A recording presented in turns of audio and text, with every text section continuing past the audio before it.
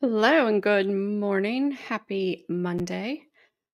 I hope you all are doing well. I am Alternate Juror. Welcome to my channel and thank you for being here.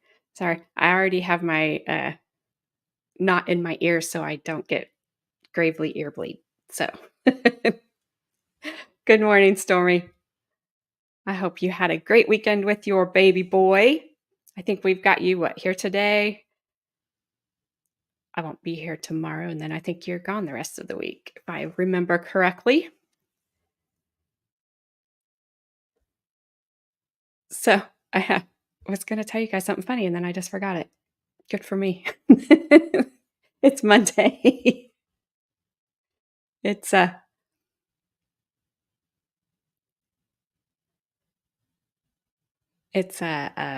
don't know. It's skunk mating season here for till the end of the month, and I had to keep my dogs in at night, and they don't like that, so I've been up since like 1:30 letting my dogs in and out because they were it was nice out and they wanted to be outside, and I know what that means. That means the skunks are out there doing their thing and I'm not dealing with it because my dog doesn't understand they are not her friends. So she wants to play with them and they don't want to play with her. But I was going to tell you something about Friday at the. Oh, so Stormy, I think you had already left, but my son put us up on the TV at the bar that's up the street from us. It's like our Cheers place. And Gravely started reading stuff into the record. You know how he talks so softly and kind and smooth. And my Brandon said, everybody looked up and was like, what is going on? Because Gravely was yelling. And Brandon asked me, he's like, why is he, I can't use the word he used because we're not been on here long enough, but Brandon's like, why is he yelling all the time? And why is he so mean to his own witnesses? I'm like, that's just him. That's just him. So, good morning, Chrissy. I hope you had a great weekend. Happy Monday to you. Stone, good to see you again. I was so happy to see you last week. Yeah, they're out and about, at least in my area. So all last month, I thought just last month was mating season for them, but it was last month and this month. We have dealt with dogs being sprayed 3 times. I'm just like, I'll just be tired. I'm not doing it again. I am not. It is crazy. It takes the first time we got sprayed, we didn't know it. We didn't have any idea. Carmen was up, fortunately, and she came in our room. It was like 2:30 in the morning, and she said, I think something's on fire because that's what it smelled like. It smelled like wires burning. And then she said, something's wrong with Hensley. Well, our dog, our Dane, took a direct shot to the face. So she, very irritated. She's foaming. And what we didn't, this was our first experience. So we didn't know. She came in, she was trying to get that smell off of her. So she's rubbing all down all the couches, and because they have their couch and then we have our furniture that they're not allowed on. She was rubbing all over that, and it just, it went everywhere. So my poor husband, he goes to work the next day. I mean, we were thinking, okay, surely it didn't get on us. And he said somebody in his office was like, "Do you smell skunk?" Like all day, somebody kept asking, and he's just like, "I don't know." And I went to my dad's and was with my, at the time, my mom was still here. And so I was helping him take care of my mom. And I said, "Dad, my dog got sprayed by a skunk." And I said, "I can smell it on me, but I don't know if it's just because I've been in it." And he's like, "No, I don't smell anything. I don't smell anything."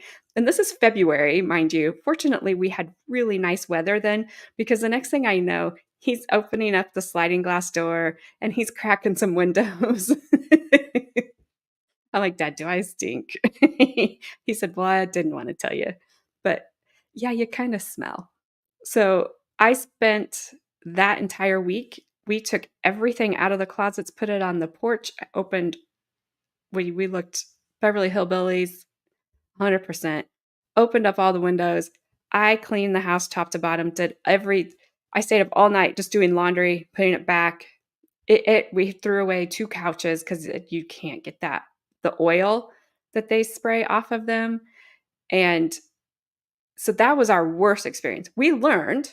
So our next experience, we were sitting inside and it's just over, like you're saying, Chrissy, it just overwhelming smell of skunk hits us. And we're, oh no. That time I got 2 Danes. So we're running, we're shutting doors, containing them. Again, it happened to be nice weather because apparently skunks get active in this time and then in the fall. And that's, both of these, our incidences happen in this time and in fall.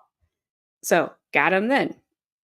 The third time I was laying in bed, it was like 4 o'clock in the morning, which now I get up at 4, so I'm there for you, skunk. I'm getting you. And I just, like, overwhelming in the house. I just yell out, "Skunk." Get up, run, shut all the doors again, contain all the dogs back because they have a room where they eat. And so that's where they go in and out, and just shut them in and start the process all over again. So I'm not doing it. I'm not doing it. But I will tell you, if an animal of yours gets sprayed by a skunk, go to your vet, or you can buy it on Chewy actually too. And it's a little black and white bottle. It has a skunk on the front of it. I think it's called either Skunk Away or Skunk Off or something like that. And it works really, really well. You can wipe it down. Like, you probably wipe it on the cat and not have to worry about bathing it. Um, but yeah, you don't get that. That smell is just awful. But anyway, I, uh, that's enough about animals I hate right now. I mean, my husband's like, "You're paranoid," because I just keep sitting there going, "Do I smell skunk? Do you smell skunk? Do I smell a skunk?" And he's like, "You are so paranoid." I said, "Yep," because you get to go to work and I'm here dealing with bathing and washing. And I said, like, "Yeah, I don't want to do it." We were gonna try that, Stormy, that poof, and I was reading really mixed reviews on it, so I didn't. I'm The skunk off I worked has worked the best for me. And um yeah, that doesn't work. That's a myth. That does not work. Uh like I said, for us, I'm pretty sure it's skunk off. I just keep bottles of it around now. It's like in the cabinet. And just the plan is, I don't want to, I just want to, if it happens, I want to be on top of it and just get it done. Yeah, we tried Dawn, we tried some citrusy stuff, but that, like I said, that stuff has worked the best.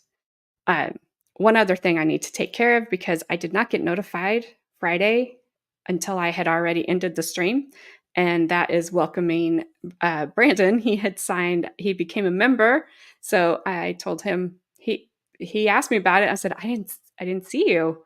So thank you, Brandon.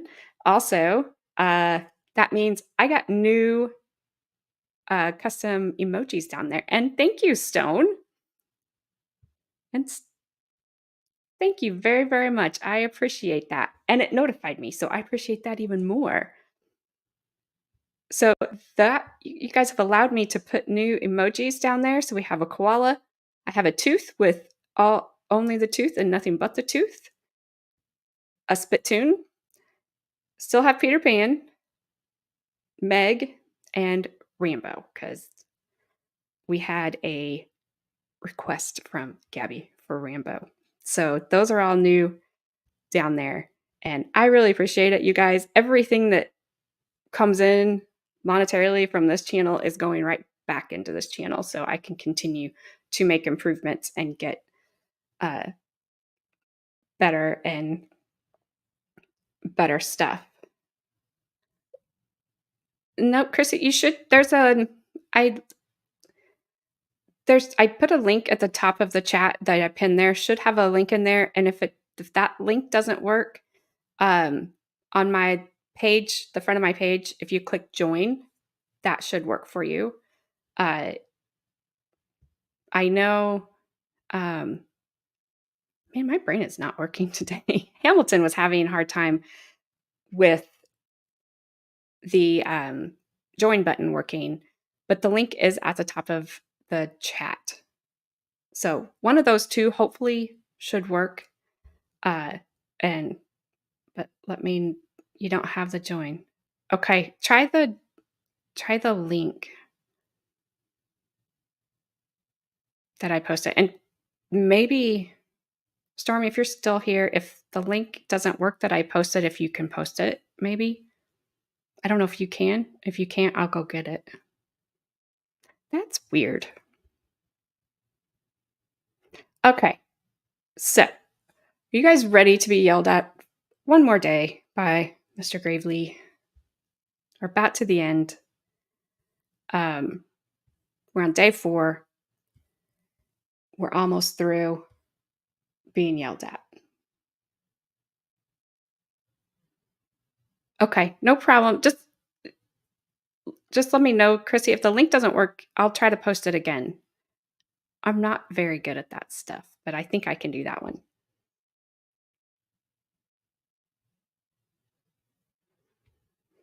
Alrighty. Got the judge on the bench. She's going to say this is day 5, but she's counting jury selection. So we did not miss any yelling. I've already lost my, there it is. Oh, and I might want to share it with you. You guys seriously are going to have to bear with me.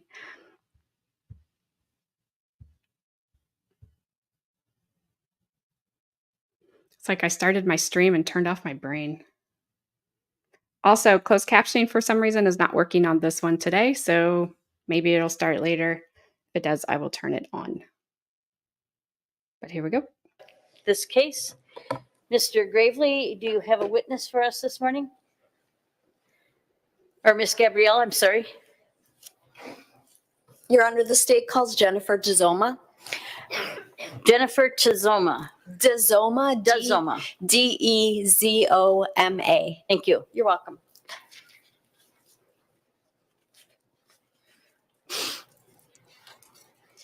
Did we already have a Dezoma on the stand? Or am I thinking of Desiree?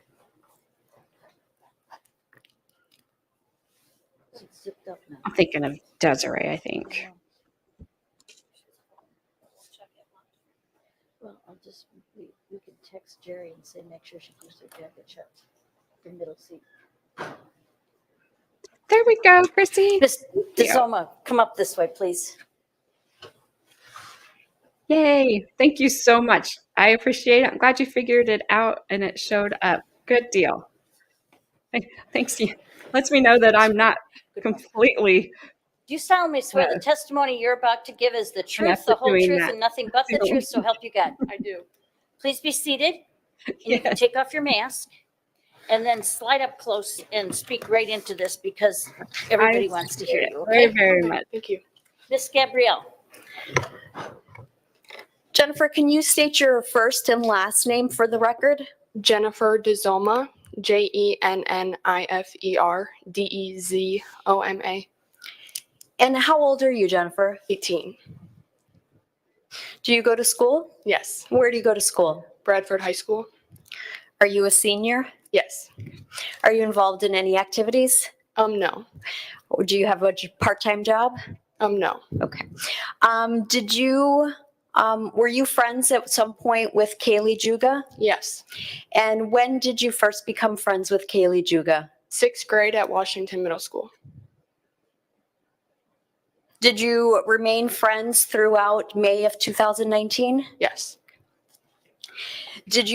How would you describe your friendship with Kaylie Juga throughout those years?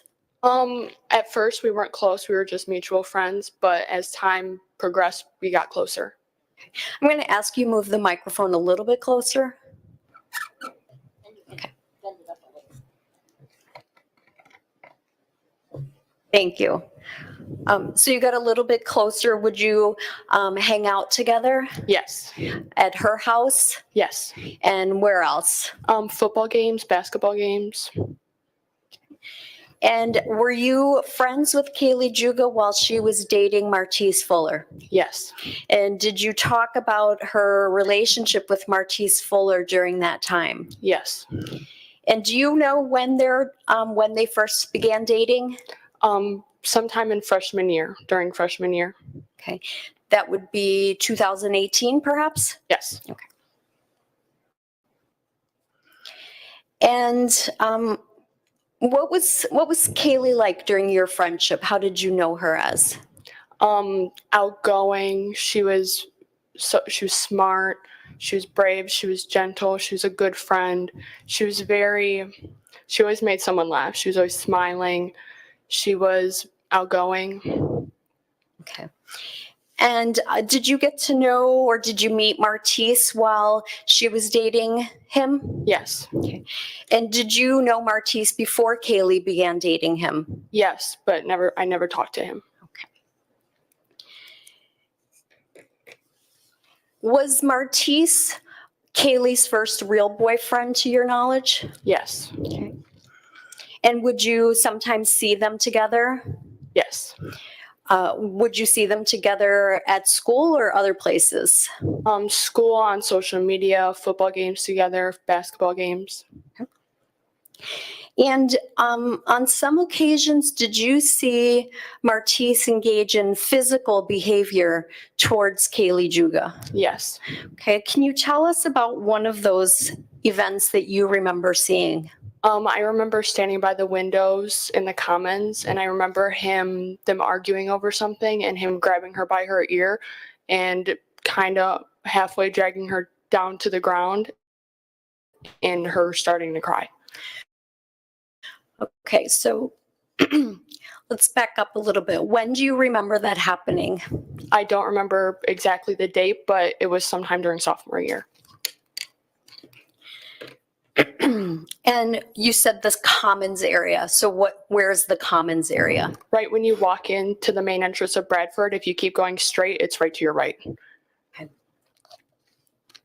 So this is the commons area. Well, I went to Bradford High School. So the commons area is an open public area, right? Yes. Where students kind of hang out before school and after, like during the lunch break, right? Yes. Okay. So were you and Kaylie and Martice the only people in this commons area? No, it was during lunch, so everyone was around. A lot of people. Yes. And you said they were over by a window, I think? Yes. Okay. So it appeared to you they were having an argument? Yes. I And then wondered tell where you me, were. he Good morning, grabbed her? Debbie. Yes. And what part of her body did he grab? He grabbed the lobe of her ear. Okay. And what did he do after grabbing the lobe of her ear? He yanked her down and she kind of followed his hand because it was hurting her. You could tell it was hurting her. And she told him to stop and he didn't. And how could you tell it was hurting her? Because she told him to stop and she said, Martice, stop, it hurts me. Okay. And when she fell to the ground, was she crying? Yes. And did she say anything more to Martice at that point, or did you say something to Martice? I said something to Martice. I told him not to grab her like that ever again in front of me. And she just was crying. And what did Martice say or do when you told him to never do that again? He just kind of laughed. He didn't apologize? No. Did you talk to Kaylie about that after that? Yes. And did you have any advice for Kaylie? I asked her if this has ever happened before, and she said yes. And I asked if she's told anyone about it, and she said no. Did you tell him? Did you want to tell anyone about this? Yes, but only if it was okay with her. And was it okay with her? No. And why is that? Because she wanted to protect Martice. Did you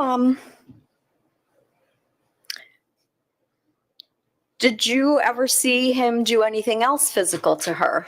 I seen him grab her bicep also by the window in the commons. Okay. And when do you remember that happening? I don't remember exact time, but it was, again, in sophomore year. And describe what you remember seeing. I just remember them arguing over something again, and he grabbed her bicep, and it was so hard. He had like the extra skin. He was grabbing on extra skin. Okay. And was Kaylie trying to walk away from him at that point? Yes. Okay. And did she say anything to him when he grabbed her by the bicep? Again, she told him to stop, and he didn't. Did she indicate whether it hurt her? Yes, she started crying. And did you do anything at that point? I just looked at him and I gave him a death stare, and then he got it and he let go. Okay. And you said this was also in the commons area? Yes. Were there other people around? Yes. Good morning, Roseanne. Did anyone intervene? No. Did any school personnel see this? No. How old were you? Sophomore year? 16. 16. So when you're seeing this all happen, you're 16 years old? Yes.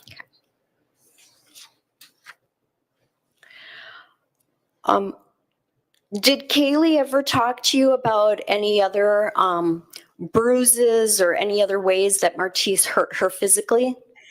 Not I figured 100%. She kind of hid it, but she would say that he would leave marks on her for unknown reasons, but that was it. She never gave me any more detail. Okay. Did she ever show you any bruising? Yes. And so tell me about that. All I remember is her saying that Martice would hit her or touch her for unknown reasons, and she had lifted up her shirt and showed me a bruise, and that was it. And where was that bruise? I can't remember what side, but it was somewhere on her rib cage. Okay. And she indicated to you that Martice did that? Yes. And when you say for unknown reasons, did Kaylie say he's doing this for unknown reasons, or did you just not know the reason why Martice was doing this? She told me it was for unknown reasons. Okay. Did she seem concerned by this bruise on her rib cage? No. And did you talk to her about that? Yes. And so tell me about that. I told her again she needs to tell somebody about it. And she just kind of was like, well, I don't know what to do. Okay. Did she tell you that she loved Martice? Yes. Okay. And she didn't want him to get into trouble? Yes. I don't know about that. At some point, did Kaylie break up with Martice? Yes. And do you remember more or less when that happened? I I'd say February, late February, early March of our sophomore year. And then do you remember after they broke up that there was an incident where Martice tried to confront Kaylie at school? Yes, Okay, and how did you know about that? she told me. And was she emotional or upset when she told you about it? She was scared Okay. And how did you know that? because she was asking me, what do I do? Do I tell my mom? Do I tell the officer at school? What do I do? And I told her she needs to tell her mom and the officer at school. And did she tell you what happened that caused her to be so scared? Yeah, she told me that Yeah. he had backed her into a corner somewhere in some hallway and wanted to talk to her and tried to force her to talk to him, but she didn't want to. And this was at school that this happened? Yes. And did you give her some advice about what she should do and whether she should tell anyone? Yes. And what was that advice? That she needs to stop protecting him and that she needs to tell somebody. And why did you give her that advice? Because it was clear that the relationship wasn't good anymore, ended or not, and I wanted her to get help. And do you know whether she did in fact tell anyone about it? Yes, she told me she did, and she told her mom and the school officer. So do you know whether that's then what caused Martice to be not allowed to return to Bradford High School? Yes. And so after that, did Martice continue to try to contact Kaylie? Yes. And was she taking his calls or answering his messages? No. Did he try other ways to have contact with Kaylie? Yes. And how was that? Through other friends, through me, any way he could get into contact with her, he would. So give us some examples, Jennifer. He would call me, text me, asking for me to help to get them back together in a relationship. I don't know. He contacted other people to try and do that also. So when he was contacting you, was this going on over a period of days or was it just one day? about within a span of 5 days. And then why did the contact stop? Because her dad, Nick Juga, had told me to block him, so I did. So you talked to Nick Juga about Martice trying to reach Kaylie through you? Yes. And how were you feeling about the fact that Martice was trying to reach Kaylie through you? I didn't want any part of it. If they were broken up, then they need to stay broken up. And is that why you talked to, was it just Nick or was Stephanie there too? She was there as well. Okay. So they gave you this advice to block him? Yes. And did you do that? Yes. Okay. Did Martice then try to find other ways that you personally are aware of, not from other people telling you, to reach Kaylie? Yes. Okay. And tell me about that. There was one situation where Kaylie had texted me after school about another student contacting her, wanting to hang out, and this student wasn't close with her. They weren't friends. They never hung out before, so it was weird and out of the ordinary. And she knew something was off about it. And so she texted the person back and asked why. And he said, well, me and my girlfriend Objection, Your Honor, it's hearsay. She's saying what's... Okay, stop there and let Ms. Gabrielle continue her questions in a proper way. So whatever the response was, Kaylie got the impression that Martice was involved in wanting to see her. Correct. Okay. And did Kaylie want that? No. Was there a time when, were there times, one or more, where Martice went to Kaylie's house late at night? Yes. Okay, and how do you know about that? He contacted me and he said that he took his mom's car and was on his way to Kaylie's house. This was about 12 a.m. and that he wanted to talk to her and to have me tell her to meet him outside. And we were on FaceTime. And so I hung up the call and I called Kaylie and I woke her up and I told her that he was on the way to her house and that she needs to wake up her parents. So now, is this before you blocked him or is this after you blocked him? This was before. Okay. So as you're FaceTiming Martice, he's saying that he's going to go to Kaylie's house and he wants to talk to her, and this is around midnight or so? Yes. And can you see Martice's face? Yes. And where was he? In his mom's car. Was he driving? Yes. Was anyone else with him? Yes, a friend. Do you know who that friend was? Martin Torres. And so, based on what you could see, did you know whether Martice actually went to Kaylie's house? He did. Okay. And how do you know that? Because he said, I'm here. And when I was on the phone with Kaylie, she had flipped the camera around twice, and his car was outside of her house. So Kaylie is where in her house? In her room. Okay. And you had her on video? Yes. And she flipped the camera so that you could see what was outside her bedroom window? Yes. And what did you see? I seen Martice's mom's gray Chevy SUV outside of her house. And what happened then, if you know? Did Kaylie go talk to Martice? No. Do you know why not? I told her not to go outside because I was afraid of him hurting her, and I begged her to wake up her parents. She wasn't going to, but eventually she did. So you know that she woke them up because at some point they came on the video too? Yes. Or you could hear them through the video? They came onto the video. Okay. Were you able to see whether they told Martice he needed to leave? They talked about it on FaceTime, like, why is he here? He needs to leave. And then eventually he told me to tell Martice that he needs to go, and I didn't listen. Okay. Do you know whether Martice tried to do something like this again, where he went to Kaylie's house after the breakup without being invited? Not that I was involved in, no. Okay. When Martice was trying to have contact with Kaylie, do you know whether she blocked him as well? To my knowledge, yes. Okay. Do you know then whether Martice tried reaching her through her work? Yes. And do you know where she was working at the time? Martino's on Highway 50 next to the Rocket Wash. And how do you know that he was trying to call her or reach her at work? There was a few times where I was sleeping over at her house, so my mom, just to make it easier, had dropped me off at her work so she could take me home. And I was at her work, and the phone would ring, and I remember picking it up to hand it to her, and it was in contact on the phone, and the contact said, "Do not answer this number." And I asked her why, like, who was it? And she said, "That was Martice, and don't answer it." Okay.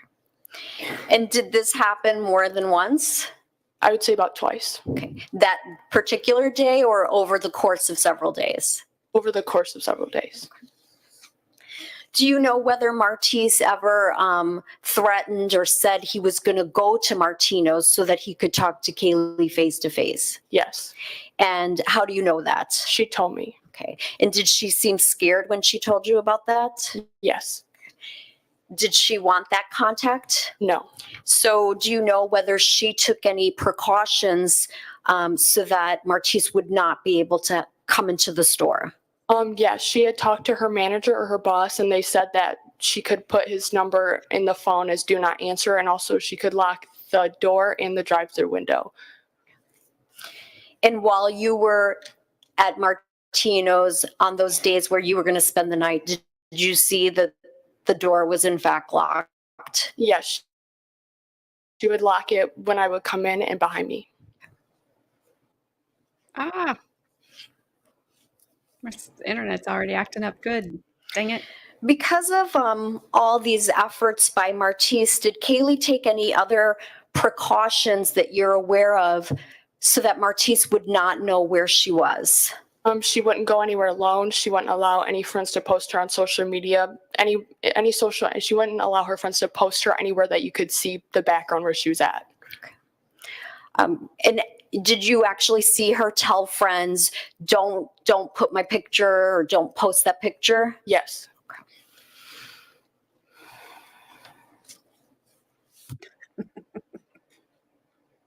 I hope there's nobody like that today because they didn't put captioning on this I've checked a couple of times, so if not like the closed captioning kept up with that guy anyway, but hopefully there's nobody like that today. That was horrible.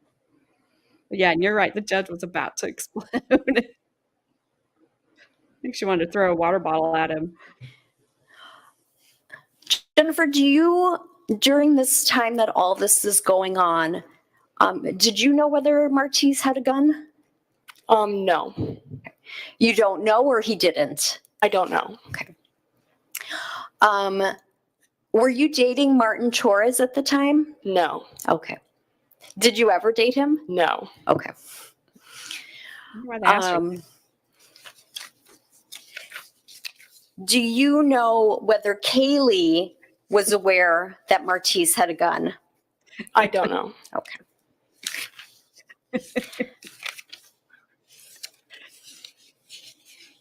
It's probably Then 'cause I don't have any further questions. Mr. Johnson? all right, we got the Boy Scout.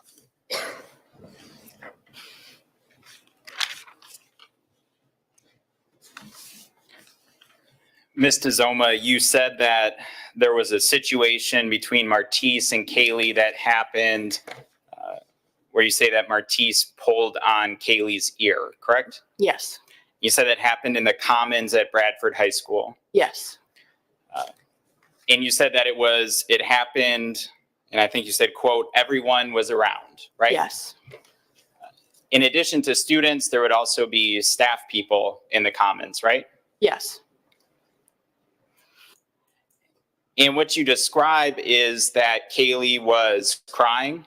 yes, Kaylie was saying something along the lines of, stop, that hurts. yes, There was no intervention by anyone in the Commons at that time. no, You described a situation where you say that Martice grabbed Kaylie's bicep. That occurred in that same Commons area, right? yes, When everyone was around yes, and no one intervened. no,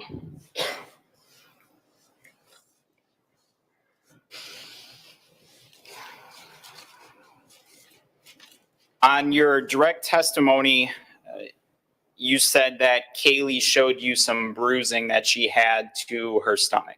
yes, Do you remember giving a written statement to law enforcement officers on May 28th of 2019? yes, You signed that statement, yes, indicated that your statement was true and correct. yes, Hey, Adair. And in How are that ya? statement that you signed, it states, Kaylie never showed me her stomach, yes, which is different than what you've said today, right? yes, And the statement that you gave, that was back in, that was May 28th of 2019. yes, In the statement that you gave to law enforcement, did you also tell them that Kaylie relayed to you that at some point at school in a classroom that Martice punched her in the face, causing her nose to bleed? yes, And nobody intervened in that situation either? no, No teacher, no, no other students? not to my knowledge.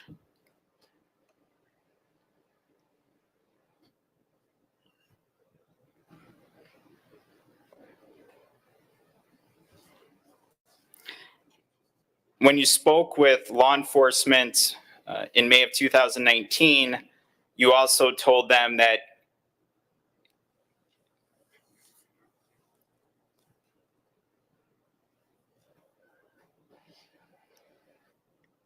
Kaylie would say that Martice was going to hurt her, but she never seemed serious about it, correct? Yes,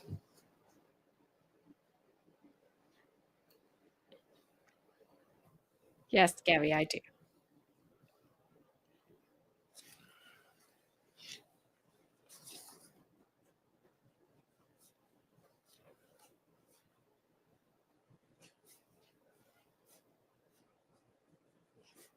Yes, he does, Chrissy. Those are my questions. Thank you. Miss Gabrielle, anything further? When That's Kaylee said Martice was going to hurt her, this was after they broke up, right? Yes.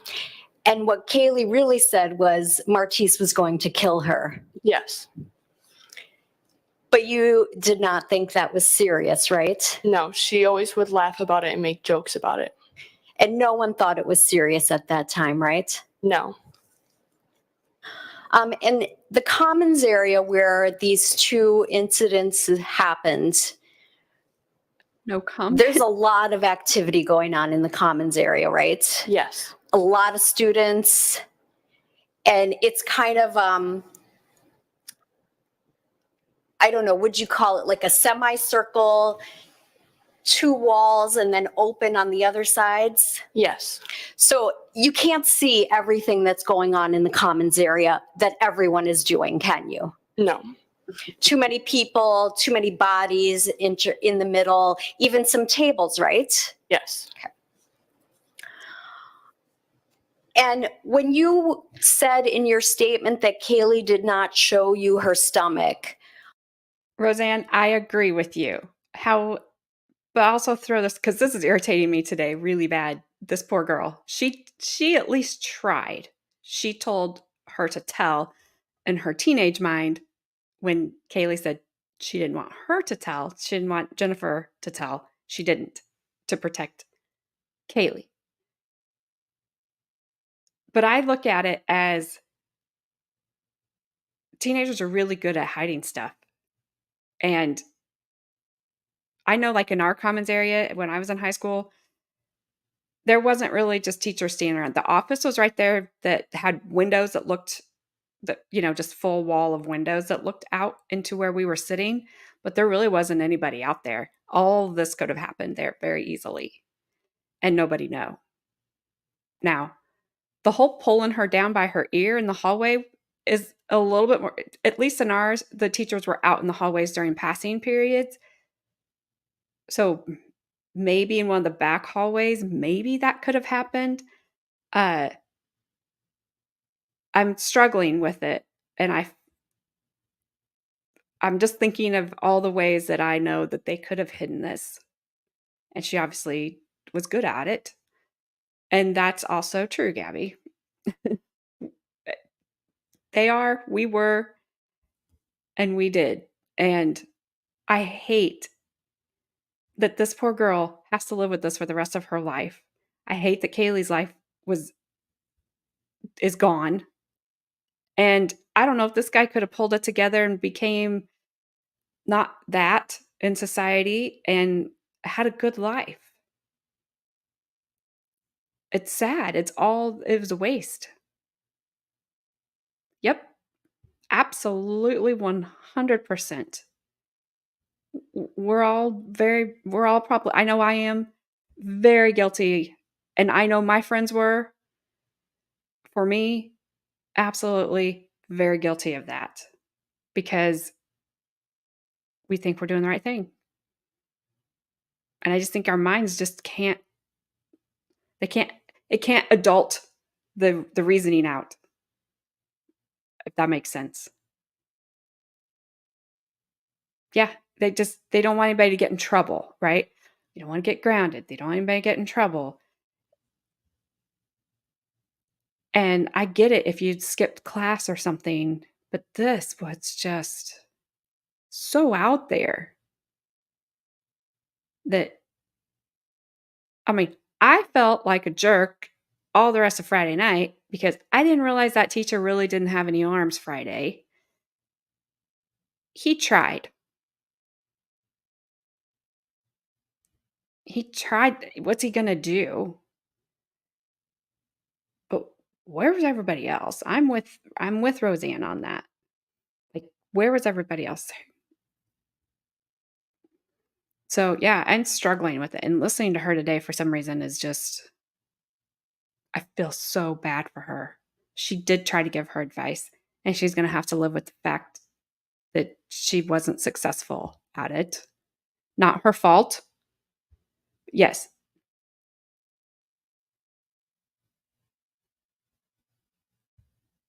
Yes, that's very true, Stormy. And I don't think people understand. I think they're coming to understand how that really affects decision making and reasoning. It's huge. And yeah, I thought she was joking around too until I started watching him because I didn't see him come up to the stand because I was watching you guys. And then I realized he never adjusted his jacket. He just kept, and I thought I felt horrible after that. I felt horrible. That was awful. Okay, let's finish this up. But yeah, I don't remember who said it. But yes, the defense attorney looks lost. He's doing his job. He's trying his best. There's no defense, but he has to present one. So I don't fault him for that. But I don't really care about little inconsistencies with people's statements unless it's like a huge one. But yeah, the whole not having arms thing. And he's so happy. That dude was just absolutely smiley, happy person. I'm like, good for you. I'm a jerk. I'm sorry. Even though she really did. Why didn't you tell the police that at that time? I was rushed to give my statement out to them, and I had left out just some details, and I was nervous. And so when I was able to come to your office and talk to you, I was able to remember all those details. And you gave this statement not long after one of your closest friends had been murdered, right? Yes. Were you still upset about that? Yes. Were you even upset about talking about it? Yes. Was it hard for you to talk about? Yes. Did you have time after that to kind of rethink the history as you observed it? Yes. And is that when you realized, maybe you didn't even realize that you had told the officer that he didn't show the stomach? Do you remember? I don't remember if I did remember or didn't remember, but I did have time to think about all those important details that I missed. And when Kaylie told you about being punched in the nose in a classroom, did she say whether there were staff members around? No, she didn't. And there aren't always staff members in classrooms, are there? No. I have nothing further. Mr. Jensen? Thank you. Now, the written statement that you gave to law enforcement in May of 2019, you didn't say you couldn't remember whether you saw bruising, right? Yes. You said, I didn't see bruising. Correct. The statement, it's 2 pages. Correct. And you felt rushed through that process for the 2-page statement. Yes.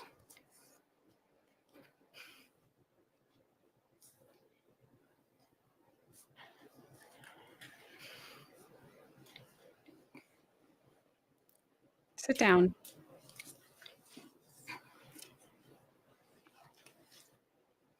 Those are all of my questions. Do you have Ms. much Gabrielle, anything? No, Your Honor. Thank you. information Thanks, Mrs. Zone. a teenage girl, Very much. especially, can give out in a few minutes and still feel rushed? It was like Mr. that. Draper. The state calls Brian Martinez. Good. Still Miss Gabrielle.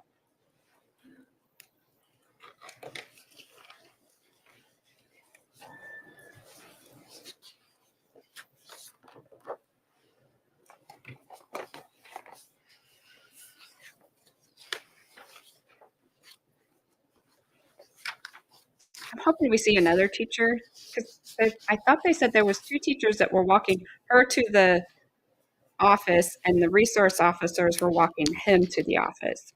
Why they let those 2 interact with or him interact with her on the way there when they ran into each other is beyond Mr. me. Martinez, up here. Not understood that one. Come this way. We should have put like.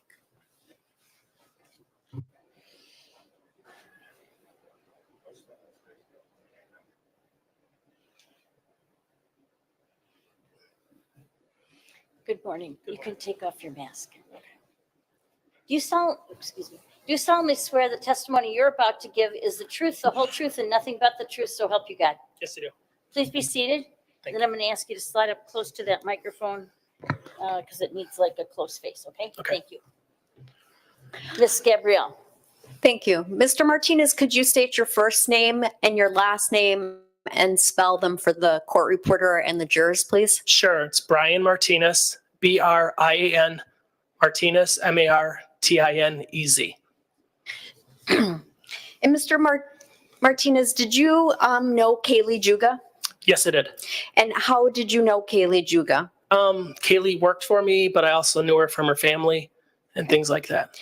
And when she worked for you, where did she work? She worked at Martino's Dry Cleaners, and she worked at my location on Highway H and 50. And what is your role with Martino's Dry Cleaning? I'm the general manager. Do you supervise multiple locations? I do. Do you remember when Kaylie Juga began working for you at Martino's? Yes, I do. And when was that? I want to say it was exact date, 2 years ago, maybe at that point. I don't know an exact date. Okay. Sometime in 2018? Yes. And do you remember at some point, well, how would you describe her as an employee? Kaylie was a great employee, friendly, happy. Customers loved her. She was absolutely just a great employee. At some point, did she talk to you about some safety concerns that she had while she was at work? Yes. And what did she talk to you about? She had mentioned that she was being, scared to be alone. Multiple phone calls. She asked if she would be able to keep the door locked when she was alone, and when customers would come, she would then be able to open the door and allow them in. And I told her that was totally fine. And when she told you she was scared to be alone, did she tell you why she was afraid to be alone? She said that she was being harassed by her boyfriend or ex-boyfriend at the time, that she felt unsafe. Did she tell you who that ex-boyfriend was? She said his name was Martice. And when she told you that she was afraid to be alone, did you offer some solution for her to make her feel safe? Yes, I offered to allow her to lock the door. I also offered to change her shifts, or if need be, change her to a different location if she chose to do that. And when you say change her shifts or change her location, is that so that she would be with other people? Correct. And also to make sure if there was somebody that knew the shift that she worked regularly, that it would offset so it wouldn't be so predictable. And you also mentioned that she told you about multiple phone calls. What did she tell you about that? She told me that during her shift that she would get 9, 10, it could be up to 20 phone calls from a particular number. So at that time, the store manager, Sarah, she wrote the number down, and we had a pad of paper set up that if this number called, no one was to answer it.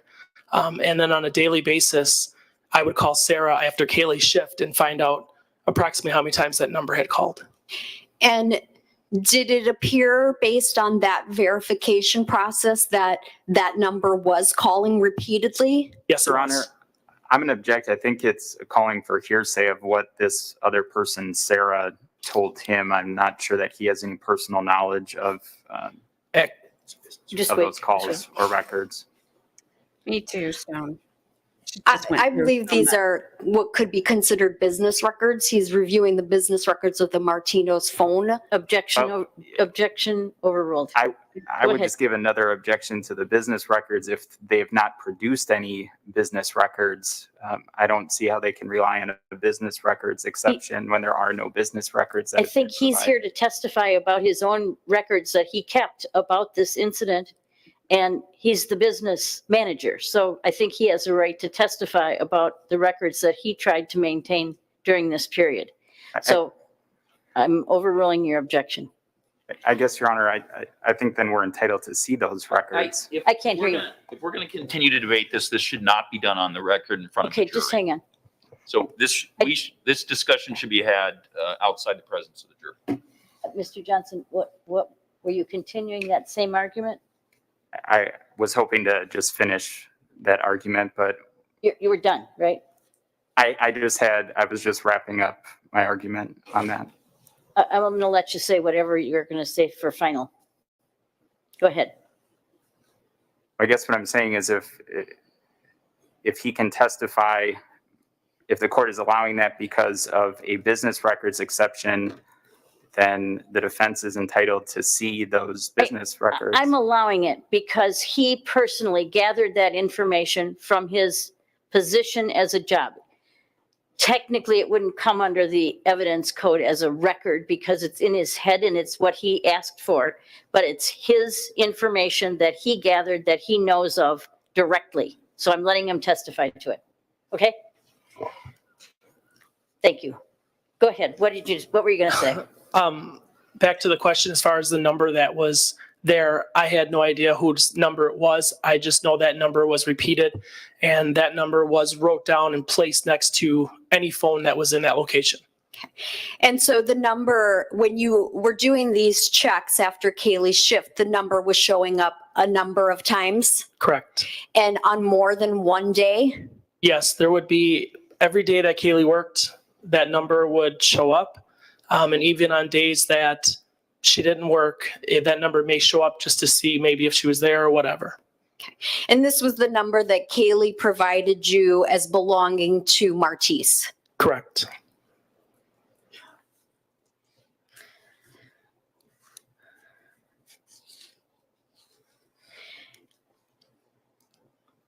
At some point, Turn into a robot. in April, the end of April 2019, did Kaylee give you her 2 weeks notice? Yes, she did. She knows she's turned into a I'm robot. going to show you what's been marked as State's Exhibit 67. You're breaking up. Oh, Yeah, your mic is breaking up. So say that again. You're going to show us red light. Yep. I'm going to show you Yeah, it's not working. You might have a dead battery. Take Mr. Gravely's speaker and use his for the moment. Charge her up. Yeah, Derek, Mr. Gravely's really hard to forget.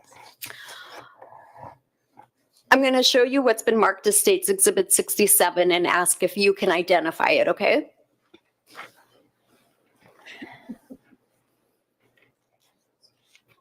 I'm going to text. Yeah.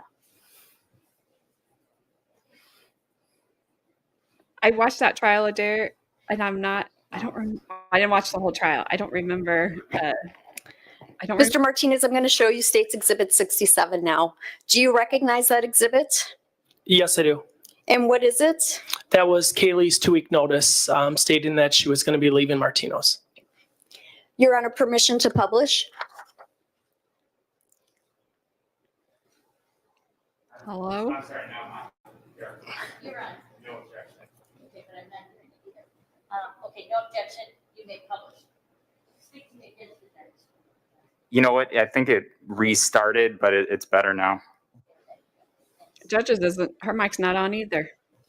Judge, naughty, naughty. Mr. Martinez, can you see that? Yes, I can. Can you please read it? To Ryan, starting today, I will be giving. And it all quit. They all need recharge. It's Let's try this one. Okay. Thank you for the opportunity to work for this company. I appreciate you hiring me for my first job. Unfortunately, due to the situation that has been going on in my personal life, for my safety, I'll have to look for a job with multiple people around and somewhere he does not know where I work. Thank you again, Brian, for the understanding of my situation. Kaylie Juga. And what's the date on it? 4/27/19. And the he is in quotation marks, correct? Correct. I think what the problem is when one is on, it blocks the other. So try that. I'm just going to say this. It didn't matter where she went to work, he was going to find her. I had a ton of people around me at my job, and it didn't stop the phone calls. Because they would have a different person call and ask for me, and then I would answer, and then you get the message. So, and even then, even though people kind of knew what was going on at my job, I was working at a restaurant, I was a hostess. You can tell by the look on your face that somebody just said something horrible to you. You just say you're embarrassed. And you just it's fine because you're embarrassed that somebody just called and said something horrible to you. So it didn't matter where she went. He would have found her. I don't know how big Kenosha is. So I don't know, but I wouldn't have taken him long. Somebody would have told him. If you just have one on. Hello? Okay. No, it's coming out there.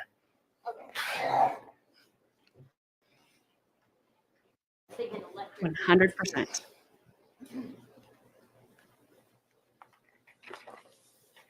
So in her notes, she put he in quotation marks. Did you know who she was referring to? Yes, I did. And who? Martice. Did you talk to Kaylie about this after she gave her notice? Yes, I did. I had told Kaylie at any time that she felt unsafe and that she would put her notice in, that I would get her out of the store as quickly as possible. And so did she complete her 2 weeks or did she stop even earlier? No, I think she only finished 2 more days, and I did not schedule her the following week as to keep the promise that I made to her. Were you sad to lose her as an employee? Absolutely. I have nothing further.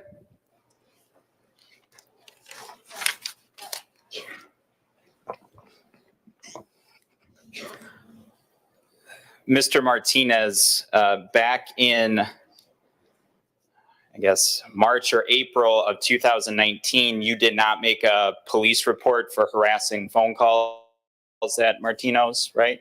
No, when I had met with Miss Juga and Kaylie, the idea was not to propel any fire or get him more angry. It was to hopefully let it settle down so that there'd be no more problems that would happen.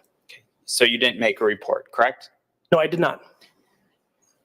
And after May 9th of 2019, you did not provide any phone records to police investigators, correct?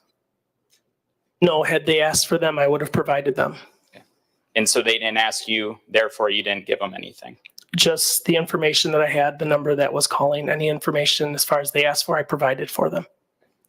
But they didn't ask for any phone records. No, sir. Thank you. Ms. Gabrielle, anything on that? When you met with Kaylie and her mother about all this, did they feel that maybe if they just left Martice alone, he would leave Kaylie alone? Absolutely. I don't have anything further. No follow-up. Okay, thank you. You're welcome. Thank you, sir. Thank you for being here. I know they were hoping if they left him alone, he was going to leave her alone. Obviously, that didn't happen. Yeah, you can go right back out that way. See, I think it's when. A report? I don't know what the police could have done. I think it's just that the other one's on.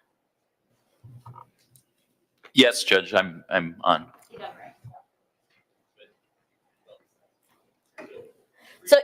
So you just can't have both of those on at the same time. Yes, it was. I think it was. Gravely. Oh. Oh. Okay. Well, okay. Ripley's like, I'm not wrong, It's Judge. working now. Never wrong. State will next call Ms. Jill Schwensen. I'm just happy it's not him. It was him all last week yelling at us.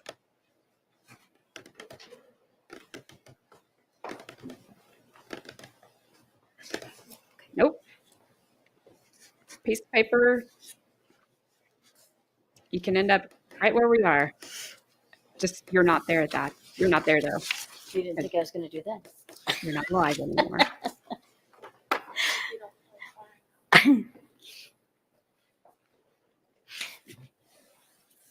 Miss Swenson, please come this way. I still want this judge to travel courtroom to courtroom across the land and tell them how to use mics.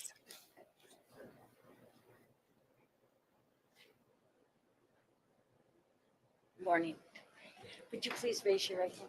Do you solemnly swear the testimony you're about to give is the truth, the whole truth, and nothing but the truth, so help you God? I do. Please be seated, and you can take off your microphone. Or Your your mask, I mean. Take off your mask and speak into that microphone, okay? Thank you. Holy cow, look how tall that lady was compared to the tiny bed. Ms. Schwensen, could you state your first name and your last name and spell your last name for the record? Jill, Jill Schwensen, Schwenzen. Do you need some water, Ms. Schwensen? No, I'm okay. Okay. Thank you. Ms. Schwensen, how are you employed? I'm currently an associate principal at Sheboygan North High School. At some point, did you work in the Kenosha Unified School District? Yes, I did for 12 years. And where did you work? I ended my career as an assistant principal at Bradford High School the last 2 years of my time here. Were you assistant principal in January of 2019? I was.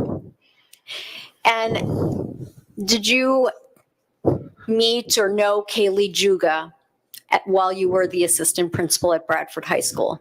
Yes, Okay, and do you remember how you met her or knew her? I do. Can you tell us that? Sure. My responsibilities as assistant principal at Bradford were I oversaw the deans. I handled all school discipline. There was an incident that occurred in a classroom in which security was called. I always listen to my walkie-talkie. Usually the deans would respond. This particular day, we had security guards in the hallways there that were called to a classroom, and then my school resource officer was called immediately after that. Piqued my interest, and I responded to the classroom. At that point, that's when I came into contact with Kaylie Juga. Okay. So do you recall whether this was on January 17th of 2019? That sounds correct, yes. So let me understand, you're wearing a walkie-talkie and you can hear other people throughout the school communicate, other staff. Correct. And you heard something come in over the walkie-talkie that piqued your interest? Yes, they called for the school resource officer to respond to the classroom. Okay. And was it at that point that you decided to go check it out, or did something else happen after you heard that?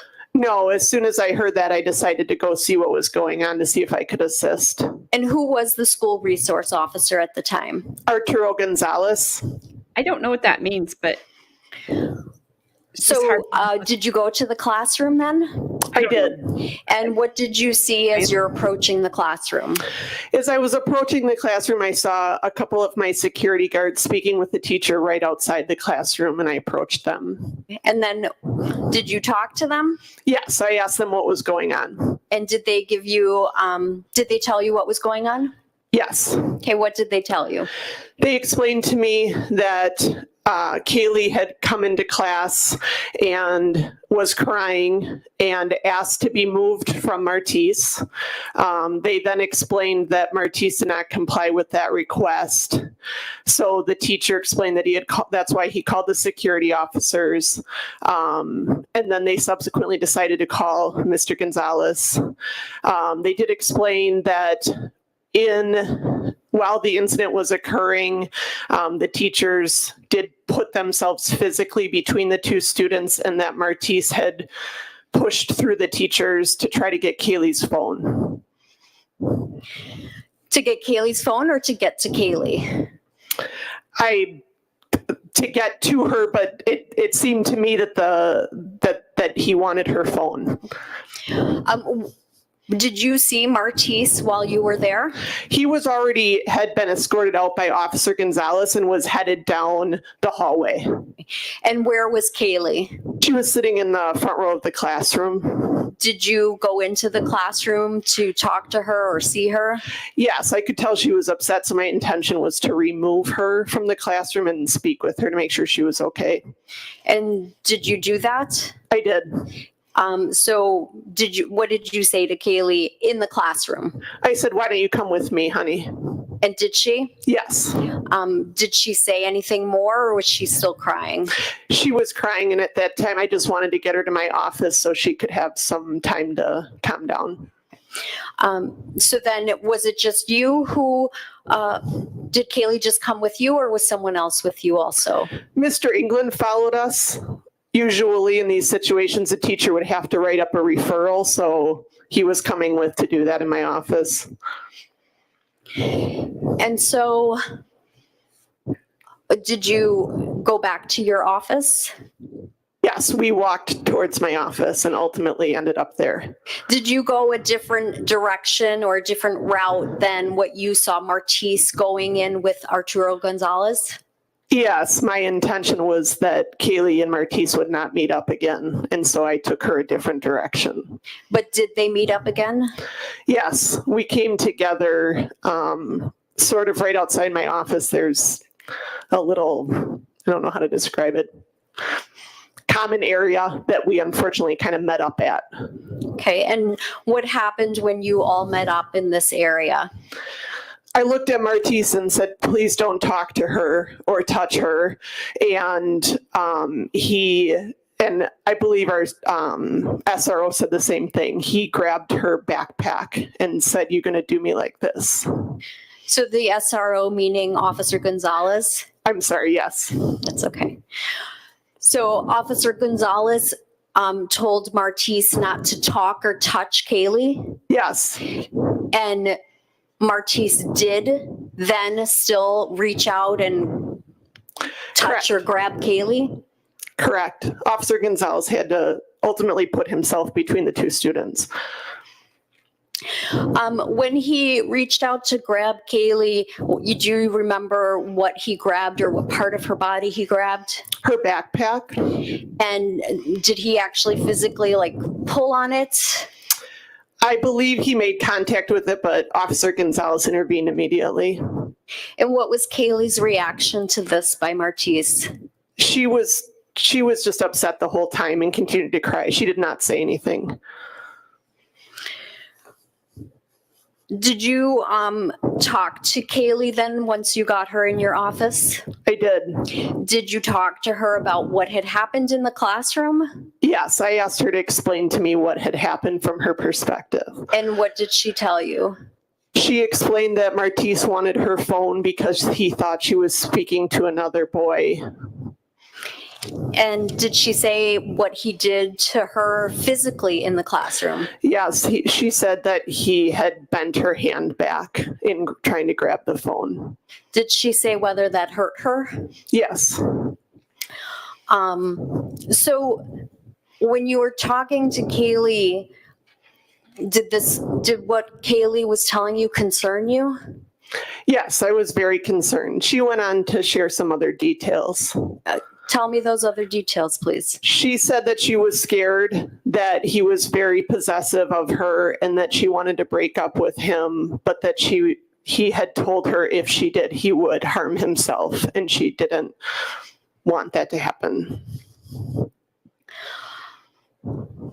Ultimately, as a result of this incident on January 17th, 2019, did you take any further action with regard to Martice Fuller? Yes. What did you do? I have the option in these types of situations to take students to what's called administrative review, which is a review board that you can talk to when a student commits an expellable offense. And I chose to do that in this situation. So tell me about the administrative review process. So you basically take the situation that occurred and any information you have about it, and you go in front of a group of different people from the district, some other administrators, a couple of retired administrators, and you kind of present a case, and you can make a suggestion of what you would like to have happen. And did you make a suggestion of what you would like to have happen?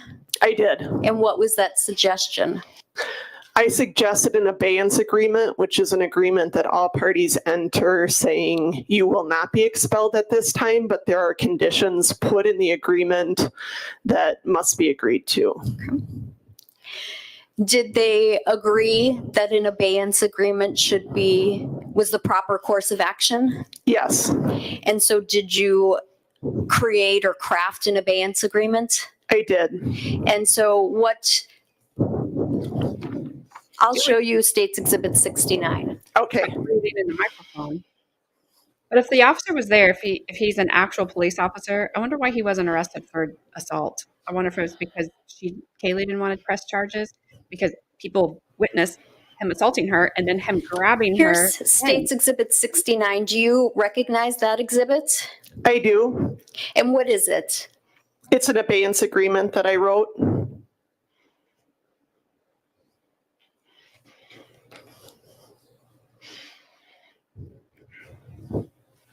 No, I'm not going to ask you. It's several pages, isn't it? Correct. And I'm not 3 pages? That's accurate.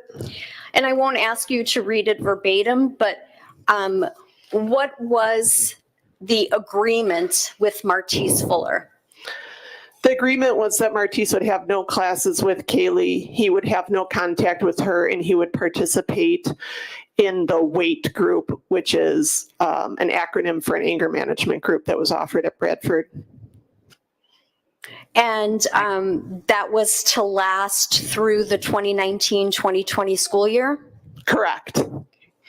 And who runs this WAIT group? 2 of our staff members at the time, Jason Sonnenberg and Christina Carmen. And why did you feel that this type of agreement was necessary to not have the same classes and to participate in the anger management? It was my feeling from the very beginning that this was not a healthy relationship, and I wanted to do what I could to try to protect Kaylie at school. Did you feel pretty strongly about that? I felt extremely strongly about that. Witnessed it the second time when he grabbed her in front of the officer. After you drafted this, If they could do anything. did you then meet with Martice? I did. Part of the agreement is that we all have to agree to it and sign it. And so did you just talk to Martice on his own, or did a parent come with him? He came with his mother. When you had this meeting with Martice, did you explain to him what the abeyance agreement involved? I did. And did he seem willing and cooperative? No. Okay. He was very angry with me. He called me a liar. He told me that I didn't know what I was talking about or what I had seen. He put his finger in my face. We had to take a break for him to take a walk. Ultimately, we had to call Dad to convince him to sign it. Did his father come or did he just talk to him over the phone? He spoke to him over the phone. Ultimately, then, were you surprised by this reaction by Martice? No. Why not? Martice had made it clear since the incident that he did not want me to take this action. So did you talk to him about it even before you had this meeting with him and his mother? I had told both students that I was going to split them up. They had several classes together, and Martice did not want that to happen. And there was a day during his suspension that he was calling every office in the school building, trying to get to me so he could convince me not to change their schedules. I don't know, Christy. So I knew he was unhappy with my suggestion. It does seem that way, that he got kicked out right after he got expelled. The kid has anger issues, obviously. Not happy or angry? Angry would probably be a better term. Good grief, lady. I feel like I'm in a windstorm. When you met with him, and you described his behavior towards you, had you encountered something like that from a student before? No, unfortunately, my job isn't. Students are usually not very happy with me when they meet with me because my job to do discipline. However, this was an extreme case for me. I was scared. You were scared of Martice. Yes. And you got a little emotional before when you were talking about the importance, how important you felt this agreement was. Can you just tell me why you felt emotional about that? The whole experience, my previous career was in social work, so I have a lot of training in trauma and domestic violence and things like that. And from the very beginning, I just felt like this was a very, very dangerous relationship, and I was scared for her. And that's why I took it seriously the whole way. With this agreement, if Martice had contact with Kaylie at school, what was the consequence for that? He would immediately be enrolled in e-school. Not allowed to return to Bradford High School? Correct. So some people might interpret that as being expelled. Yes, you could interpret it that way. I know within school phraseology, it doesn't really mean expulsion, but in a student's mind, that would mean being expelled. Absolutely. And so Martice did sign this agreement, right? He did. On January 23rd, 2019? Correct. As did his mother? Yes. And so did you, correct? It did.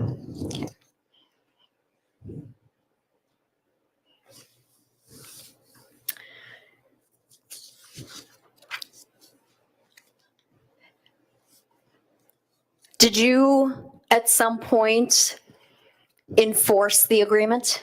Yes. Would you consider it enforcing the agreement or revoking the agreement? It essentially cancels the agreement. And did that happen March 1st of 2019? Yes. And what was it that caused you to cancel this agreement with Martice Fuller? I was actually out of the building at the time, and Mr. Sonnenberg called me and explained that Kaylie had reported that Martice had blocked her way in the hallway and not allowed her to go where she needed to go.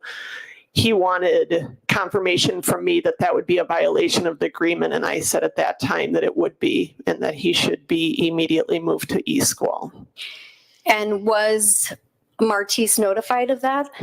Yes. Immediately? Yes. Same day? Correct. And so as of March 1st, 2019, he was no longer allowed at Bradford High School. That's accurate. And what was told to you by Dean Sonnenberg, was that based on only what Kaylie reported happened or some other verification? They had video of the incident.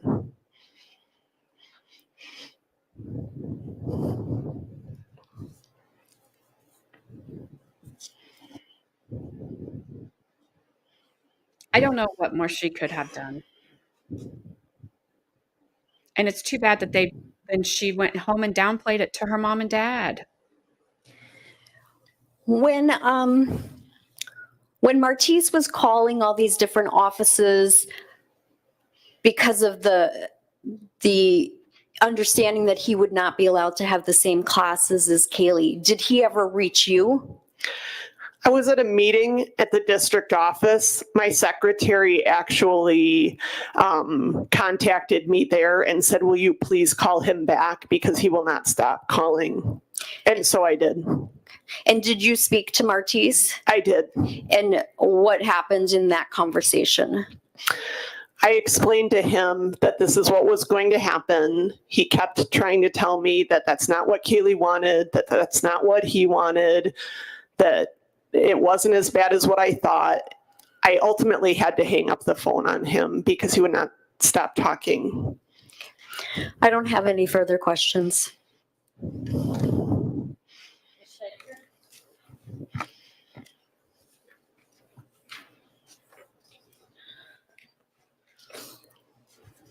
Ms. Schwensen, in your capacity as the assistant principal, are you aware whether there are cameras throughout Bradford High School?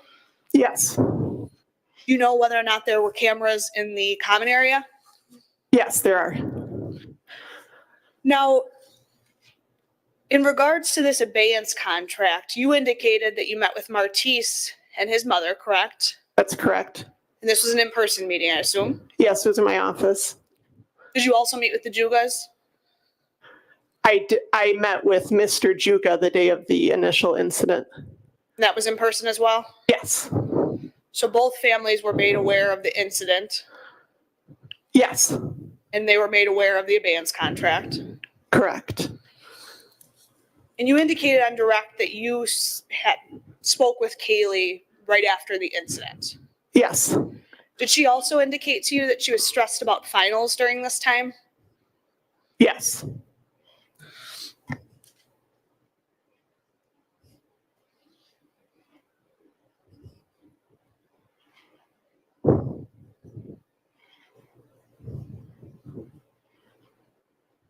And so she was stressed probably about a lot of things in her life.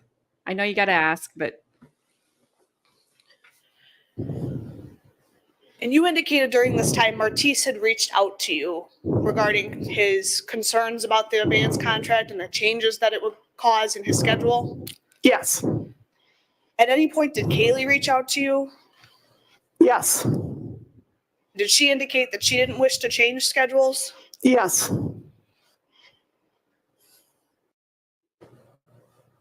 doesn't matter. At that point, the adults need to be making their decision.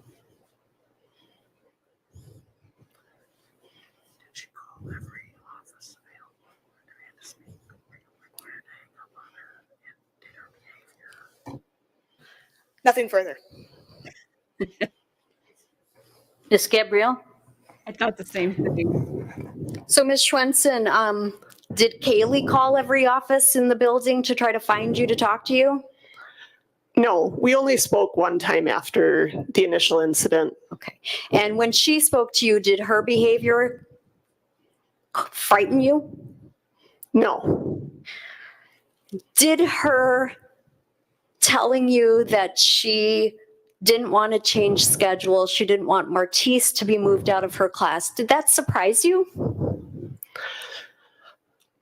Honestly,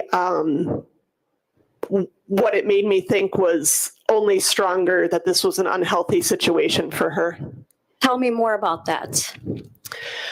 What happened was the incident occurred on a Thursday. Mr. Juga took her home that night and then called me the next day to say that he was going to keep her home, but that she was feeling better.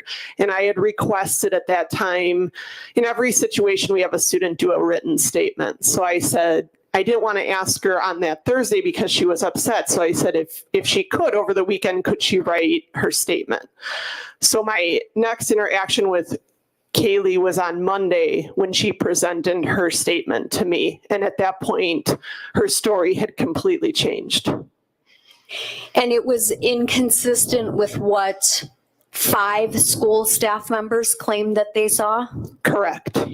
And based on your background in domestic violence, did her change in story surprise you? Judge, I'm going to object at this point as to an improper opinion. I understand that. Say that again? I'm going to object as to improper opinion at this point. I understand she has a background in social work, but we've not got into her I think you can qualifications. lay a foundation if you want to ask that question about domestic violence. Well, did her change in her statement surprise you? It did not surprise me given my understanding of what an unhealthy relationship could mean. And that understanding is based on what? My bachelor's degree is in social work. I did child protective services for 8 years prior to going into education. I had dealt with lots of unsafe situations. In terms of domestic violence? At times, correct. Okay. And so this change in story to minimize, did it seem to you Kaylie was trying to protect Martice? Yes. And that this is consistent with a domestic violence relationship? Yes. And that concerns you even more, right? Correct. Did it make you even more determined that this abeyance agreement would be put in place? Very much so. And did you feel that this was your only way within the school confines to protect Kaylie Juga from Martice Fuller? Yes. I have nothing further. No follow-up. Okay, thank you, I ma'am. feel horrible for that lady because she tried, like she said, and within the school confines. And I don't remember where we heard it at, but it's like, is there a stalker's playbook out there that I'm not aware of? Because the whole, if you break up with me, I'm going to harm myself. My gosh, did I hear that a ton? So many times, I can't even tell you that I got to the point I didn't care. If they did, didn't, I didn't care. Try and get off the phone with that person, impossible. That's when she said she had to hang up. I completely understand. Just 5 more minutes, just 5 more minutes, just one more thing. Oh, this or that, the other. Always keep you talking. The tracking her down, oh my, that just takes me back. And I didn't deal with it at school like that. Yes, it's just because they know they know that you don't want them to do that. It is that, it's manipulation, it's control, it's everything. It's just this kid was on a path. It was obviously very bad. I don't know if he could have gotten it turned around or not. If anybody, I don't know how you would have. He didn't want help. They're getting ready to take a break. I don't know if we're gonna hear Did not anything. discuss the case with anyone, not even among yourselves. Enjoy a little break, and we'll be back here, let's say 5 after 10. They generally don't let us hear anything, so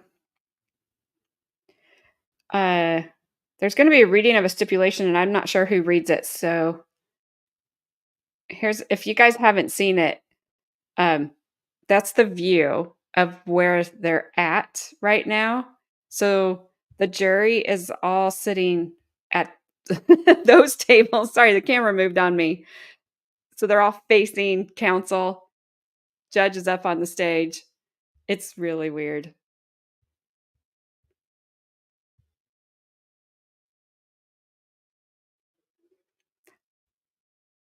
I probably shouldn't say. Yeah.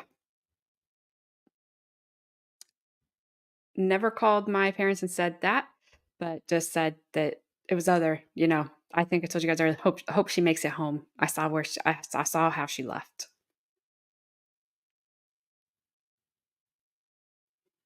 See, I didn't have those then. We didn't have cell phones. This is back home phone. So You couldn't change your number to make it look like you were calling from a different number. All the stuff that is going on now, I didn't have to deal with that.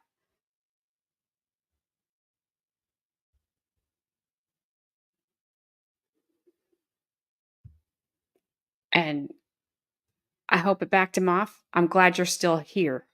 That's the main thing. But yeah, most of the time restraining orders don't mean anything. I always listen to Judge Middleton in the morning. He's just very calming to me. I love that judge. And there was a person in there.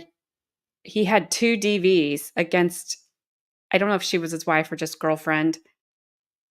And she was in there saying, well, the last 2 weeks have been really good. You know, he hasn't had any alcohol. And I thought, no. And, he's saying all the right things just over the, thank you, judge. It just made, I wanted to throw up. Yep. Yep.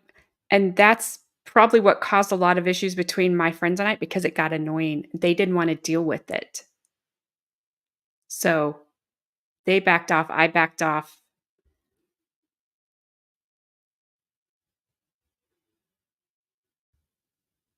Yep.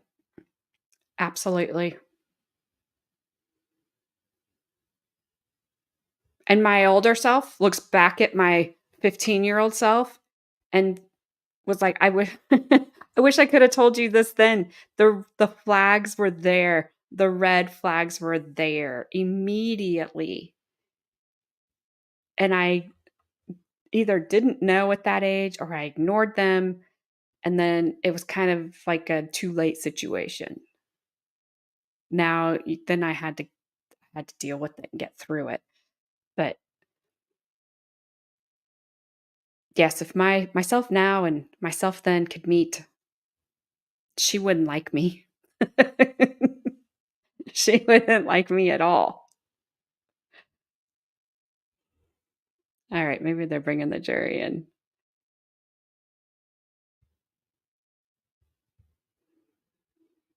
Oh, good. Gravely's reading it.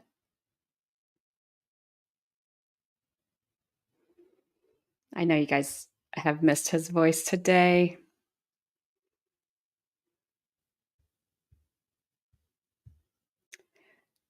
Yep.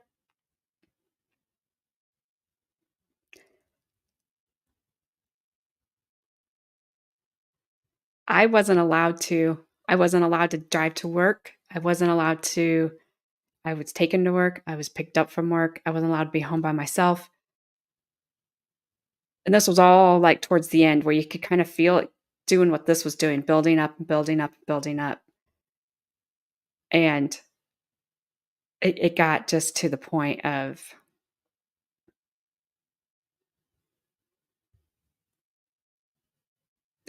what am I doing?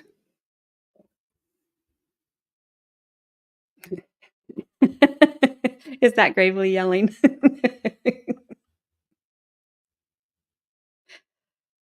Gabby, you weren't here yet, but Brandon said when Gravely started reading the stuff into the record on Friday, the people at the bar looked up and was like, what is going on? Because he was yelling. Like, why is he yelling? And then Brandon was asking me, why is that guy he used a 4-letter word that starts with D. And to his own people, I said, Brandon, that's just him. It's just him. I can't explain him any other way.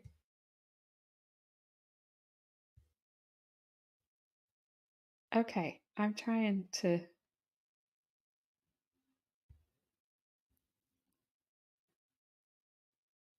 Oh, yeah. Can you hear me now? No, because my ears are bleeding because I've been hearing you.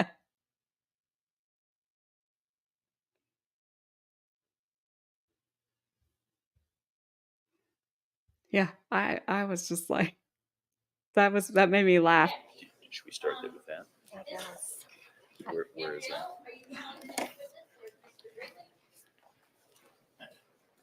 Your Honor, we do have a witness ready to call. We have a stipulation that I think probably should be put on the record before that, simply because it helps explain some of the videos that are likely to be shown. So that stipulation, by the date that I have on it, is dated March 12th, 2020. He has a copy. I have previously received a copy. So, Your Honor, with your permission, I'll read this stipulation to the jury whenever the court feels that's appropriate.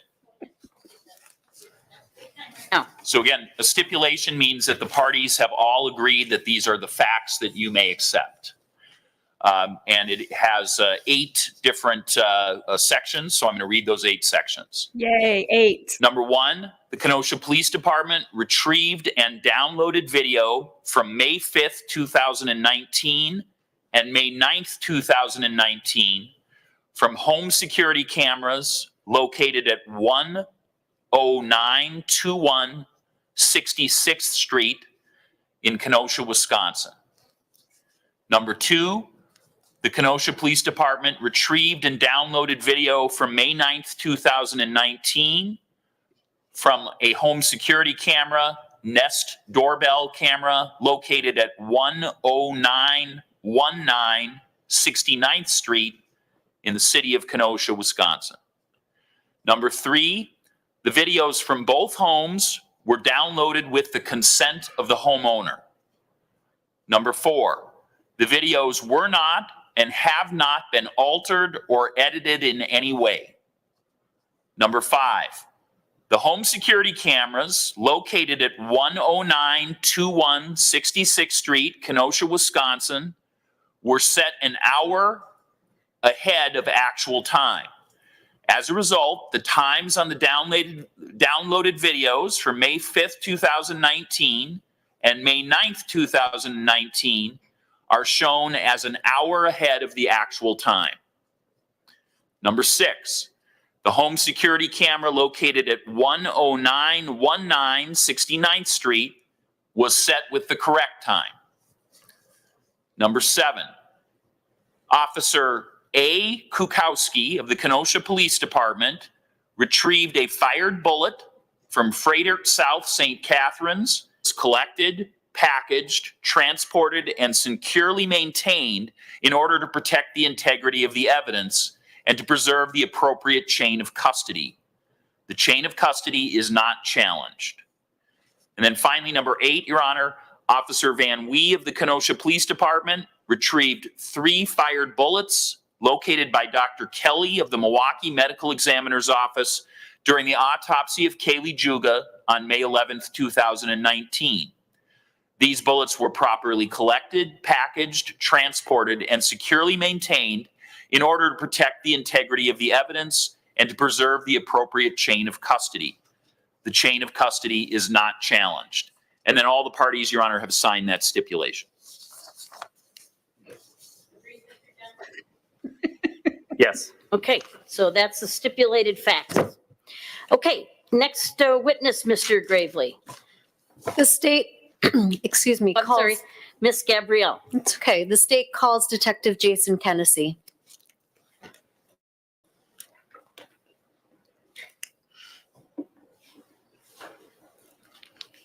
Can you imagine him like You whispering? solemnly swear the in your testimony ear? you're about to give is the truth, the whole truth, and nothing but the truth. So help you God. I do. Please be I'd seated. like, Thank you. don't be that close to me ever. Too. My ear doesn't work anymore. Thank you. Detective Kennedy, could you state your first and last name and spell your last name for the record? Certainly. Jason Kennedy, Kenesie. And how are you employed, Detective Kennedy? With the Kenosha Police Department as a, as a detective. How long have you been a detective with the City of Kenosha Police Department? For a little over 8 years, since February of 2013. Before becoming a detective, what was your role? Robot. So my role was as a, Hang on, we need to get the question on the record. oh, I'm sorry. Before becoming a detective, what was your role with the City of Kenosha Police department? So I was a patrol officer. I got hired in September of 2002. Served many different specialties as a patrol officer, such as a field training officer, range officer. There was a time where I was a school resource officer, so I did a variety of roles as a patrol officer as well. As a detective, what is your responsibility within the police department? To investigate crimes. Were you involved in the investigation of the homicide of Kaylie Juga? I was, yes. Were you involved from the very beginning on May 9th, 2019? Yes, I was one of the officers or detectives that responded to the scene when the call first came out as well. And can you tell us where the home where this shooting happened, where it's located? Sure. It's in the Horizon subdivision, which is a subdivision in the western part of the city of Kenosha. It is west of 104th Avenue, and it would be north of 75th Street and in between 60th Street. So in between pretty much 75th Street and 60th Street, north to south, west of 104th Avenue. And I believe the last avenue there might be 115th Avenue, so forth. So it encompasses those blocks. Is it a neighborhood mostly of single-family homes? Yes, single-family homes. There is a park on the western side of the subdivision, Horizon Park. Generally speaking, it is a low-crime area. There's not a lot of crime in that subdivision. When you arrived at the Juga house on May 9th of 2019, were you given some background information about what you were investigating? Yes, the information was given that there was a shooting inside a residence at that house. 2 people had been shot. The name of Martice Fuller had been given as a possible suspect. We had information that the suspect, Martice Fuller, may still be inside the house, barricaded inside the house.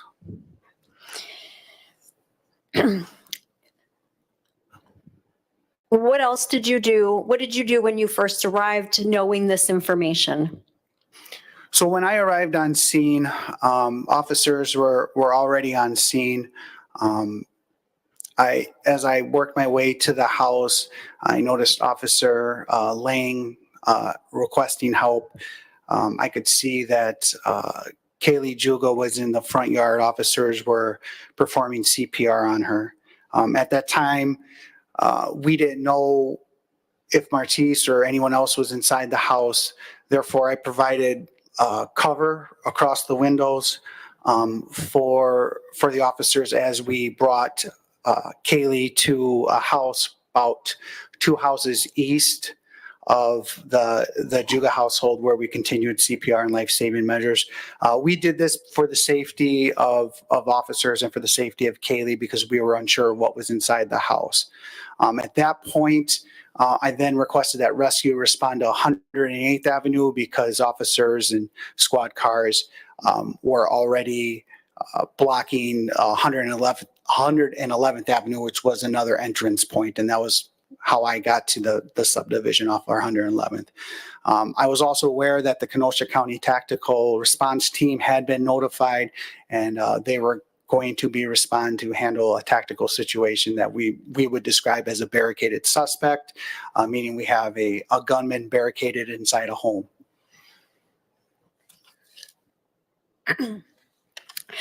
The other day, Aunt Shanice Andrews testified. You remember that? I do, yes. And she testified that Martice Fuller told her that he had jumped over or climbed over a fence to get to the Juga house. Do you remember that? I do, yes. When you arrived at the Juga house, did you see a fence? Yes, there is a fence that I believe belongs to the house directly west of the Juga household, which would be 10920 66th Street. It is a 4-foot high, like wooden fence, decorative fence. As part of the investigation to determine what happened at the Juga house on May 9th of 2019, was a canvass done to retrieve any surveillance video or home security video that might exist within the neighborhood? Yes, there was. And was a video retrieved from the Pagliari residence, which is directly across the street from the Juga house? Yes, the Pagliari residence the address is 10921 66th Street. So it is across the street, and it is one house west of where the Juga house would be.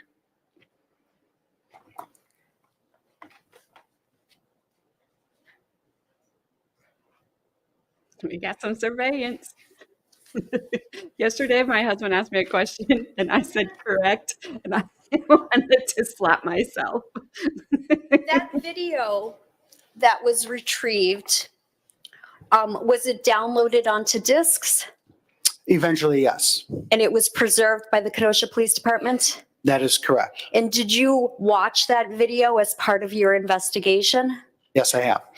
And so I'm going to ask now that we play for the jury excerpts from Exhibit 76, please, Yes, he does. which I believe has already been moved into evidence. No objection. And Detective Kennedy, this is video from May 9th of 2019, correct? Yes, we did collect video from May 9th and from May 5th. But I believe the footage that we're going to play is from May 9th. And in this video, as it's downloaded, is it downloaded in a series of clips? Yes, And were you able to see by watching this video when Stephanie Juga leaves her home Wondered where to pick you up her were. daughter, as she testified to? it would have been 1:48 p.m. So I will ask that Mr. Stute play for the jury the clip labeled Camera 4, 5/9/2019, 14/32/19, 14/50/48. I don't know what those numbers mean. Actually, 14:32 is the time where the clip begins. I do know what they mean. Sorry. That IT guy sitting down there like, if you don't know what they mean, how am I supposed to know what they mean? Chrissy, speaking of shot, because we sound like, I'm going to sound like an alcoholic. We know the bartender up at the bar where Brandon was at Friday. So I walked in Friday and he was like, oh, he's so sweet. He's like, I think I had 1 beer, 2 beers. That's it though. I didn't have any more than that. We were getting ready to leave and he comes over and he's like, time for a shot? And Brandon and my husband said no. And I generally say no. I was like, not tequila, because man, the tequila he gives is rough. But he's like, now I know somebody famous. But I thought, correct. Even though I'm not famous. But it was so funny and he was so sweet. And I don't know. I kept looking up at the TV and Brand's like, you were on the one there's 3 TVs across the bar. And Brand's like, you were on the one in the middle. I'm like, well, they didn't even start playing anything else. I'm glad that they just didn't have me paused. But yeah, that's funny. Yeah, I'm small town. I don't want to be famous in my small town. Be famous with Christian up the road at the golf course. That's it. But I don't want to be famous. Not in my little town.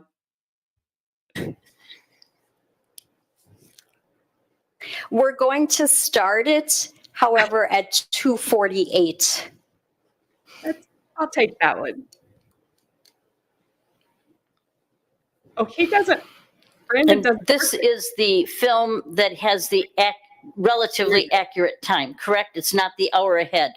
No, this one is incorrect by an hour. Okay, this is the hour ahead film. Okay. They'll see it and we'll explain it when the timestamp okay, appears on the okay. video.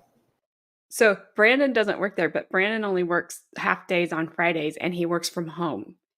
And so I swear to you, I could taste blue moon before he said that he was up, before he sent a chat and said he was up there. I knew he was there already. No, Brandon does not work there. He just goes there Fridays after he gets done with work generally. So, but that time even for him, he's only got a few more months because their baby's gonna be here in a few months. So that he better enjoy that now because yeah, no. Yeah, no. He should work there. But yes, no. Christian works there. Christian is the bartender that we like a lot. He's just a really sweet guy. And he takes care of us all the time. It's very rare that we don't like sometimes he'll just show up at our table with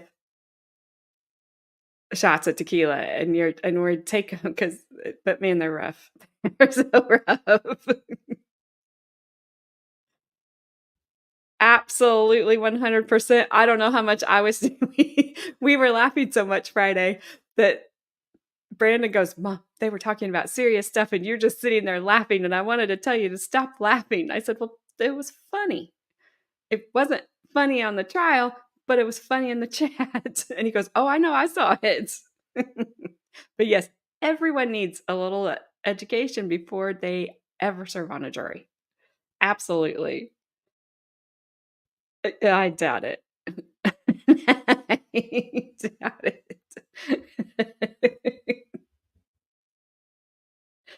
Oh, goodness. But yeah, it's fun. I had fun. You guys are always fun. All right, let's see some video. Hopefully. We should get there we go. Why don't you have them explain the timestamp difference now so we can see it? Well, I'd rather wait for it to be on the screen. But I want you to do it now. That's what Gravely's saying.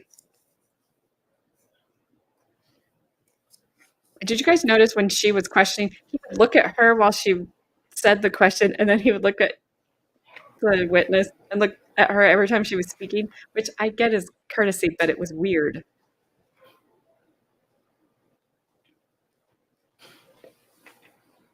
Okay.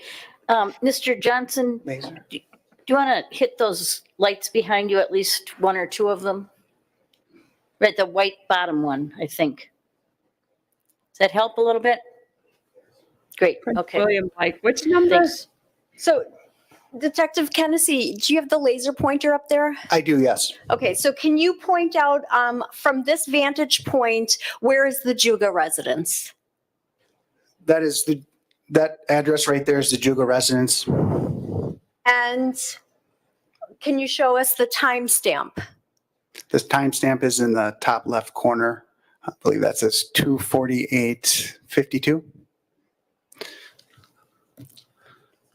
Yes, please. Mr. Stute, could you back up a little bit? I would appreciate that very, very much if you would hit that like button. Do it now.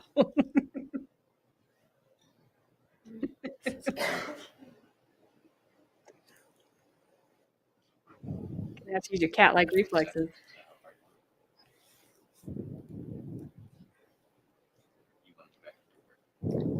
No, I think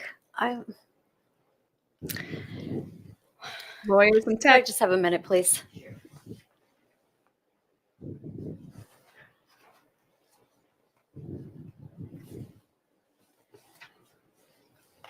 If Carmen's dog saw that red dot, she'd be trying to find it, chase it.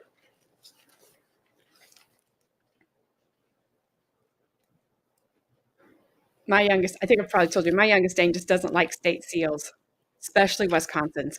If she sees that on the TV, she goes nuts. She hates it. I don't know what it is about it, but she barks. She's jump at the All right, TV. can you play it, please? And it.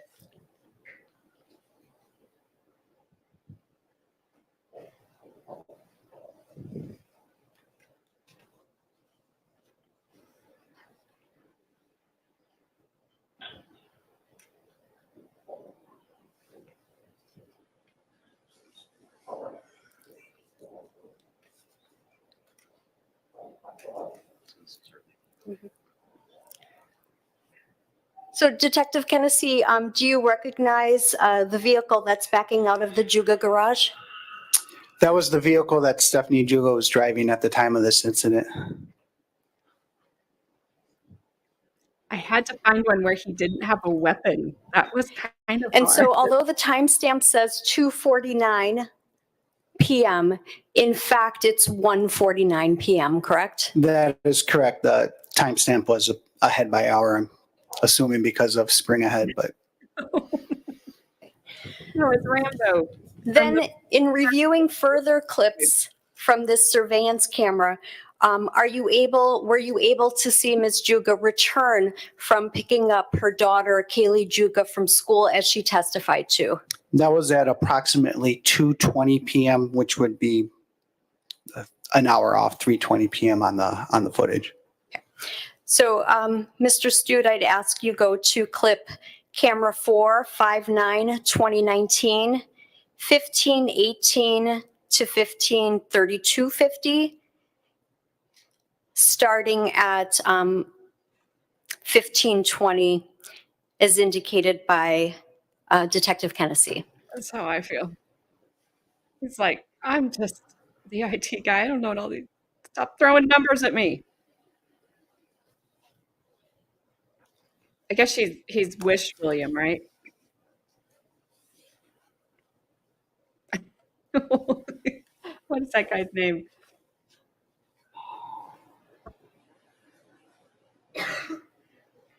That Walker, Texas Ranger.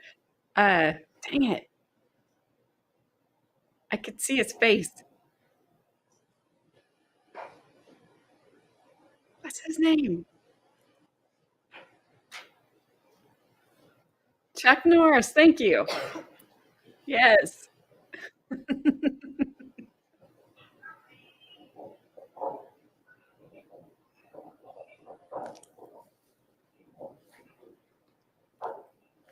So this video shows Ms. Juga returning, presumably with Kaylie, although you can't see her in the video. That is correct.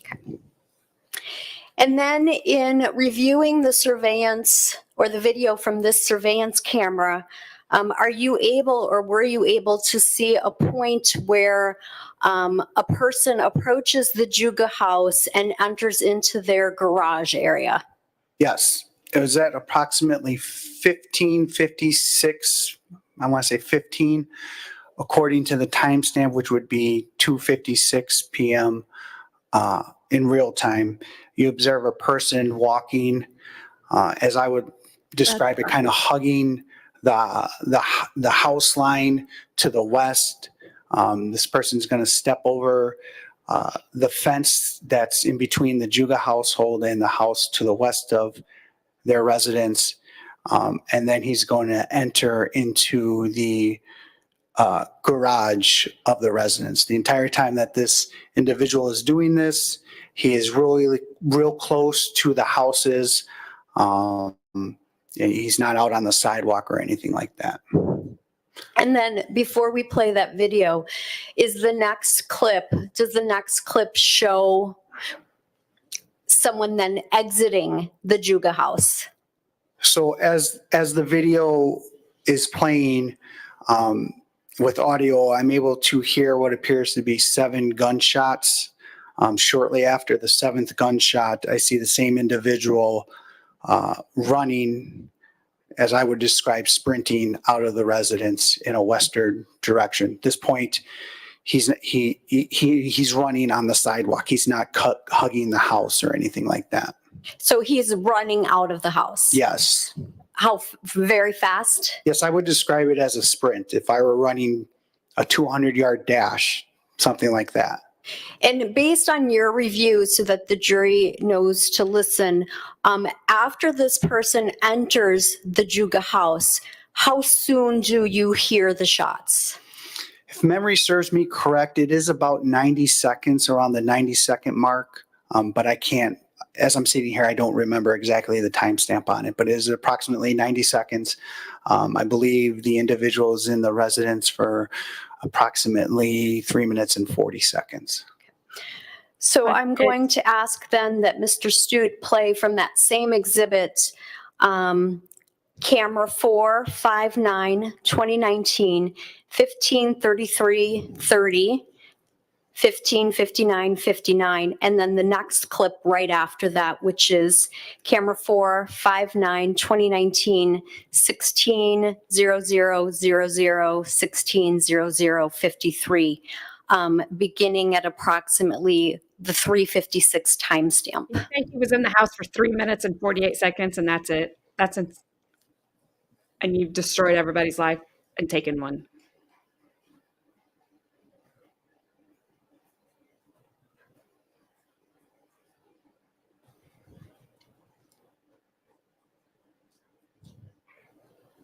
And so just for clarity, again, this is actually 2:56 p.m., correct?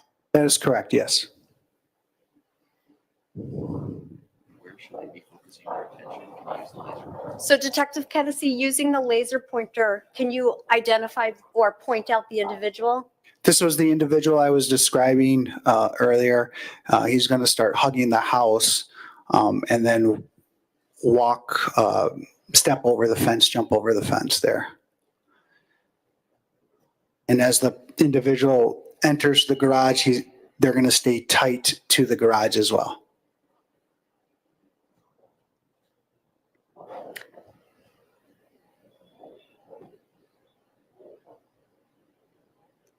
Wish she would have put that garage door down. And it may be hard to see from the jury, but you're able to see the individual enter the garage door, entry door.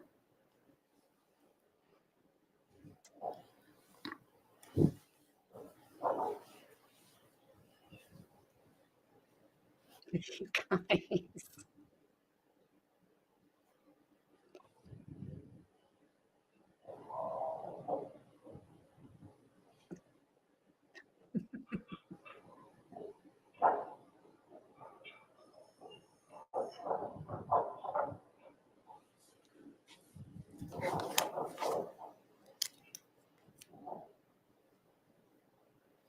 Is that the gun?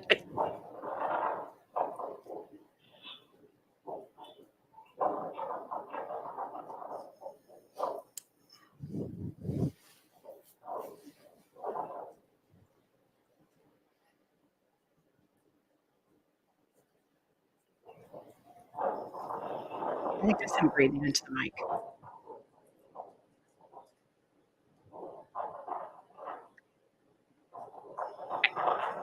I think it's him breathing.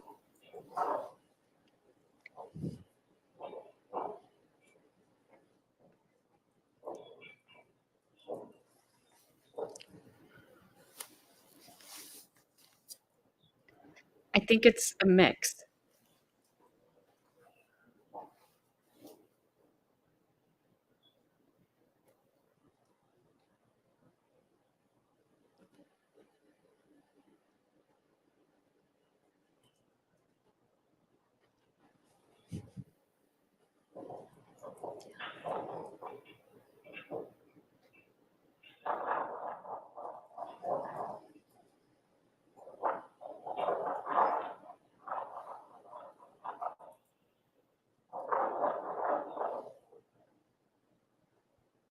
All right. So I think that's the wind, the most, not him breathing. I think it's the wind, mostly what we're hearing.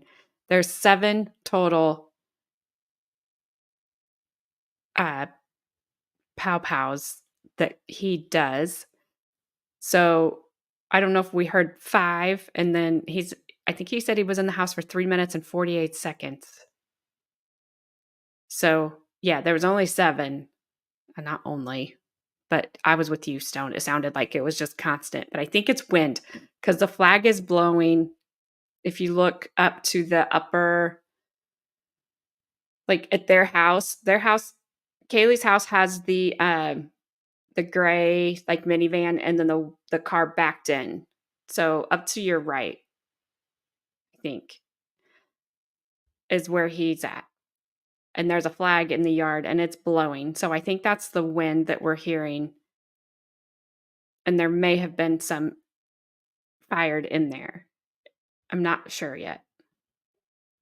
But I'm sure they'll play it for us again.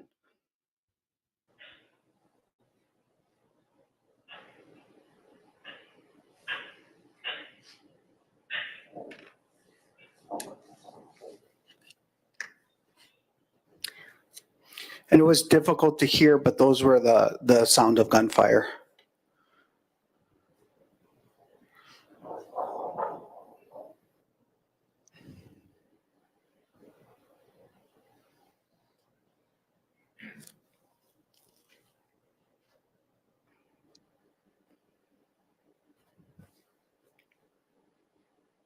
It's okay.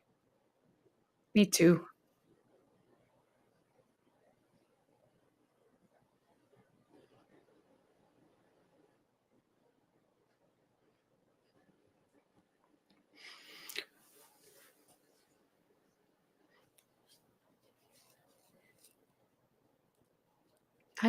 We didn't hear the mom then, right? Because wasn't that just 5?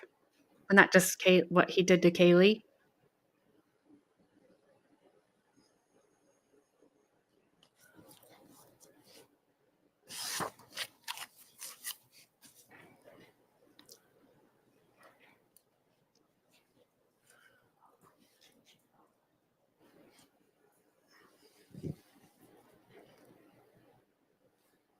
Yeah, I said 3 minutes and 48 seconds. That wasn't very long. That was an eternity for them, I'm sure.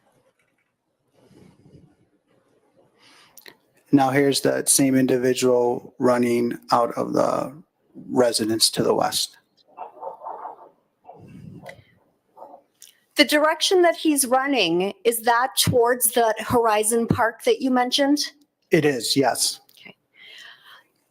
And it's the same direction towards the Ezra Stargell house? It would be the opposite direction of Ezra Stargell's house. Mom, I think. But there is 69th Street winds around and starts heading east off 111th Avenue. So if you were to run west to 111th Avenue, it kind of curves around to 69th Street as to where then you could run in an eastern or travel in an eastern direction. Could we go back, Mr. Stute, to the last clip at 15:58:49?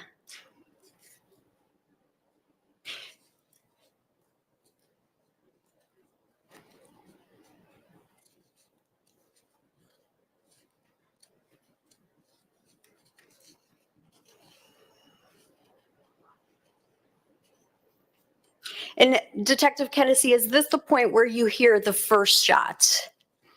I believe this will be the point, yes.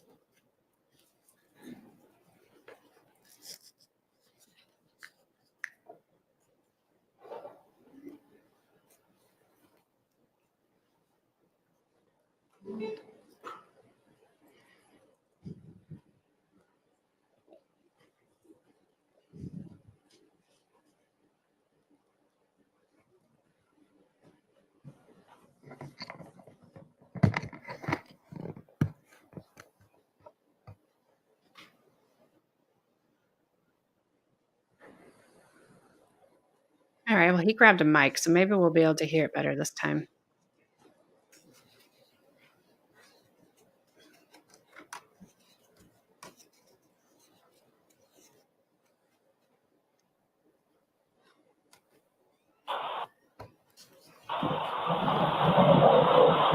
We're not.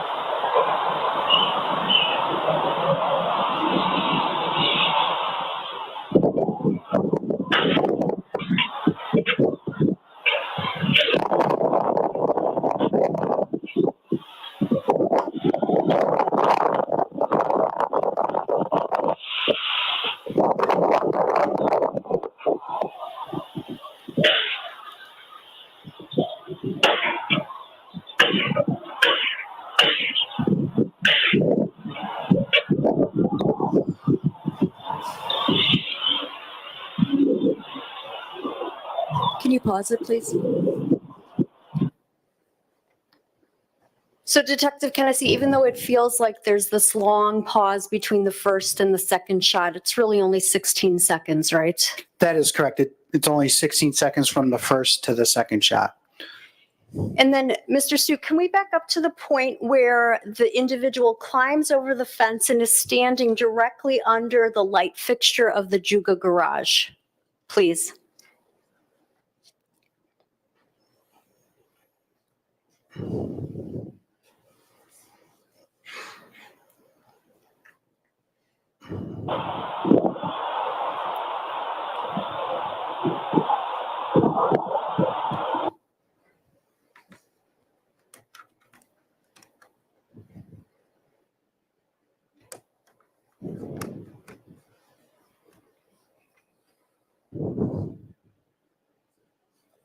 Can you move it forward another frame?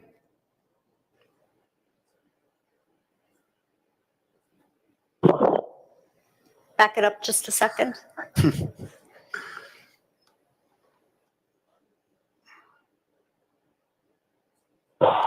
There. So at that point, Detective Kennedy, that individual is standing underneath the light fixture of the Juga garage, correct? Correct. And do you know how high off the ground that light fixture is from the grass to the bottom of the light fixture? 72 inches. And do you know how tall Martice Fuller is?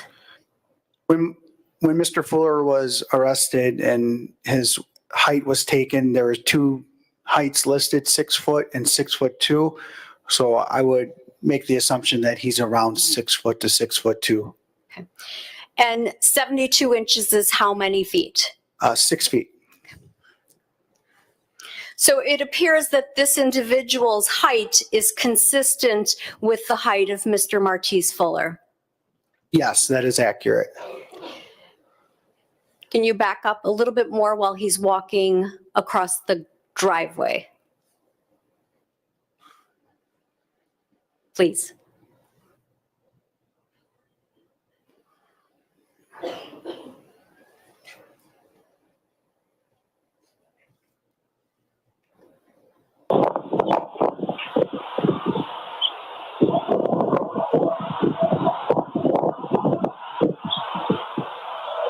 Can you pause it there, please? Detective Kennedy, are you able to determine what color shoes it appears this person is wearing? They appear to be all white shoes. And were you able to determine what color clothing this individual was wearing? Black clothing. And when he runs out of the house on the next clip, does it appear that he's wearing a hoodie? Yes. And can we go to that clip, please?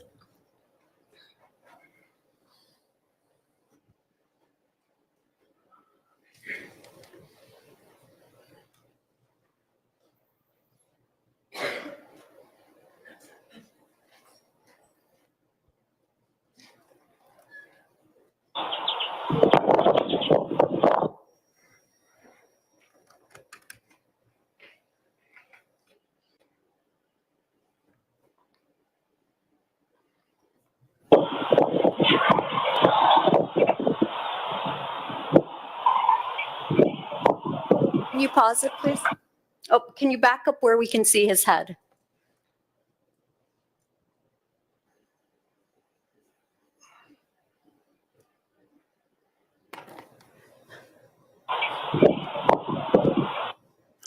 So based on what you saw in this video, how would you describe the clothing that this person is wearing? Black sweatsuit, Okay. shirt and hoodie, or sweatpants and hoodie. With hoodie up? It appears that the hoodie's up. Now, from this video, are you able to determine the gender or the race of the individual? No.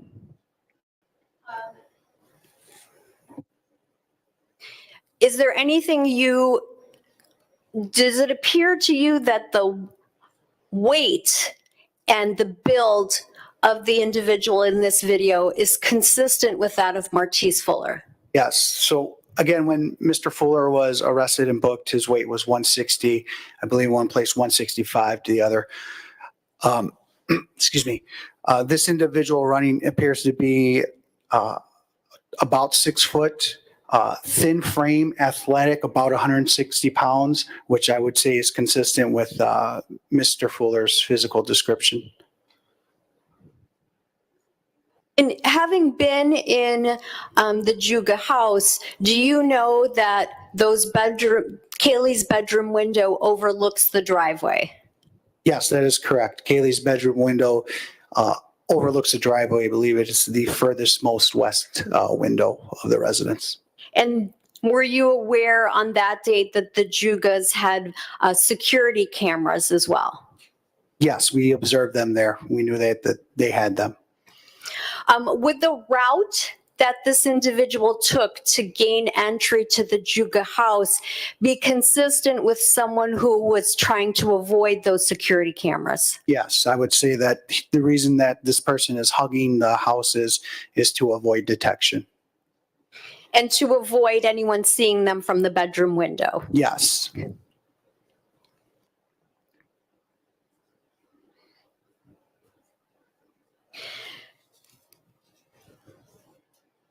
Was the Kenosha Police Department also able to get surveillance video from a Nest doorbell camera in the Horizon subdivision?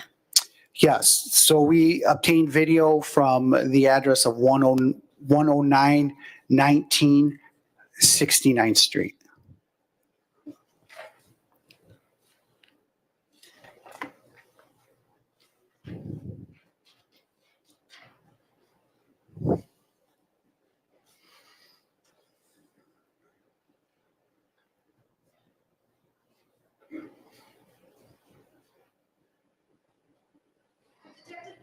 I'm going to show you what's been marked as State's Exhibit 71.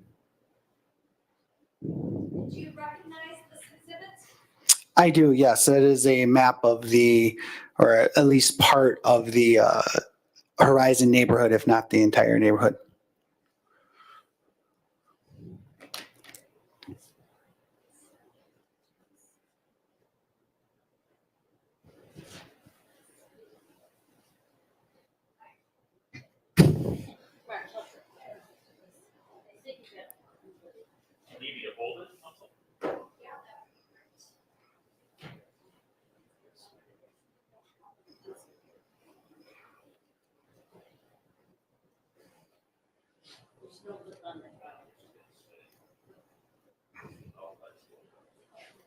So, Detective Kennedy,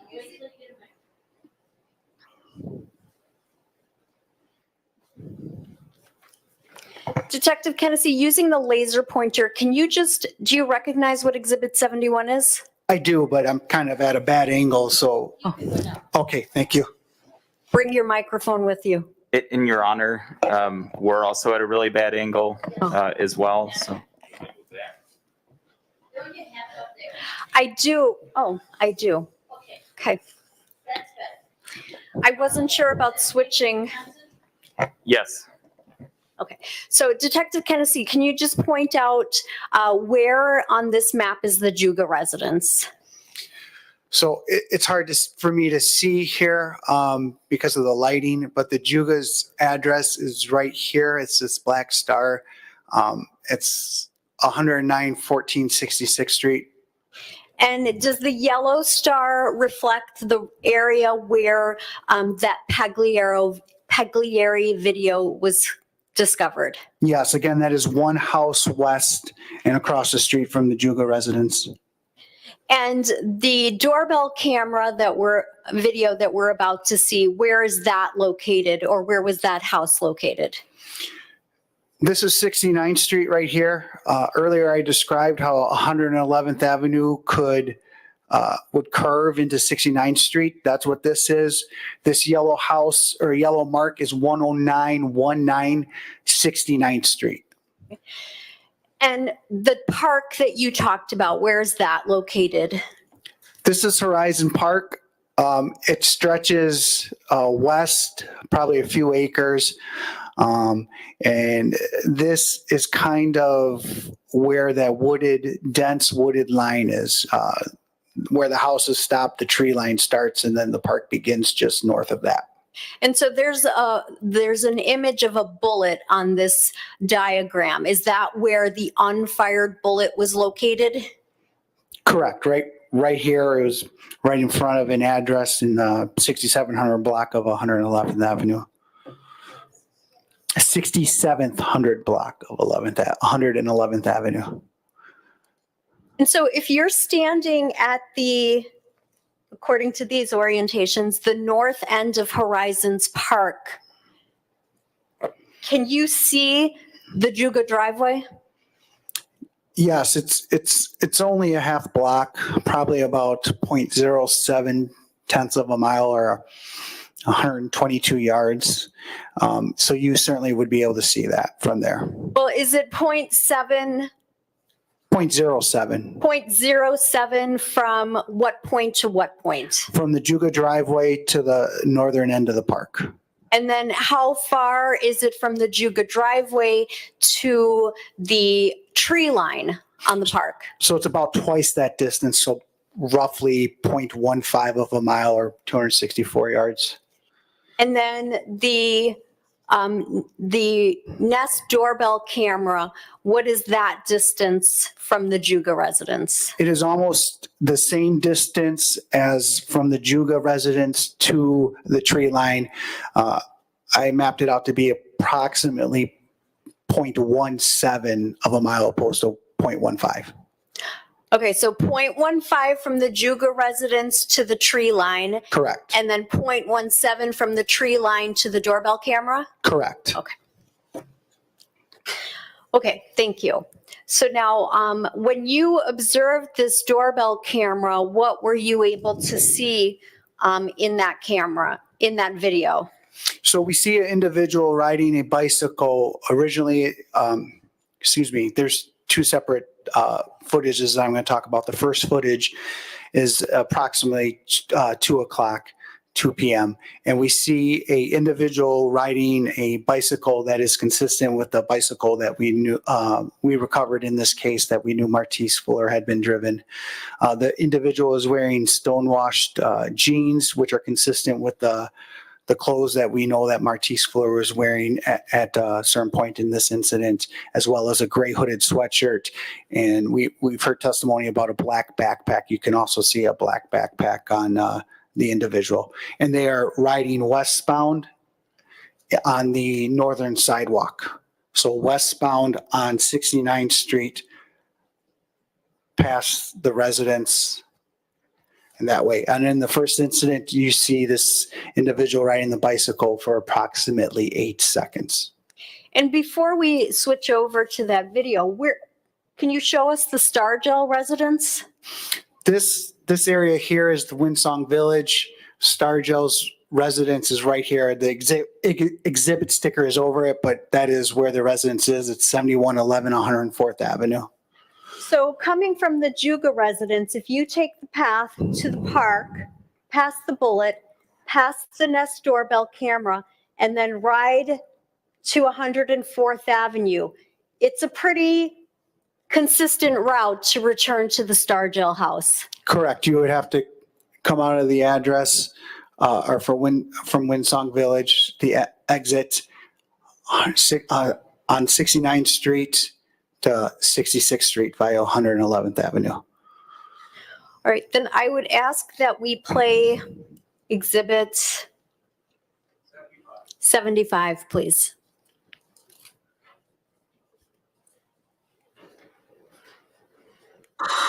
Sorry. I had to look at a message and it had a video behind it.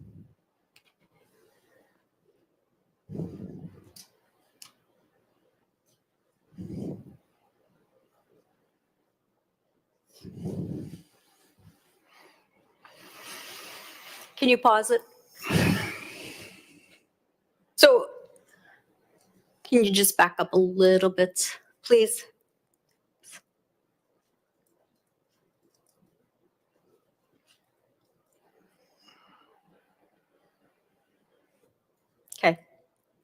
So Detective Kennedy, can you point out, you described the clothing, but can you now point it out using the laser pointer for the jury to see also? Certainly. Here's the individual that I was speaking of. He's wearing white shoes, stonewashed blue jeans, a gray sweatshirt, and he has a black backpack, and he's riding a bicycle that is consistent with the bicycle belonging to Nate Bowens, I believe. Now, he doesn't appear to be riding terribly fast, correct? No, as I stated before, he's observable. This person's observable for 8 seconds, and it's a pretty small frame. So I would say this is a leisurely bike ride, casual bike ride, fairly slow. Then can we play the next clip, please? And the next clip is at approximately what time, Detective Kennedy? I believe it's approximately 3 o'clock, maybe shortly thereafter, that we're seeing the next clip start from.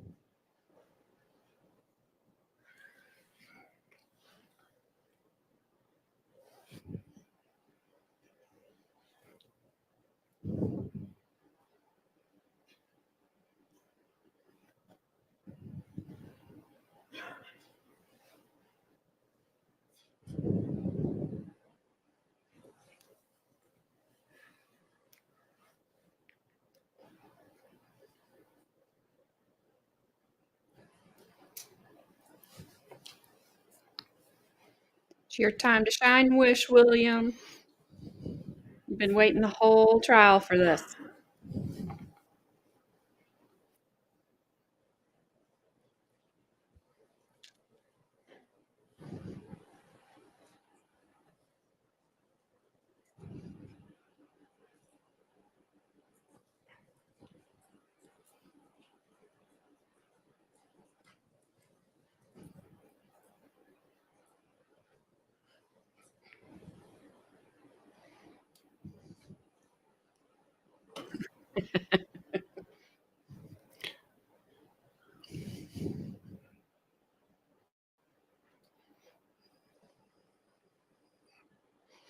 So that appears to be the same individual riding eastbound. I can't read the timestamp there, but I believe that's 30. Is that 306, 303? In the corner right there. What does that say? That says 3:04. 3:04. So that's the true time. So at 3:04, we see the individual riding eastbound on his bicycle. At this point, you only observe him for 2 seconds opposed to 8 seconds. So he's traveling, or that person is traveling at a much faster rate of speed. The bicycle appears to be consistent, as well as the same white shoes, blue jeans, gray t-shirt or gray sweatshirt, and black backpack. Now it appears, however, that the hoodie is down, doesn't it? It does, yes. Are you able to identify anything about the individual because the hood is down? Well, I can see the blonde tipped dreadlocks or braided hair, especially when I looked closer here. I'm a little far away, but I was able to see that in review of that. So when you reviewed this video, you didn't just watch it on a big screen with a lot of light on in the room. Yeah, I looked at it as close as I could. I got real close to the screen. And when you were reviewing this video as part of your investigation, did you just review it once or twice, or did you review it multiple times to look for as much detail as you could? No, I looked at it dozens of times. And then yesterday, we had a bicycle that was shown as evidence belonging to the Bowens that had been found at Ezra Stargell's house. You remember that? I do, yes. And so now that we're a little bit closer in this video, did you do a comparison of the bikes to see whether there were any consistencies or similarities? I did, and I found that the bikes were really consistent. In what way? So if you were to look at the frame of this bike, the frame goes down in the same angle. Between the upper frame and the part that goes down, there is, and I don't know if you can see it from here, but there's a little triangle piece. I can observe that on the footage. The bike wheels appear to be the same height. They both have reflective stickers or reflections on the bike. The seat appears to be the same. So the frame, the wheels, the seat, they all appear to be the same to me. They appear to be consistent. The timestamp on this is 3:10. Can you see that? I cannot. Okay. Not that that's necessarily the time, but it's the time on the video. Right. So the video starts at 3 o'clock. So in the right-hand corner would be, if you add 4 minutes or what have you, it would be the true time. I believe that says like 50, 56. I can't read it from here, but. It does. It says Yeah. 56:53. So the true time is what that would be. So that's 4 minutes after 3 o'clock. Okay. 56 minutes would be 4 minutes after 3 o'clock in that, if that makes sense. So now, Detective Kennedy, when we saw the individual running out of the Juga house, he was wearing black clothes and white shoes. And now in this video, leaving the neighborhood, he's wearing a gray sweatshirt, jeans, and white shoes. Now, you heard Aunt Shanice Andrews testify the other day, right? I did, yes. And Aunt Shanice said that Martice Fuller told her that he went to a park and ripped off his dark clothing and then jumped on a bike and rode away, correct? Correct. So is this consistent with what Ms. Andrews has testified that Martice Fuller told her? This is extremely consistent with what Aunt Shanice told us, extremely. In terms of time, change of clothes, and the bike, correct? Correct, yes. And this is a point after that tree line at the park, right? Yes. So if Martice Fuller told Aunt Shanice Andrews that he went to a park and changed his clothes and got on his bike, this is consistent with that. Your Honor, I object. I think that they're asking for the witness to vouch for another witness. I'm.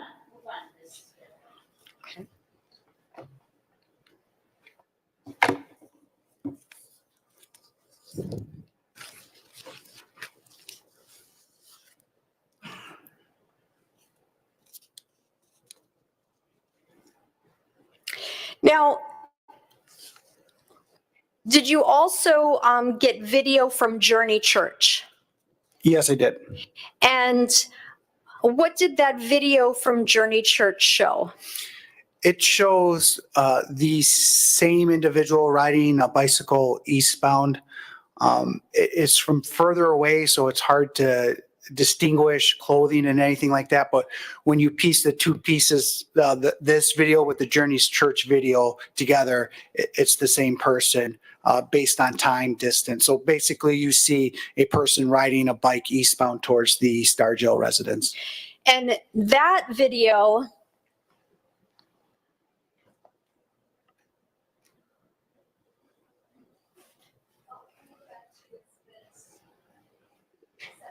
Me too, Christy. Every night before I go to sleep.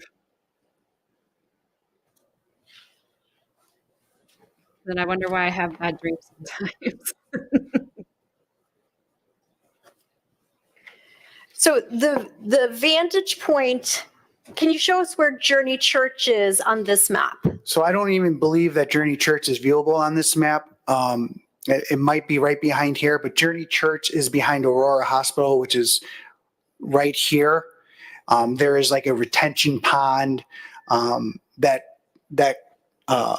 separates the neighborhood from the church. So Journey Church is accessible off of 75th Street. This is 69th Street. So they're about 4 blocks away approximately from each other.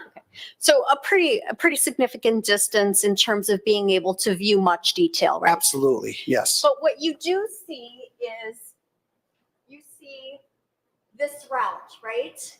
From camera 2 to 104th Avenue, more or less? Correct. You see an individual riding a bicycle for a brief moment in time between two houses on 69th Street, west of 104th Avenue. Right. And because there are houses, what we see is as this individual rides past the gap between the two houses, that's when you see him, right? Correct. It's pretty fast. If you weren't looking for it, you certainly could miss it and not see it. And it's pretty fast because the individual on the bike is riding very fast, right? Yes. Okay.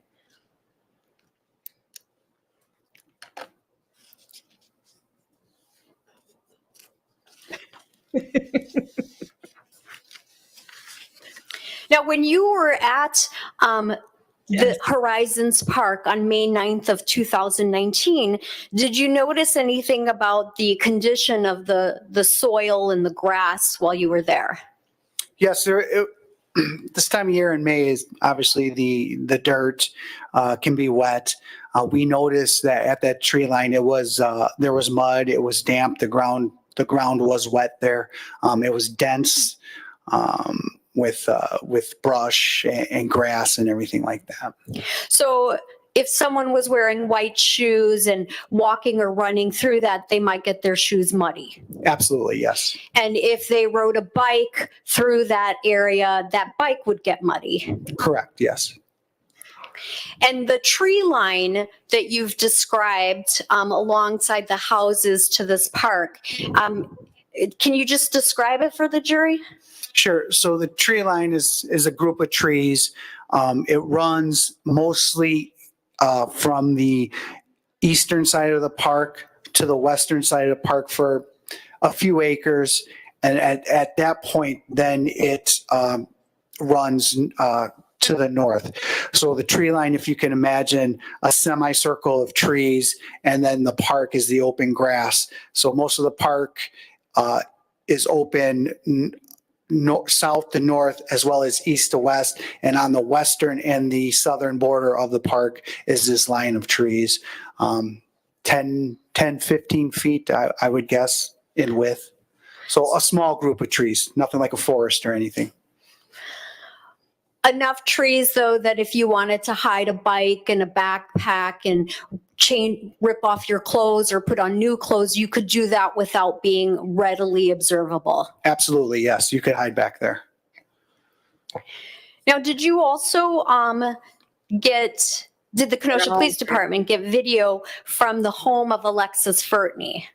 We did retrieve video from the home of Alexis Furtney. And did you also review that video? I did, yes. Okay. And in that video, are you able to see, well, first, what's the vantage point of the video that's from the Furtney house? So the video that I looked at the Furtney house was inside interior video. It shows the front door. So if someone were entering or leaving the residence, you would see that. It appears to be at the top of a staircase where on one side the stairs lead up to the first floor, and on the other side the stairs lead down into what looks like a basement. So there must be a landing there that points to the front door, and that's the footage that we retrieved. Is there also, though, footage from the exterior of the home showing Alexis leaving, as she testified, to go pick up Martice Fuller? Yes, there is as well. There's an outside camera as well that shows the driveway, the street.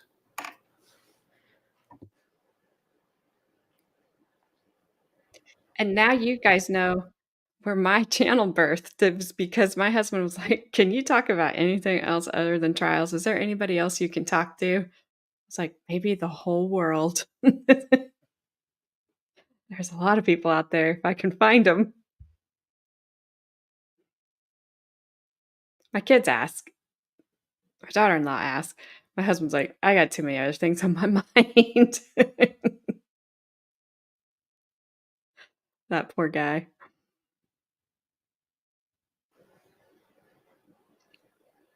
Yes, I found all of you guys, so it worked out for the best.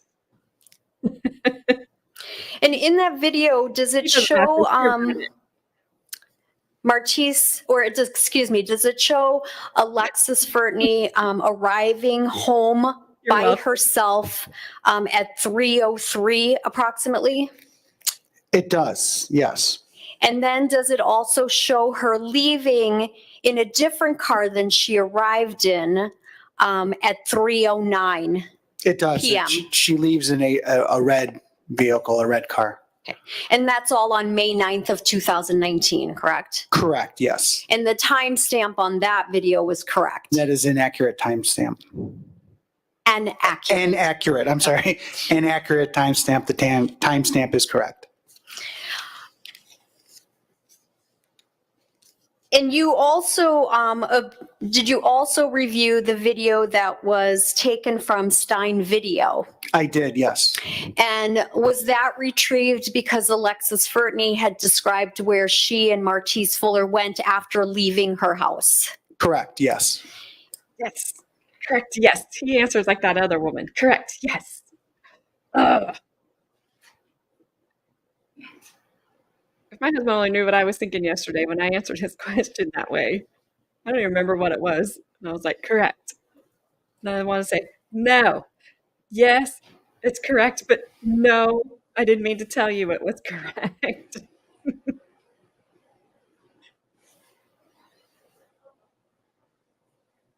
Yes, correct.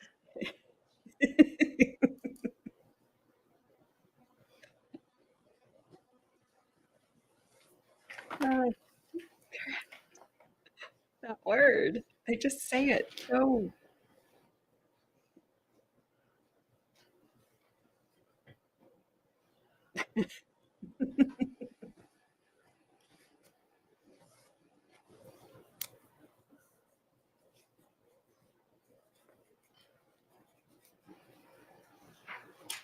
I get that too because I'm almost like I saw this thing in this trial you guys wouldn't believe what happened and they're just like oh my gosh. All right, I'll put it on the list. We have quite the list.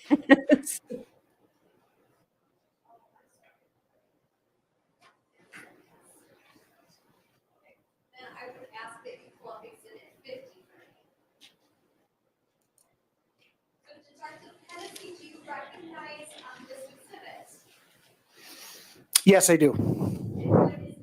This is a still shot from the video footage that we obtained from the Furtney residence showing that camera encompassing the front door that I just spoke about.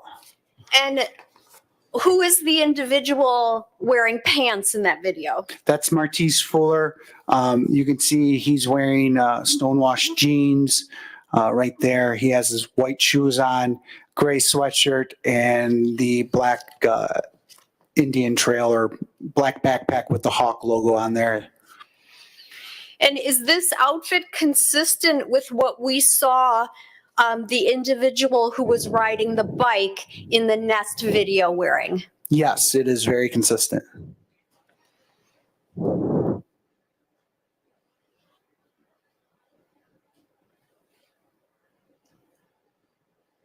Chrissy, what is that? I'm trying to get close to the screen like he did.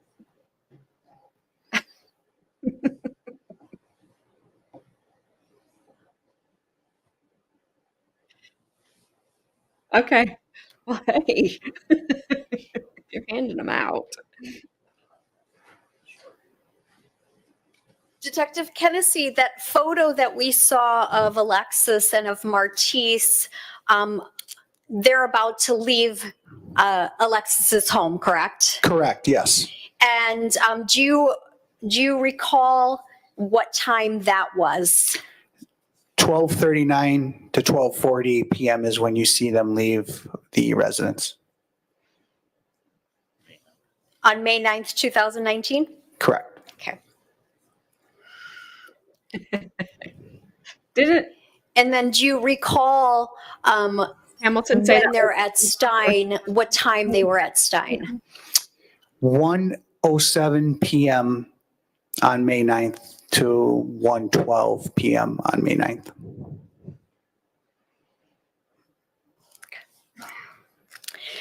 Now, in the course of your investigation, did you find video, or did the Kenosha Police Department retrieve video from the Pagliari home from May 5th of 2019? That is correct. We obtained additional footage from May 5th. The incident that I believe you're talking about starts at 12:57 p.m. accurate time, correct time. Okay. And what is it I'm that, sorry, 12:57 a.m. sorry, No, it's okay.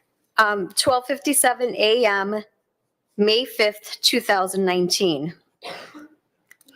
And what is it that you saw in this video? So I would describe it as someone loitering in the area of the Juga residence, specifically the residence to the west. At that time, there's a white van that's parked in the driveway. This individual appears to be looking at the Juga residence while he spends approximately 2 to 3 minutes near this van. This individual kind of walks away at one point and comes back. So I would describe it as someone lurking, loitering in the area with their attention directed on the Juga residence. Okay. I would ask then that Exhibit 74 be played for the jury, starting with the first clip, which is camera 1/5/2019 from 1:30:00 to 01-59:59, and to start it at 1:57:40.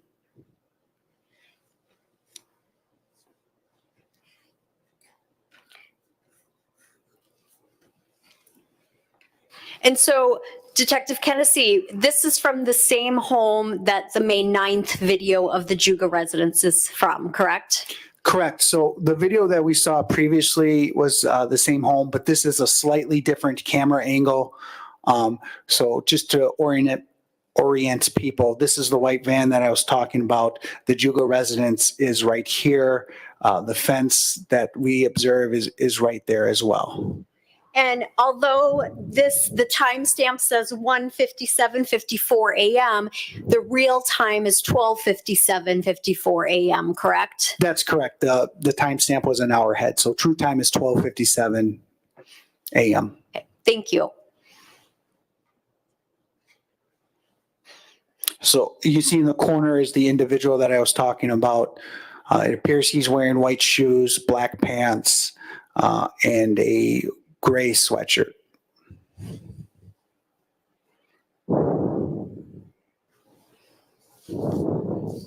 So creepy.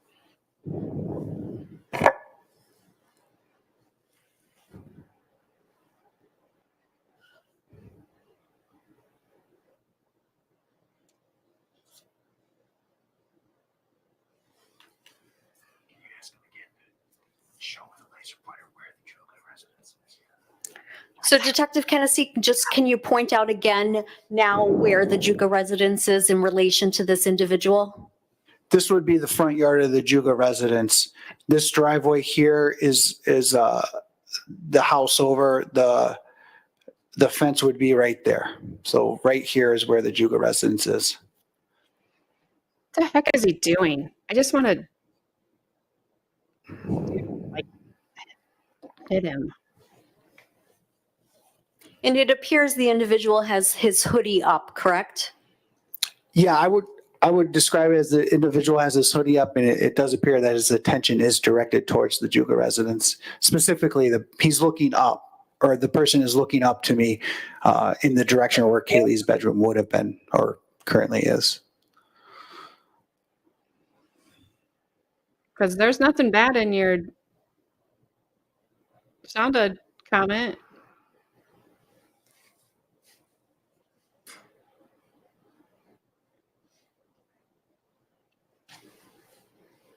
It is really terrifying and creepy because you just never know. I mean, he's just lurking out there.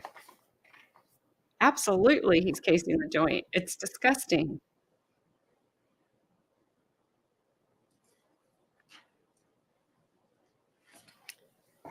So now I would ask that the next clip be played. Camera 1, 5/5/2019, 200-00 to 204/28.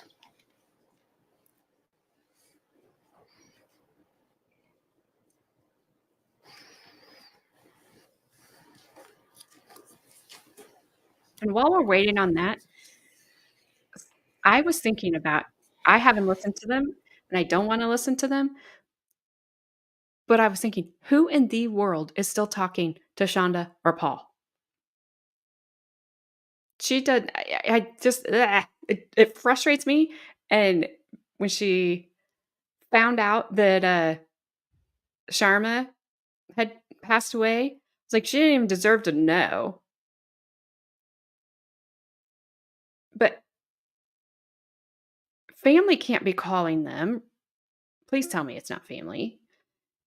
Because her older kids were calling her. They didn't even call her mom, rightfully so. So who was calling them? Who is talking to them? And I don't get that. Again, I have not listened. I cannot stand her voice. There's no way I could listen to those and not maybe throw my computer or something, because I cannot stand her voice and I don't want to hear his again. Because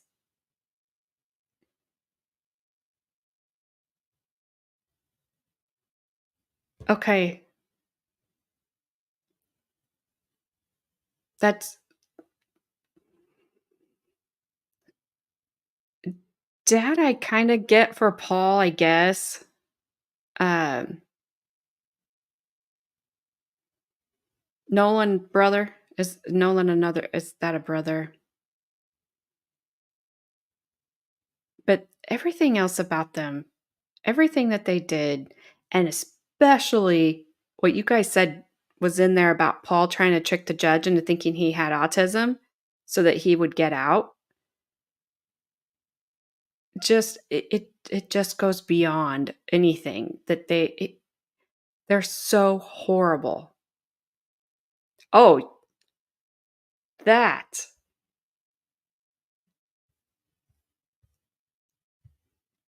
that made my whole entire day. That look on his face when he thought he was gonna maybe walk out to jail that day.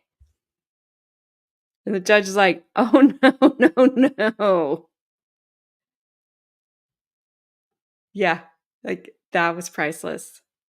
Oh, a female friend? Gross.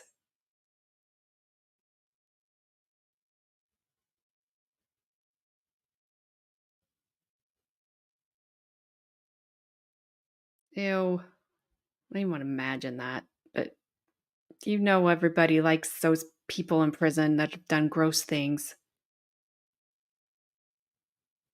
I'm on the fence about Dad because he handed him over, and even if Shonda's story isn't 100% accurate, which is probably not, he still handed him over. It's not like she kidnapped him, and if she did, nothing like that has ever been brought up.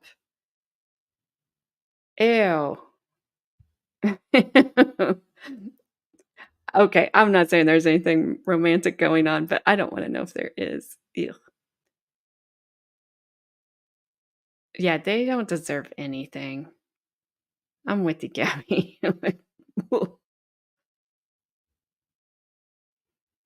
But yeah, I know this has nothing to do with this what we're watching. I was just thinking about that, like, who in the world is talking to them?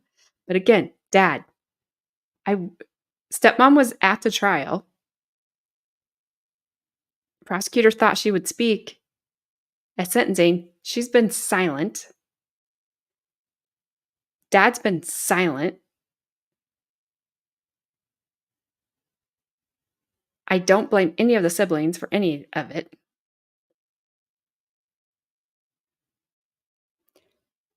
Y- Yes, they both deserve that. and ice baths. Yeah. I mean, it's at the end of the day, it's your kid, so but still. But I'm mad at the dad for saying, if he did in fact say, you take him, or I'm just going to put him out. He is wrong for that. If he just handed him over to her, knowing full well she wasn't supposed to have him, he's also wrong for that. So I don't know what happened there. Nobody has said, like the dad just kind of dropped out of sight. Nobody even talks about him. And this, I mean, you guys may have heard other things on other channels because I know they're still covering that, but the prosecutor never brings them up other than how'd you get him, and that wasn't allowed to say that she wasn't supposed to have him. They objected there, and that was not to be brought in, which to me is important, but I understand it can be prejudicial. But nobody's talking to him. Nobody has talked about him. Like, he should, in my opinion, that's exactly where he should live. And with guilt. Because he somehow got there into her hands. I would hope so, Roseanne. Because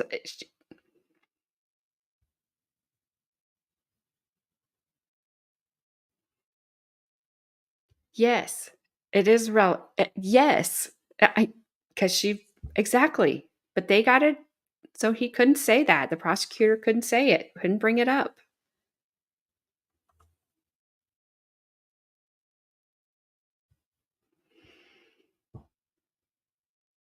I don't know. That case will probably haunt me forever. How it did not get more traction at the time, I don't know. I have no idea. It floors me. That is exactly the type of stuff everybody covers, and nobody knew about it. I don't know if Court TV wasn't allowed to have access other than just the clips that channel gave at the end of the day. I mean, that channel was weird because it just cut off. I don't know. And yeah, there is that too. I thought about that too.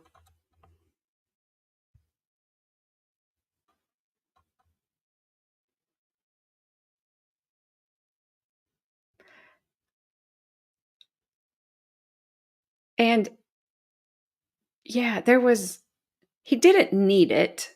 The prosecutor did not need it. But there was a lot of stuff that could have been talked about that wasn't talked about. He had all the evidence he needed with her videos and with the text messages. So he didn't necessarily, maybe that's why he didn't. I don't know. Oh yeah, Shabusiness is a weirdo.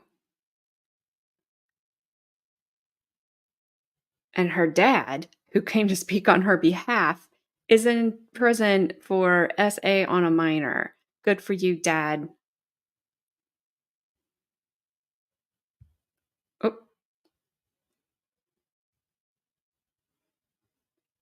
that was a crazy case too.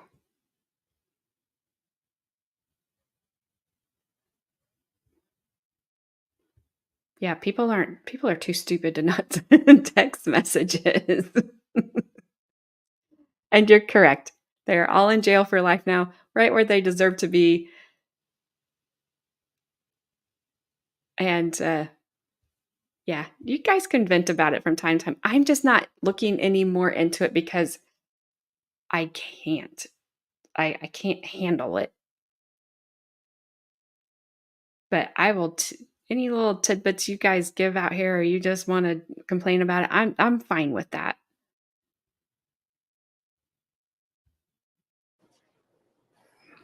So this is just a continuation of the same footage. It's just a different clip. The clip ended.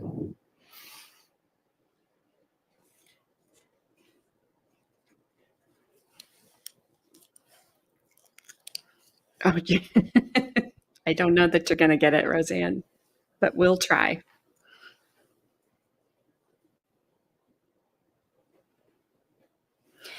And even though it appears that he walks off the camera view, does he return?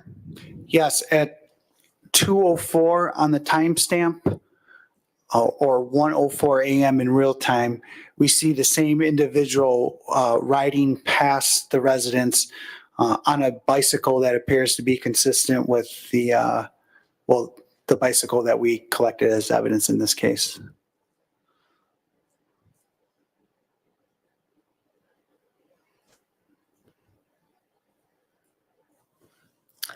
Can we play the next clip, which is camera 1/5/2019, 2:04:28 to 2:05:08?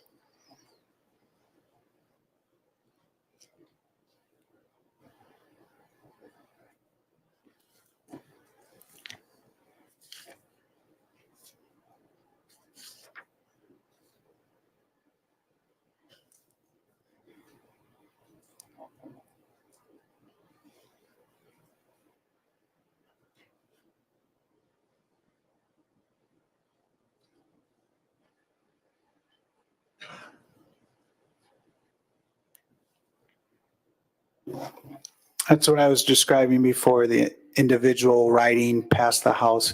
You can see as this individual is riding past the house, the same similarities that I spoke about in the other picture of the bike also appear to exist, such as the frame, reflective lights. It also appears that this individual has a hood up and is directing their attention towards the Juga household. At 2:00 in the morning. Nobody cared And that where he was went. at 1:04 a.m., Whatever. 1:00 in the morning. timestamp 2:04 Correct. a.m. Correct.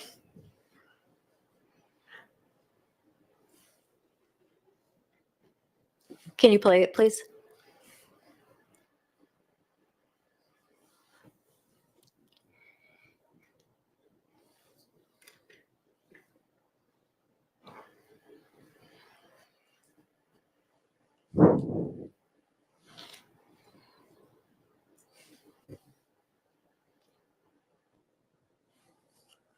Can you then play the next highlighted clip, please, Mr. Stute, which is camera 4/5/2019, 2:00:00 to 2:04:23.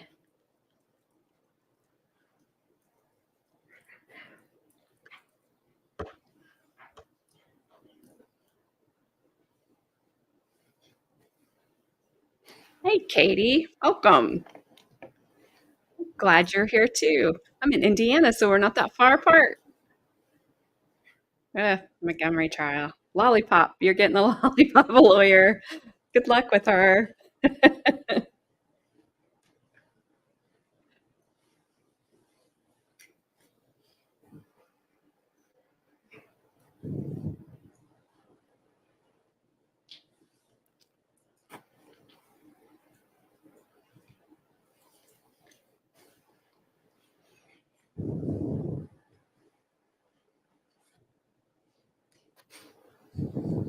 And do you see the individual?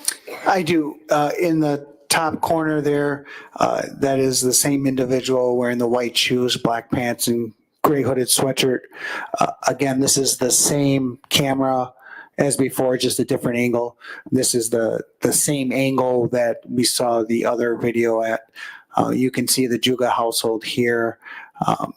Because of lighting, the fence is hard to see, but it is right there as well. Absolutely. And then can we play the next clip, Mr. Stute, which is camera 4, 5/5/2019, 204/23, 205/04, beginning at about 204/26. Welcome to the fun. Oh my goodness.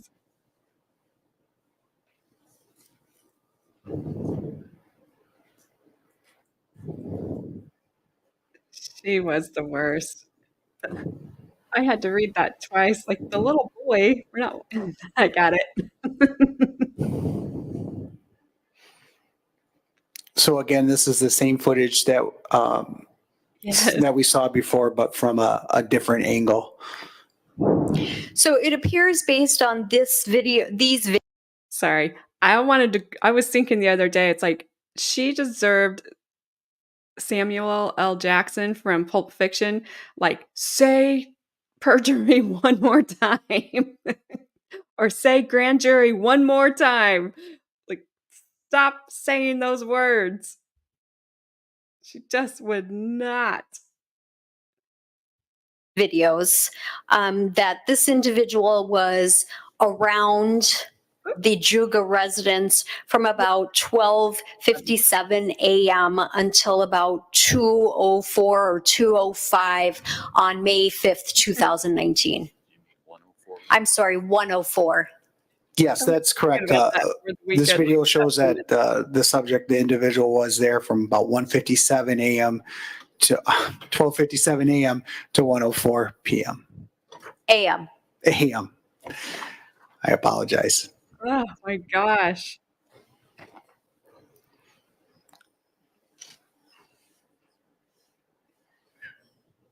Yes, it was circle. It's just circle and circle and circle. Absolutely. I still want to know what was in the briefcase because I never was smart enough to figure it out, I guess.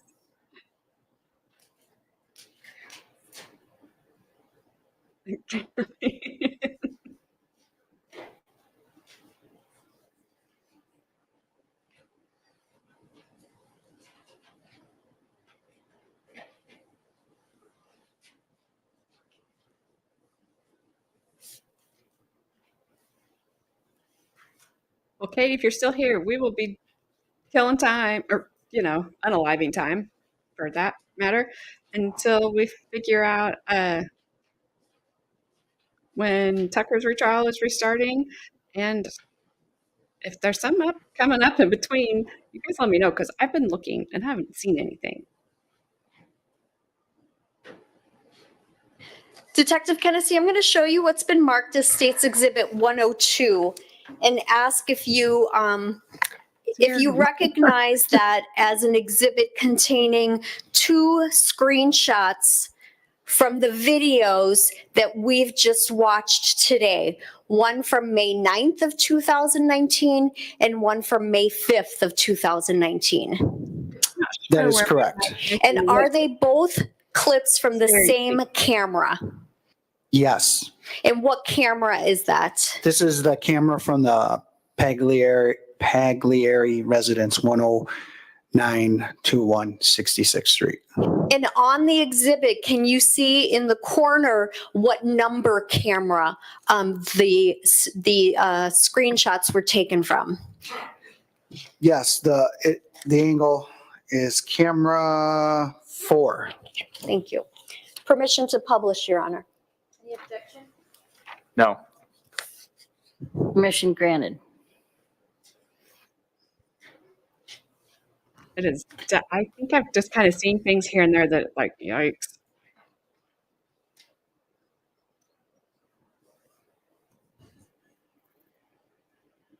I hope you guys evened each other out. He hated Detective it. Kennedy, when you look at these screenshots from May 5th of 2019 and May 9th of 2019, With Alec Baldwin, it's not his does trial. it appear that the individual that we saw in the video is at exactly or almost exactly the same spot? That is correct, yes. So standing all right, people are going to get mad at me because I keep pausing. I don't care to go. Yeah, that's by me, Roseanne. I don't care to do the rush trial afterwards. I don't know if you guys just want to jump in it where it's at. Or so right now it's what's her face? The armorer. I can see her. I can see her. I can't think of her name. The one that's on trial now. She's gonna go down for it. The reason I kind of stayed away from it is because of it's kind of controversial if he's responsible. I guess I'll just say I think he is, because I think anytime you get handed that kind of a thing, which I cannot say, I'll put it this way, if you get handed a pow pow, you better make sure you know if it's going to go, or if you get handed a pew pew, you better make sure you know if it's going to go pow pow. You're responsible for what comes out the end of that. Right? So that's my feeling on it.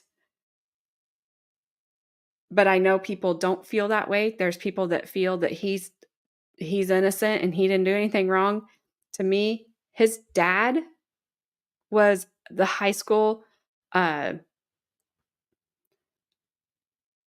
coach of things. They used to have things in school where you learned how to do you learned how to use those things, and there were clubs and they had competitions. And his dad was the coach of that. He knows. So I don't know. Delphi. It is so messed up. The judge in that case was in a pilot program. So Indiana just decided to that they were going to start televising trials in the last year and a half or so. The judge that's in the Delphi case was in the pilot program for that to see how it went. She loved it. Now she doesn't like it. Now she doesn't want anything out there. So it's messy. I know I am not on the popular opinion of this. I don't think they have the right guy. I really, really don't. I think they just want it to go away, because this has plagued our state now for, gosh, I don't even know how many years. I haven't. Thank you. I'm glad that I'm not the only one. So corrupt. I'm not. Okay. So I have purposely not watched anything leading up to when this guy goes to trial, because the media tends to convict people that the media and then the state can all work together to make these people look really, really bad. So a huge trial like that, absolutely I can cover, but I don't want to go into it already having a preconceived notion about if I think he did it or not. I want to go and watch what they present as evidence, because that's what the jury's going to see, and that's how I want to judge it. That's how I try to judge all of these. Absolutely, Stone. Absolutely. You could say that maybe about Idaho and Indiana. There's so much not there. There's other, I don't know if you've seen, Nicholas Staroff has done a big deep dive into this, and he kind of knows about the Odinistic stuff. He's in Sweden. And then Mo, her channel is Mo in the Deep End. She's done a deep dive about this too. So about Delphi. I'm just not getting it there. They're just not putting me there. But people are, I mean, you just read the comments on any article about him. Oh, he's so guilty, so guilty. He admitted it. He admitted it. I'm like, yeah, there's lots of false confessions out there. We'd all like to think that we would never, ever say we did something that we didn't do, but they can really, you just wear down. And there's lots of false confessions out there. I don't know, Katie, because it seems like things just kind of keep happening. So I'm not sure. I don't know if anybody else knows. Is there a date yet? Because it seems like they all keep kind of fighting over stuff.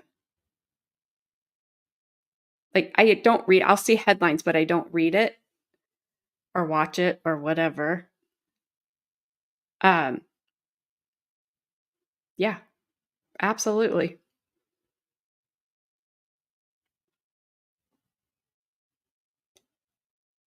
So you guys will think I'm crazy. So if you want to know I kind of had my attitude about it.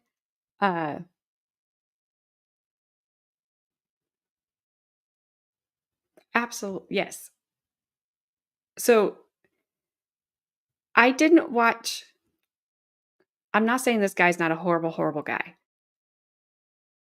But if you take the Alec Murdaugh trial, right? I watched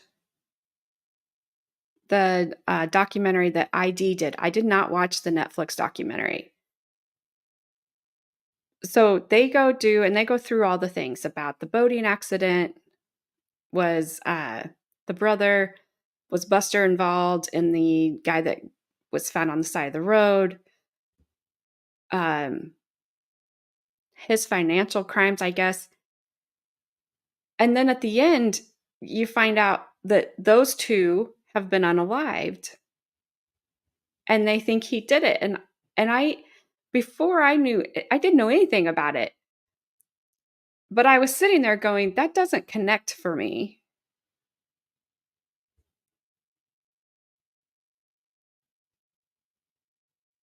Oh, Katie. Oh, now I'm scared. Thank you very, very much. That was, I think, the second live trial I covered, so it's really bad. Some of it's really bad, but thank you.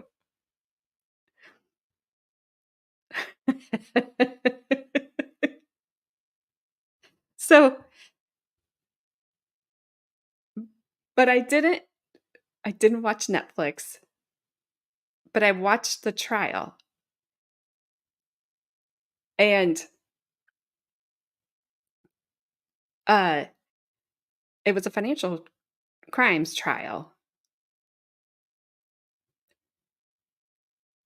There never has been enough evidence for me to say he did that to his wife and son, because there was no reason to do that to them.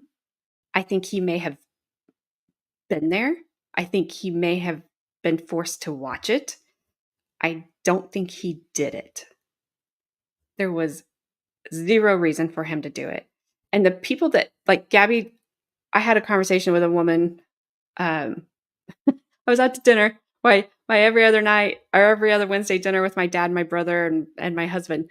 And there's a woman that we know there, and she walks up and she was talking about it, and she said something about, oh, you guys watched the Murdaugh trial, which of course 3 out of 4 of us had not. And my dad's like, oh, she did.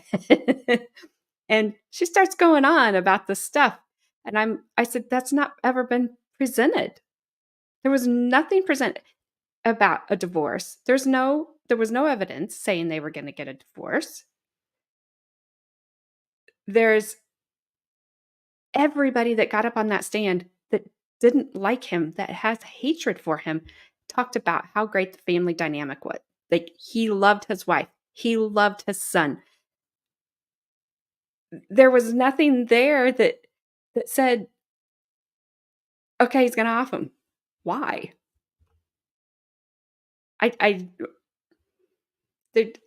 I'm glad I'm not the only one. I've been like not wanting to bring this up on here because some people are dug in on either side, and that's fine. It's fine. But when you have the investigator, the lead investigator, up on the stand admitting he lied at least, what was it, twice or 3 times to the grand jury to get it pat so the grand jury would say, yeah, we need to go to trial, that's wrong. The judge should have stopped it right there. And it's like everybody glosses over that. And I think that guy got Agent of the Year. So after that, and after I heard about the documentary, and after I heard about the stuff that was presented in the documentary that wasn't actually presented in court, that's the evidence you have to go by. I was done. Like, that's where I'm like, I'm not watching any more of these. And so that's why I haven't watched the Brian Koberger. I have watched, I've watched some of the Gabby Petito stuff because it's over. But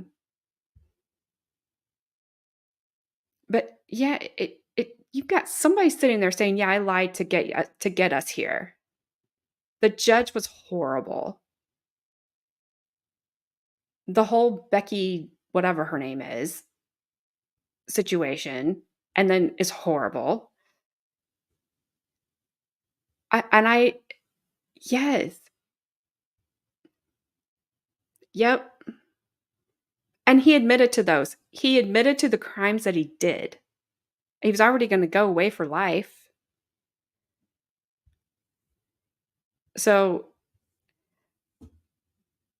but I just don't think he did that.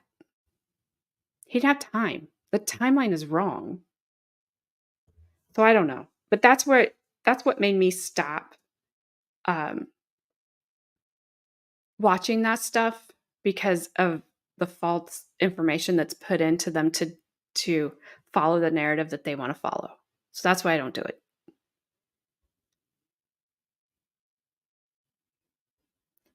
I don't know. I don't know, because that's tough.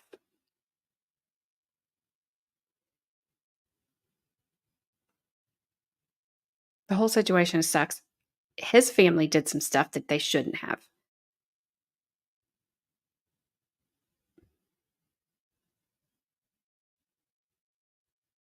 So, but I don't know, Katie. I don't have an answer for that one.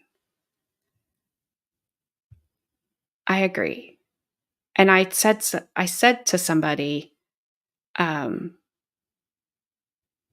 probably not. That's probably true. That's my gut. But I said something to somebody about what was happening in Murdoch, and they actually live in South Carolina. They just said, well, you just know he's guilty. I'm like, I don't know anything. I'm trying to watch the trial. It's messy. It's dirty. It's corrupt. And do you want to find yourself on the end of that judge, or on the end of those investigators? Because it won't go well for you. And they just kind of blew it off like, well, that would never happen. Okay. There's a lot of people out there that are sitting in jail that thought that would never happen.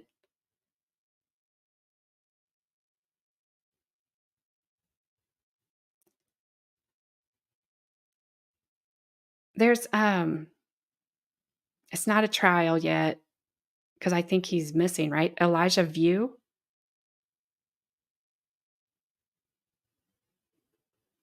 That's kind of, I've seen articles about it, and then I've kind of seen Court TV or Law and Crime, somebody's grabbed a hold of it. That I've kind of meant to look at.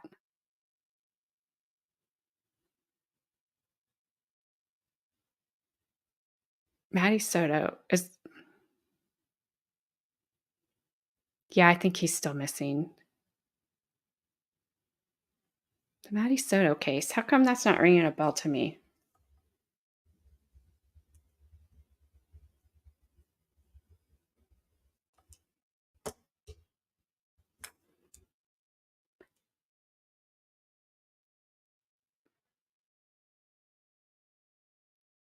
I'm sorry, I'm thinking. You guys get my thinking face. Yeah, that's sad. I just read a guy was just sentenced to life. They didn't go after. Um,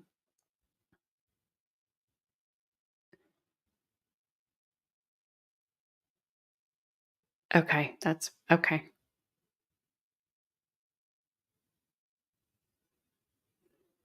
All these kids, man.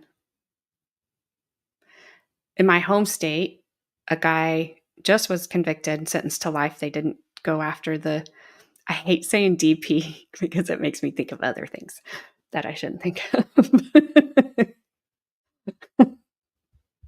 Clear the brain.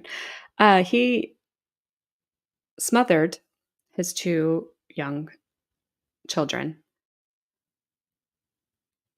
left them in their bed in Bellevue, Nebraska. I think they found him in California. So he was just convicted, and he told them he had no remorse, and he told them that he would do it again. So why they didn't go after the ultimate penalty, I'll put it that way, I don't know. But he thought about it for a while. He had plans. He got money, and then he did it. Just, I don't get these parents and these kids. If you don't want them, find another avenue.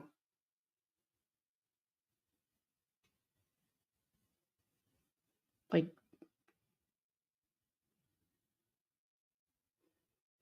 all right. I probably better get back to this creepy kid himself. He's making me angry today because he's so creepy.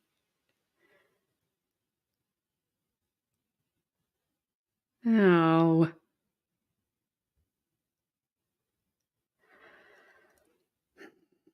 You know, and if you're a single parent, please be careful who you're bringing into your house. And believe your kids.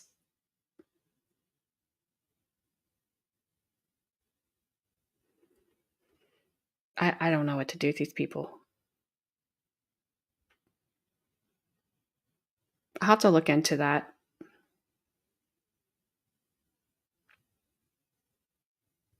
All right. Close to Creepy. what Ow, is a really tree, loud. correct?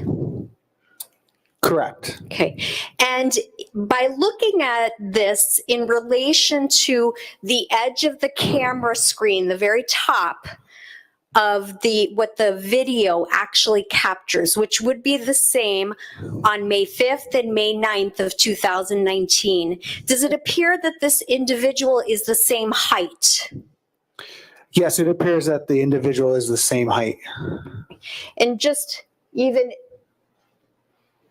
this last one also shows him fitting just under the frame of the view of the camera, right? That is correct. I would move for admission of Exhibit 102.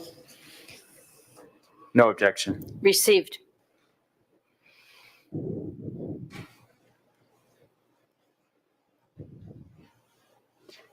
It probably even worse details we don't want to know that she just turned 13. Yep.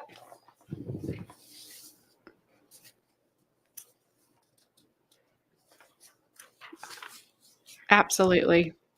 My son is getting ready to have a baby in Now, June or July. Detective Kennedy, as part of your investigation, Well, he's not. you're also aware that a handgun was recovered from a sewer in Racine, correct? Correct. I was there when it was recovered. And when was that recovered? I believe that was May 14th.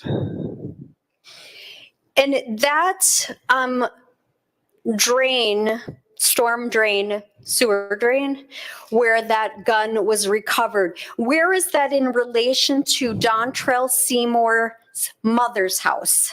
So Dontrell Seymour's mother's house is 2800 Anthony Lane. It's an apartment complex. It's approximately a block and a half around the corner, basically.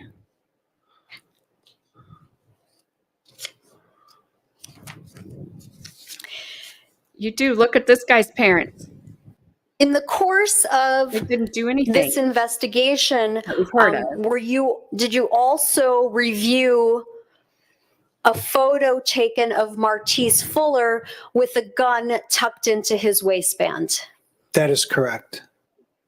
I would ask that Exhibit 1 be placed on the screen. That's my daughter. So Carmen and Gabby are scary. in reviewing this, in comparison to the gun that was recovered, did you compare the two? I did, yes.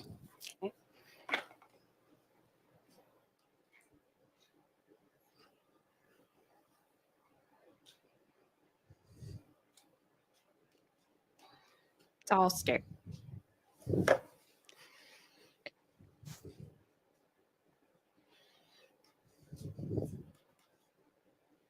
Half the time I'm just like, what is going on with everybody?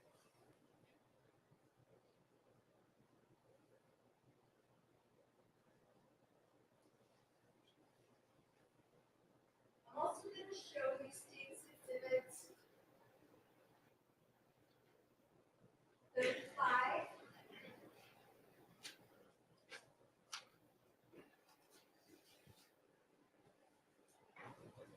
And exhibit 42. So exhibit 35, is that just a closer picture of the handgun, of the picture of Martice Fuller with the handgun in his waistband?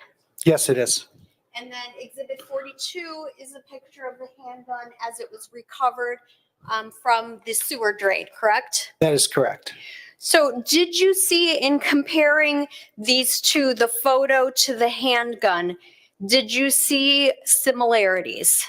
I did. And using the laser pointer, can you tell us what those similarities were?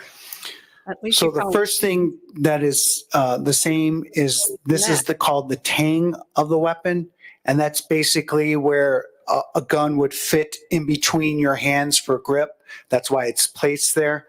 You can see that this tang in the gun in Martice Fuller's waistband, as well as in this picture of the gun that we recovered, is the same. Additionally, the butt plate of the magazine, or of the firearm where the magazine goes, so basically the end of the handle, is also the same.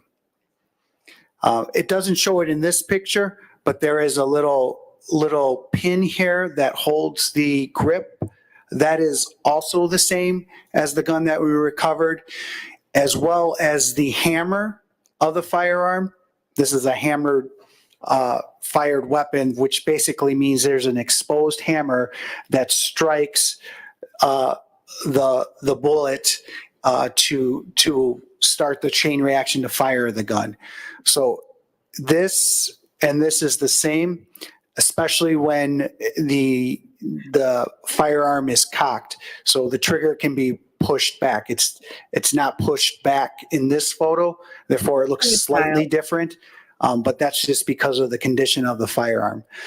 Additionally, there are serrations on the slide of the firearm that are the same. The serrations are generally put in place so people can grip the firearm when cocking it. So all those are the same to me. It appears to be the same weapon for those reasons. The color is also the same. This appears to be lighter in color, but that is just a light hitting the weapon, same as the light hitting the weapon here. This is all the same color. It's not a two-toned color firearm. And that pin, is that unique to this type of gun? Well, it's fairly common in most grips, but in this model, it's all going to be in the same spot. Okay. And I actually can see it on Exhibit 42. Can you not see it from your distance? Is it right here? Yes. Maybe from the light, I can't tell it, but it is right there then.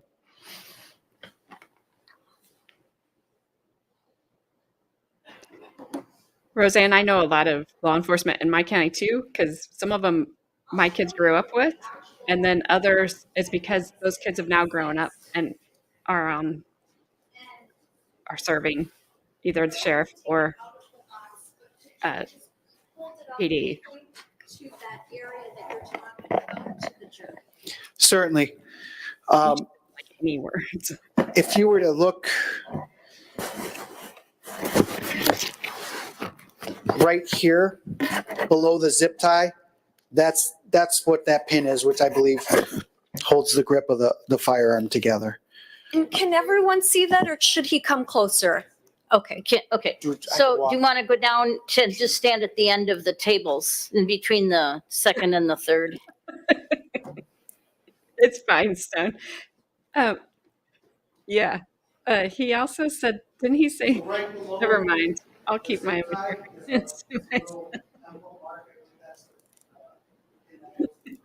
Move a little bit to this, yep, okay, yep.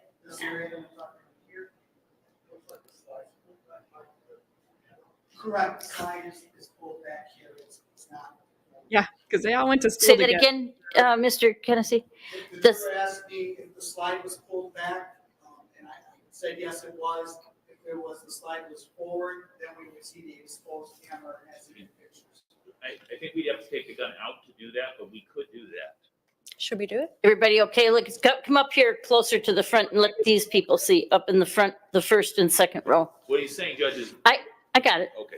I got it. It's not your This is courtroom the or part anything. that we were talking about right here.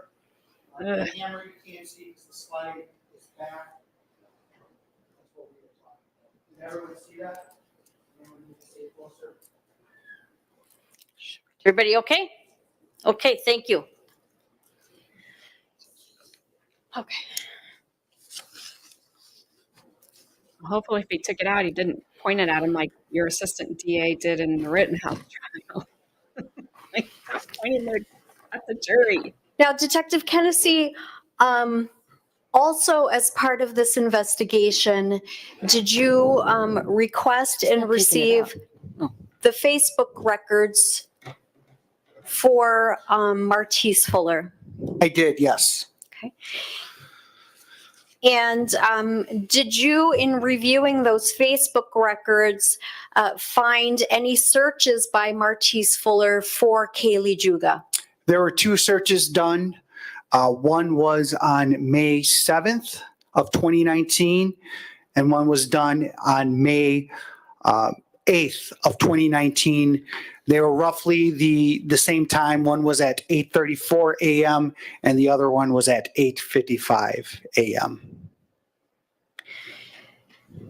Now, you said that you were present when that gun was recovered from the sewer drain, correct? That is correct, yes.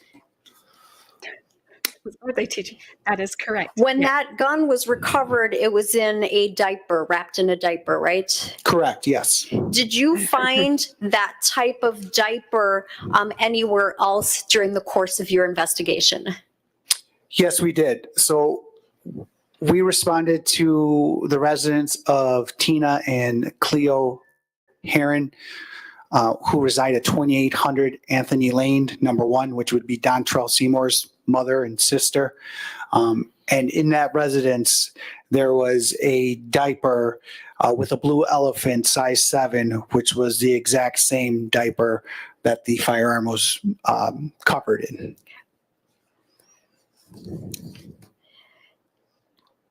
Now, when Martice Fuller was arrested on May 10th of 2019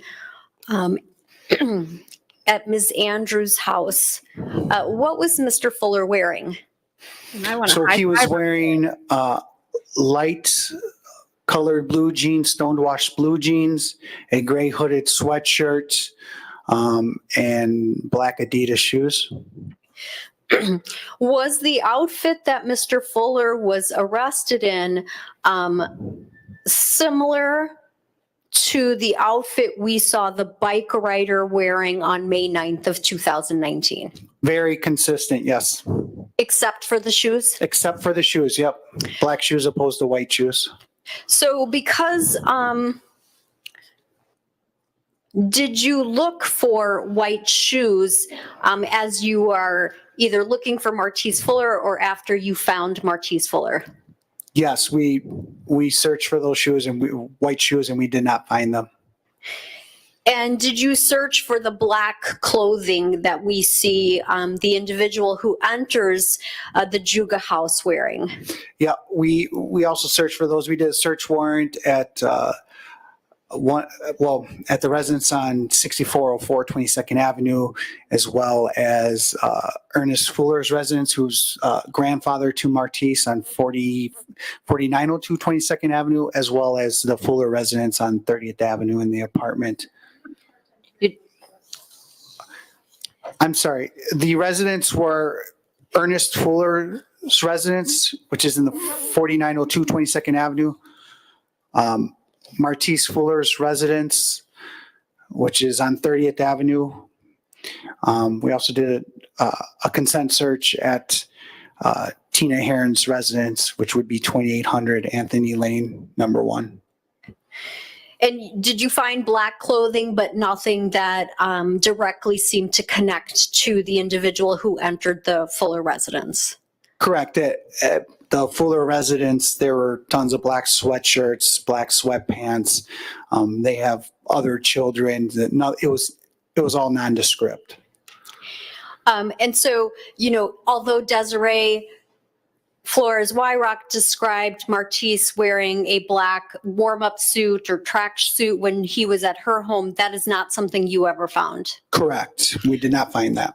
Was the backpack that we observed in the Stein video, the Fertney video, and the bike video from May 9th of 2019, did it seem that that was recovered? It was. At the time Martice was arrested at Aunt Shanice's house, he had that backpack with him.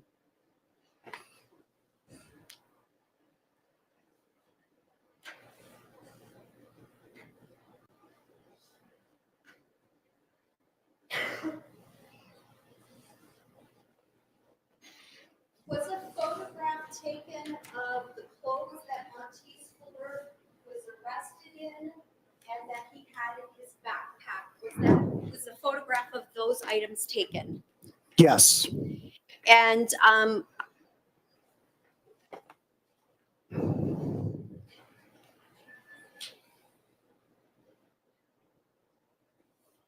ask them that the exhibit of that photograph be published to the jury. Mr. Johnson has no objection.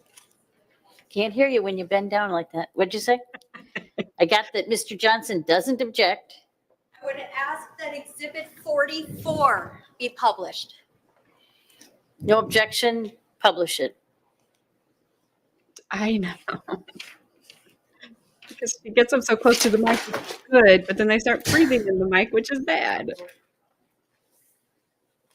So, Detective Kennedy, could you please just identify each of these items using the laser pointer? This is a gray hooded sweatshirt. This would be the stonewash color jeans. These are socks. That is a belt. I believe this is a t-shirt or an undershirt. This would be underwear and black shoes.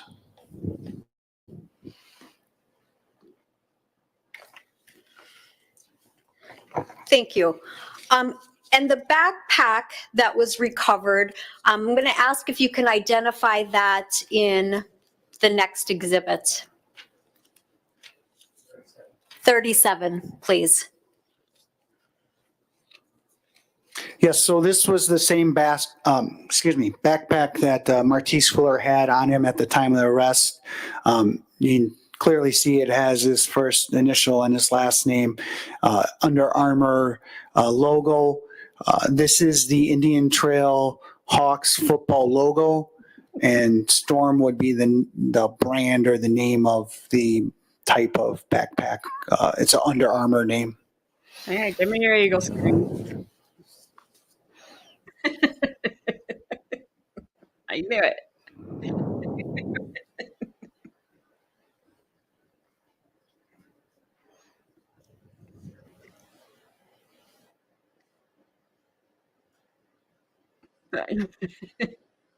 Like I said, I think Hamilton, is it Hamilton or Stormy? I think. I don't know.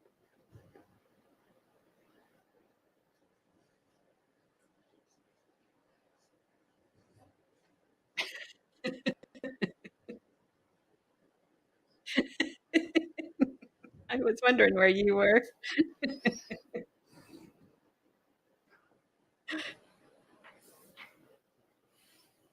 My oldest thing hates crows, and they land in our yard all the time, and she goes nuts.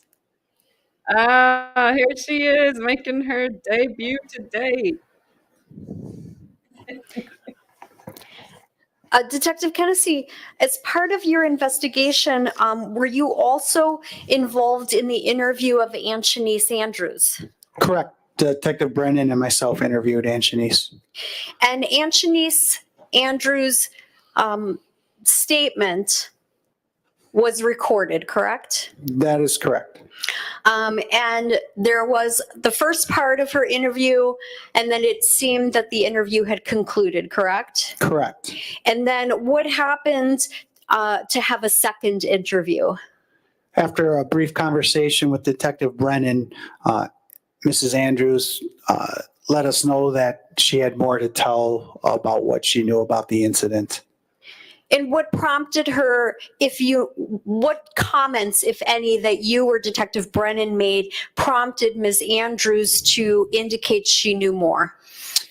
Detective Brennan indicated to Ms. Andrews something to the effect of, what would you do if this was your child that had died? Ms. Andrews then indicated that she had more information to tell us about the incident. What was her emotional state when or her demeanor when she indicated she had more she wanted to tell you after this comment by Detective Brennan? She was upset. She was tearing up. I mean, she wasn't bawling or crying, but she was emotional and she was tearing up, fighting back tears. So at the time that Ms. Andrews spoke to you, either in the first or the second interview, which were back to back, correct? Correct. There was 5 minutes in between, or a short period of time. Did you know that there was information from Alexis Furtney or Stephanie Juga or Jenny DeZoma that Kaylie had gotten mad at Alexis Furtney the morning of May 9th of 2019 because Alexis had let Martice Fuller spend the night? No, we hadn't had a chance to talk to any of those individuals at that time because they were so close after the incident. The investigation really was just starting. So that information is not something that you suggested to Anshanice Andrews? It would have been impossible for me to suggest because I did not know it at the time. And when Ms. Andrews told you that Martice said that he had been dropped off by a friend who had been driving him around, did you know that fact to suggest to Anshanice Andrews? No. And did that information come from Alexis Furtney? Yes. And again, you were not talking to Alexis Furtney when you were talking to Anshanice Andrews? No. And when Ms. Andrews told you that Martice Fuller said that he went to a park, changed into dark colored clothing, and was wearing white shoes, did you have that video that we saw from the doorbell or from the Pagliari residence at the time that Ms. Andrews told you this information? I don't even believe it was collected at that point. If it had been collected, I did not review it at that point, nor did really anyone. So that's not information that you would have suggested to Anshanice Andrews? Correct. And when Ms. Andrews told you that Mr. Fuller had been watching the Juga house for a long time, you again you did not have these videos to know at what time he passed by on the bike and what time the person entered into the Juga residence, correct? That is correct. And when Ms. Andrews told you that Mr. Fuller had jumped a few fences and had a bike, you also did not have that video because it shows this, it's the same video, correct? Correct. It's the same video. We did not have it. Say that last word that you said. It's the same video. We did not have it. We had not collected it. The same, it would be the same video too, where you would be able to verify that he snuck into their house the way he told Aunt Shanice Andrews. Correct. The fact that Stephanie Juga and Kaylie Juga were home alone and were listening to music in her room, is that something that you suggested to Aunt Shanice Andrews? No, at that point in the investigation, we really hadn't got a complete statement from Stephanie yet. We would have known that Stephanie and Kaylie were home alone, but we had no idea that anyone was listening to music or what was going on at the time of the incident. And that Kaylie Juga was in her bedroom by herself, well, that's something you would have known, correct? Correct. But is that something you suggested to Aunt Shanice Andrews in order so she could give you a story that fit the evidence? No, it was not. When Aunt Shanice Andrews told you that Martice Fuller had planned on using 2 bullets because those bullets had the fingerprints of someone else who handled them, had you at that time spoken to Kyle Bowens? We had not spoken to Kyle Bowens. We had not recovered the ammunition from the Bowen residence at that time yet. So that's not something that you could have suggested to Aunt Shanice Andrews because you didn't even know about it for a few more days, correct? Correct. We weren't aware of that fact.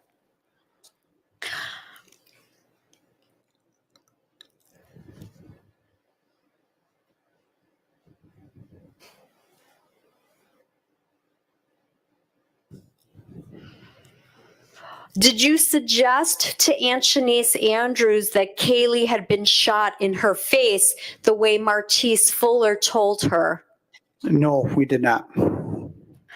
Did you suggest to Aunt Shanice Andrews that she should say Martice told her Kaylie's mom tried to close the door and when the door opened, he shot her?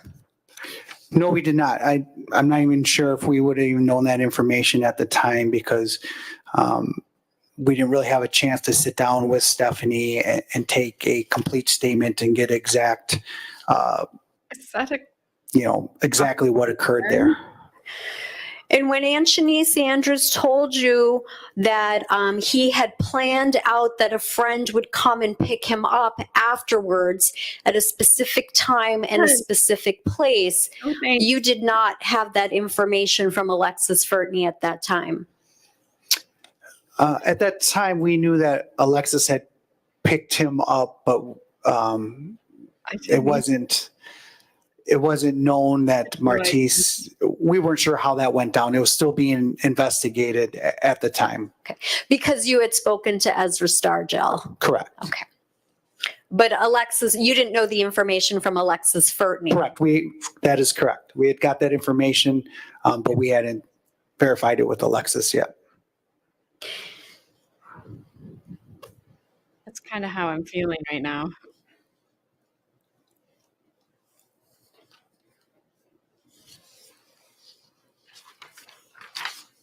All right, she's back to page 1. No, you know he's going to have something else to say. Okay, I'm glad I'm not the only one.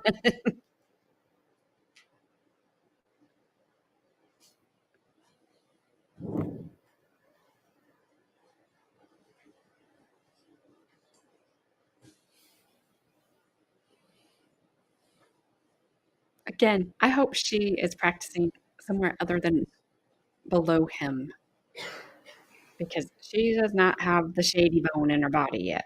and she doesn't need it. And that's a really bad way to phrase it. Never mind. Because we all know, never mind again. Karen's probably going, shut up, Mom.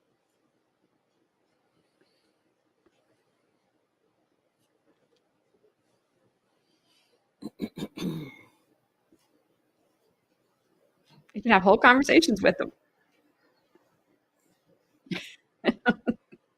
Again, me. Oh, she's turning pages again. No. That's good. I was going to say Gravely had the shady bone. Don't give it to her. That's what I was going to say. There you go. Yeah, he's like, say something else. I don't want to. During the course of the investigation, was Desiree, a person by the name of Desiree Flores Wyrock, spoken to? Yes. And did Desiree come to you? No, she did not. What prompted Desiree to speak to you? How did you find her? Why were you looking for her? So we had gotten information through the Facebook messages, the communication between Martice Fuller and Desiree. So we had to track her down and speak to her about it. And did she seem terribly interested in talking to you? No, she was not. If memory serves me correct, we had to spend a significant amount of time to track her down and go to her house a few more times. She wasn't really forthcoming at all. So we really had to convince her to speak with us. Or he's probably like, if you don't, you have to go to dinner with me tonight, and I will never stop talking there.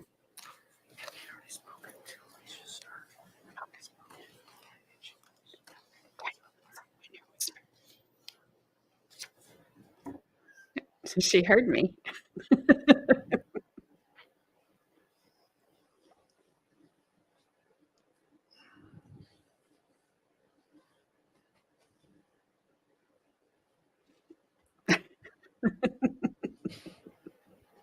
You want to go to dinner? I don't have any further questions. Yes. Okay, I'm going to suggest that we break for lunch and come back at about 1 or a little after 1, depending on how fast we get everybody back in.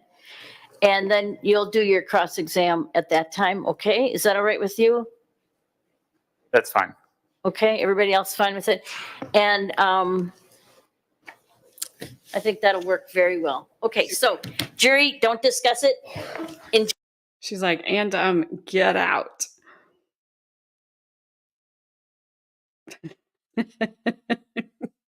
I will not shout you out of the restaurant.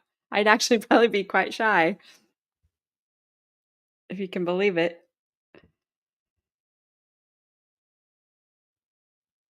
All right. So we got some cross-examination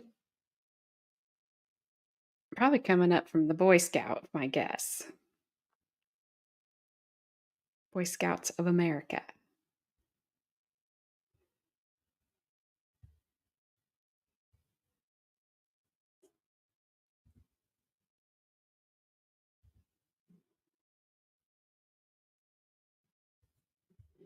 They always come in so loud.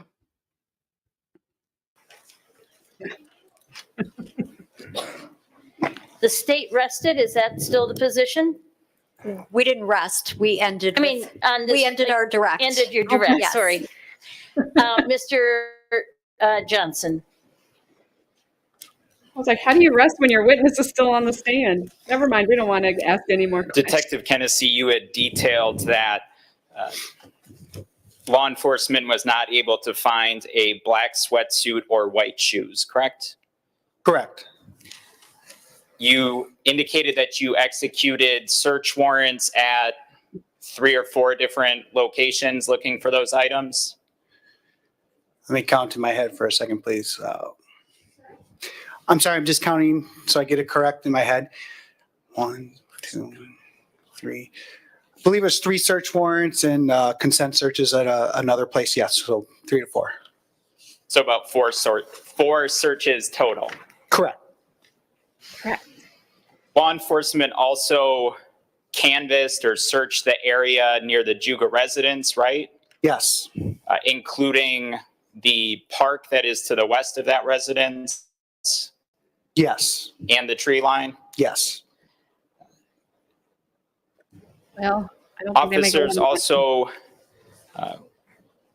would have looked for, besides the clothing, any other types of evidence such as bike tire marks in the park, right? Yes. Or in the wooded area, Yes. or evidence that perhaps a bike had been laid down in a certain area on the ground. Well, based on how that area was, I don't think you'd be able to tell if a bike had been laid down, just from my recollection. Now, you indicated that that park was pretty wet, right? Yes. It'd still be hard to tell There if was a bike. also a canvas or a search in the area of Ezra Stargill's home, right? Yes. And again, no evidence was recovered in that area. The bicycle was recovered. Other than the bicycle, there was no further evidence. Keep your voice up at the end of your sentence, okay? I apologize. Okay. Uh-huh. That's a good one. I like You it. talked about reviewing some Facebook records. Included in those Facebook records showed that there was contact through Facebook between Martice and Kaylie after January 23rd of 2019. I believe that is correct, but I'm not sure about the date after January 23rd. I know they had contact around that time. You're not sure about what specific date after January 23rd, 2019 they had contact, or you're not sure if they had contact over Facebook after January 23rd of 2019? No, I believe they did have contact after that date, but I'm not sure the exact dates, if Okay. it's January 23rd or what date. But you believe that they had contact Yes. over Facebook after January 23rd? Yes.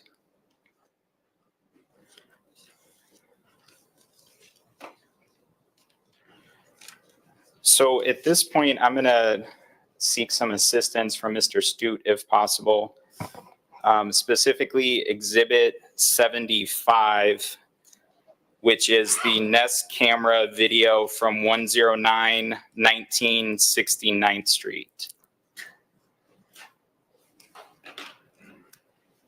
And Detective Kennedy, this is a video that you had described during your direct examination, correct? Yes. And I'm going to ask Mr. Stute if he can pull up the file that says 2 p.m. on the file name.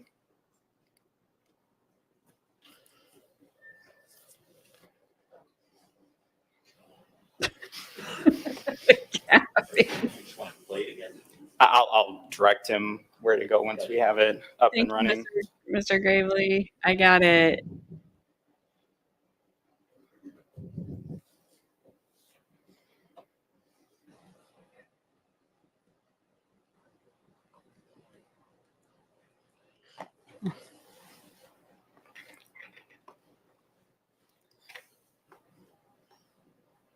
And the video, it says over in the left-hand corner, 5919, which would be presumably 5/9 of May 9th, 2019. I'll take your word for it because I can't read it from here, but Okay. I don't doubt that. Okay, if it says 5/9/19, you'll take my word for that? Yes, sir. Okay. Because you are a And boy. then it says 2 p.m. to 3 p.m. Yes. Okay. And if Mr. Stute, you would be so kind to go to 54 minutes and 30 seconds in that video.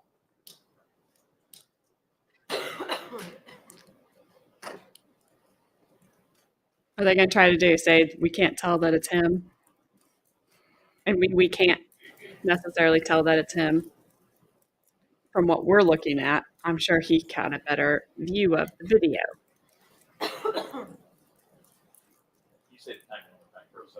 54 minutes and 30 seconds.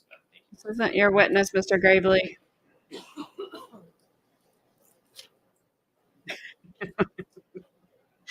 stomach always starts growling when I get on here, and it's so loud.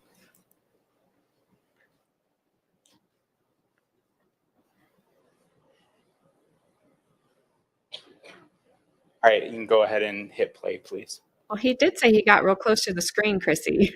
Made me laugh when he said that. I got real close to the screen. Why didn't you just enlarge it? All right, and could you pause it then? And detective, at about 54 minutes and 37 seconds, it appears that there's someone on a bicycle that goes from left to right on the screen, correct? Correct. Yes. And that person appears to be wearing a gray sweatshirt. I can't see the person as I'm sitting here. Mr. Stu, go back and maybe pause I that. think he did. It was just phrasing of it. It was funny. If we could go to, so it'd be around 54:37. I got real close. You can just let it go. I know how that gets tricky eventually. We can just go back in 10-second increments. I think we just let it go. I think we're gonna spend more time. This is why he gets on my And nerve. then Not the only reason. pause right there, please. So it appeared to be someone with a gray sweatshirt, correct? Correct. Dark colored backpack. Correct. And that person, based on the direction they're going, they'd be going eastbound, right? Correct. Those are all of my questions. I probably say that word in my sleep. Correct. Correct. Miss Gabrielle, anything? No.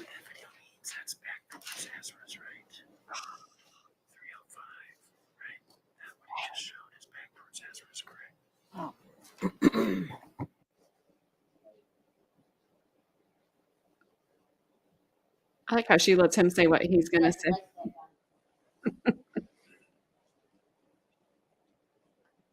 Then she mutes after he says it.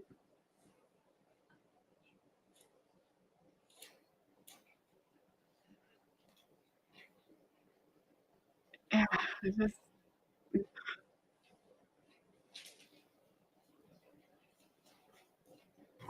Detective Kennedy, the direction that that bike is going, is that towards Ezra Stargell's house? That is correct. questions, I guess. And the distance between the Juga house and the Stargell house, what is that if you take the route that we previously described past the park line, past the doorbell camera? It's approximately 0.7 of a mile. It's less than a mile. And do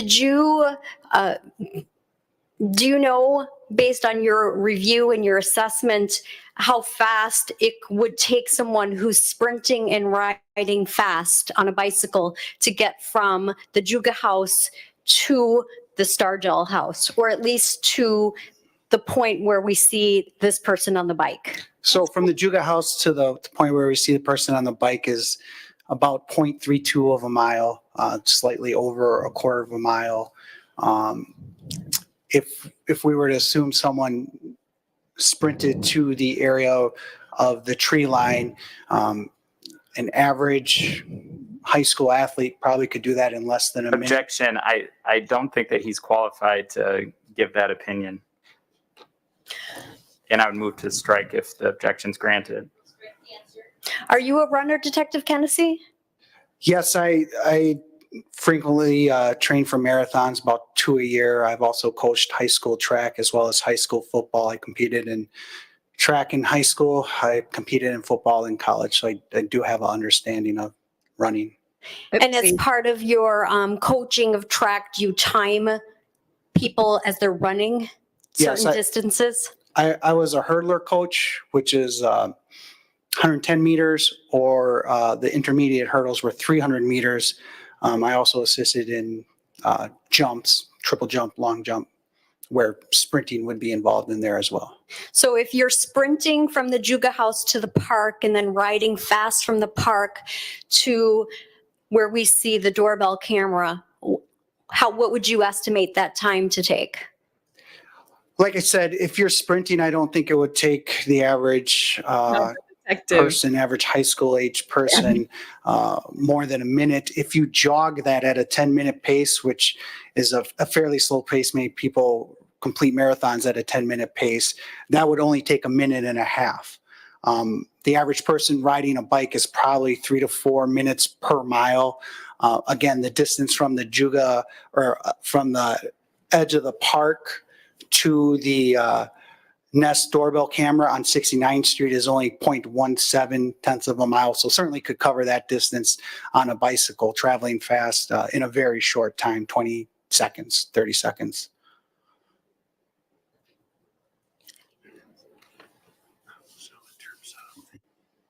Ugh, he always has something else. I'm sorry, I forgot those. Now, you were asked some questions about your search for the black sweatpants and the white shoes. You did not, or Mr. Fuller was arrested at approximately 5 a.m. on May 10th, 2019. Yes, And You're right. this shooting at the Juga house happened on May 9th at about 3 p.m. correct. So how many hours is that in between? 3 p.m. to 5 a.m. is what, 14 hours? And you know from the testimony that Martice Fuller was driven from a home on 22nd Avenue in Kenosha to various points in Racine where he finally ends up at Aunt Shanice Andrews' house, correct? Correct. And the gun is found in a sewer drain in Racine near Dontrell Seymour's mother's house, correct? Correct. So did you check every garbage can between Kenosha and Racine along the various routes that you could take to look for the clothing and the shoes? No.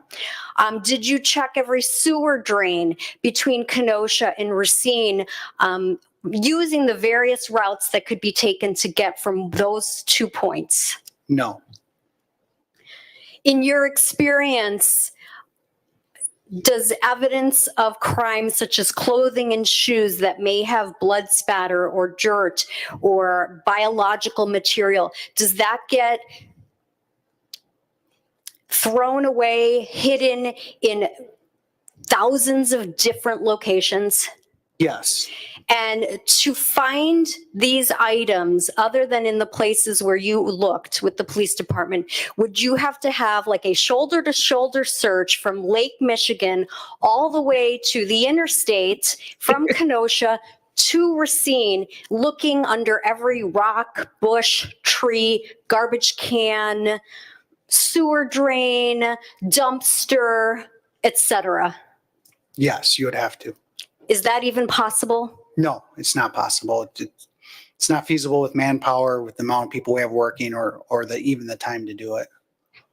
I don't have anything further then. Just a couple. So to be clear, though, in regards to the video we saw at 54:37, the person on the bike you indicated is going towards Ezra Stargill's house, right? Correct. Yes. Or it's going east, I guess, right? Yes. Which is away from the Juga residence, correct? Yes. In regards to the clothing, you wanted to find the clothing, right? The black clothing? Black clothing and white shoes, right? Absolutely, yes. And you worked hard to try and make that happen, right? Yes. You didn't find them. Correct. That's all I have. Back to the park as well, right? At 2:05, he could have. Yes, and then we went over here and did this and that.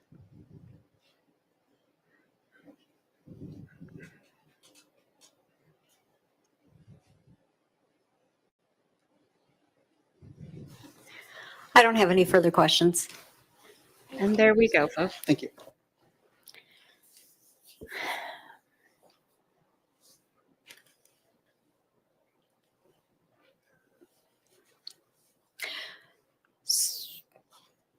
So subject to the admission of the state's exhibits, we would rest. There are several exhibits we'd like to move into evidence. Okay, so let's go through what you want to move in as evidence. The state rests. So I'm just going to go through them all. I don't know if they've all been received already. Okay, so just so we all have Okay. it all. Yes. Would it be easier to go through what hasn't been received? No, let's No. just go through everything you want received, because that'll give, it came in at different numbers and it'll give them an idea of what is, I mean, everything pretty much that you've shown us is going to be moved, but okay, go ahead. Okay, Exhibit 1, which is a photo of Martice Fuller with the gun tucked into his waistband. Exhibit 2, which is a photo of Kaylie Juga. I'm muting her for a minute unless you guys just really want to know all these exhibits. I lost my sense of direction when we moved to Indiana. I have been completely turned around, and I have been here since spring of 1986. Nebraska was easy. And I know everybody's like, well, it's flat. We actually lived in kind of a hilly part, but still, I knew it. Here, I'm completely backwards. When I'm going east and west, I think I'm going north and south. My mom was the same way. I don't know.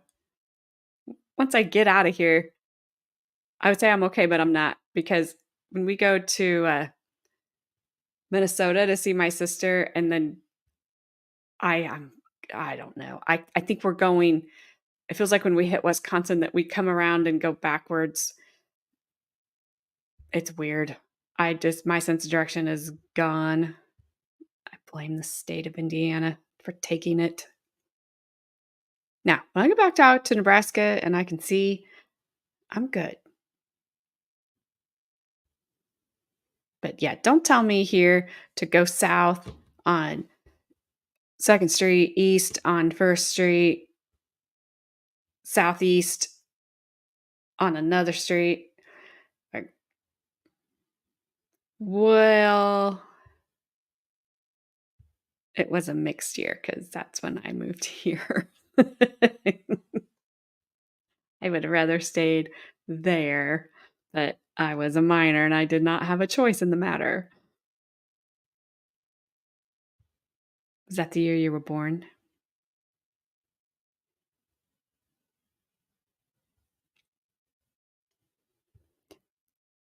Yeah, I just can't hear.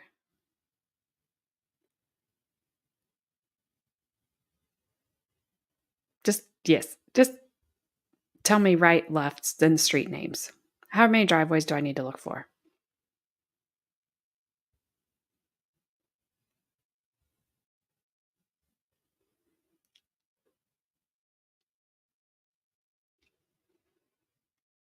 Waiting for Gabby. I want to know why 1986 was a good year.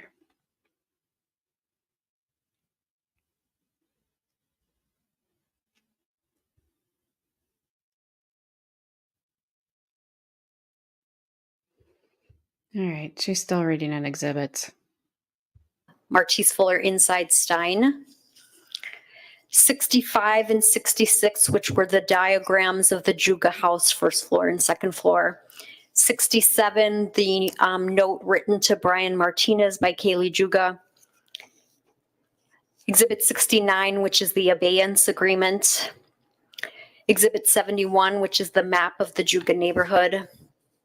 Exhibit 72 is the 911 call made by Stephanie Juga. Exhibit 73, which is the video from the Fertney home. 74, the video of the Juga home from May 5th. Exhibit 75, which is the nest video of the bike to and from the Juga home. Exhibit 76 is the video of the Juga home on May 9th of 2019. Then 77, 78, 79, 80, 81, 82, 83, 84 are all shell casings. 77 was the fired projectile. 85 is the unfired round. 86 is the shell casing. 87 is the ammunition. 88 is fired projectile. 89 is a Facebook Screenshots. 91, 92, 93 are the recovered projectiles from the autopsy. Exhibit 94 is the CV of Dr. Kelly. Exhibit 96 is the gun. Exhibit 97 is bullet recovered. Exhibit 98 is a screenshot. Exhibit 99 is the crime lab report. Exhibit 100, the magazine from the gun. Exhibit 107 is the bike. Excuse me, not 107, 101. Exhibit 102 is the comparison photo from the Pagliari camera from May 5th and May 9th of 2019. We have streets that, not where I Is live, it? the next town, that you go up, you go over a block, and you go back, and you're still on the same street. But I'm like, you went down a block. Okay, that's it for your, Ms. Scheidegger or Mr. Johnson, anything that you are adding to that? No? And we would ask the clerk if she sees anything else that she believes was introduced that we did not list, just in case we missed something. There's a lot of them. There were a lot of them. Number 53 and 18. 53 and 18, look at those. Can you say what they are? If you have it listed. 53 is a screenshot. A screenshot of a text message. I did ask that that be moved into Okay, evidence. 53 is in. 63. 63, Yeah, that's It's like, a screenshot video of Juga House on May 5th. and that's in. 0 cents. I don't. Or no? think- I don't, No, we don't have it marked. Okay. yeah. Okay, so it's not. What about, what'd you say, 15? Number 18. 18. What about 18?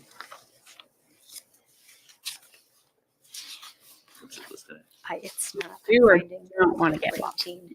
It stops at 17 and then goes to You 19. have it as. Maybe they did it on purpose. Photo of blood under carpet. Oh, yes, that one too, please. In, Thank you. okay. That's it? Everything else is in, basically? Number 90 from the defense is what? A statement? Oh, that was Martin just used to Torres' refresh. statement. Right? Yes. That's not, you're not moving that in. 90. She said the statement of Martin Torres.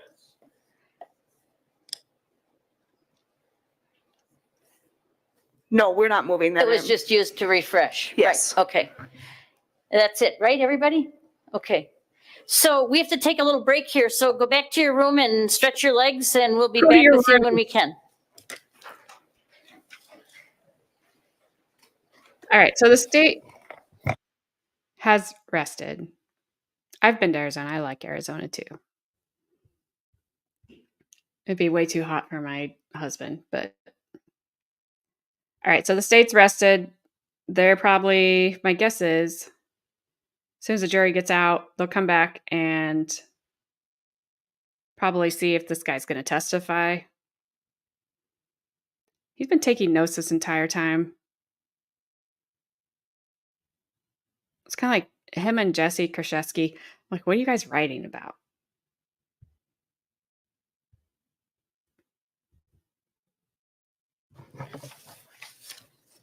Mr. Gravely? No argument by the state unless the court wishes. Nope, Uh, I'm gonna do that. The motion to dismiss for, If he just asked it, he didn't even like. Have further argument to make. Mr. Gravely? No argument by the state unless the court wishes. No. The motion to dismiss for lack of sufficient evidence for a reasonable jury to find that Mr. Fuller has committed these offenses is denied. There is sufficient evidence at this time if a jury were to use it. So with that, you need to go do a conference at the moment, right? If we could have a few moments. Sure. Yes. Sure, you can. And it won't be very long, so we'll just relax here. If you can move about if you want, but we'll just relax. I don't think he made an argument. Where's Gravely going? You gonna go ask him if he's gonna testify? Hey, if you're not, I'm gonna violate your Fifth Amendment rights, just so you know. Or at least try to.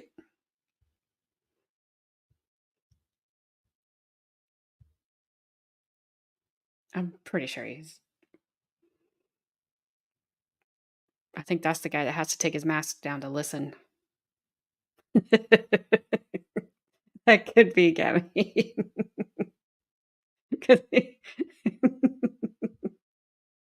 That very well could be. I'm just glad he didn't read all those exhibits in. It was bad enough listening to his stipulations being read in. Oh, are we going to get to hear from him?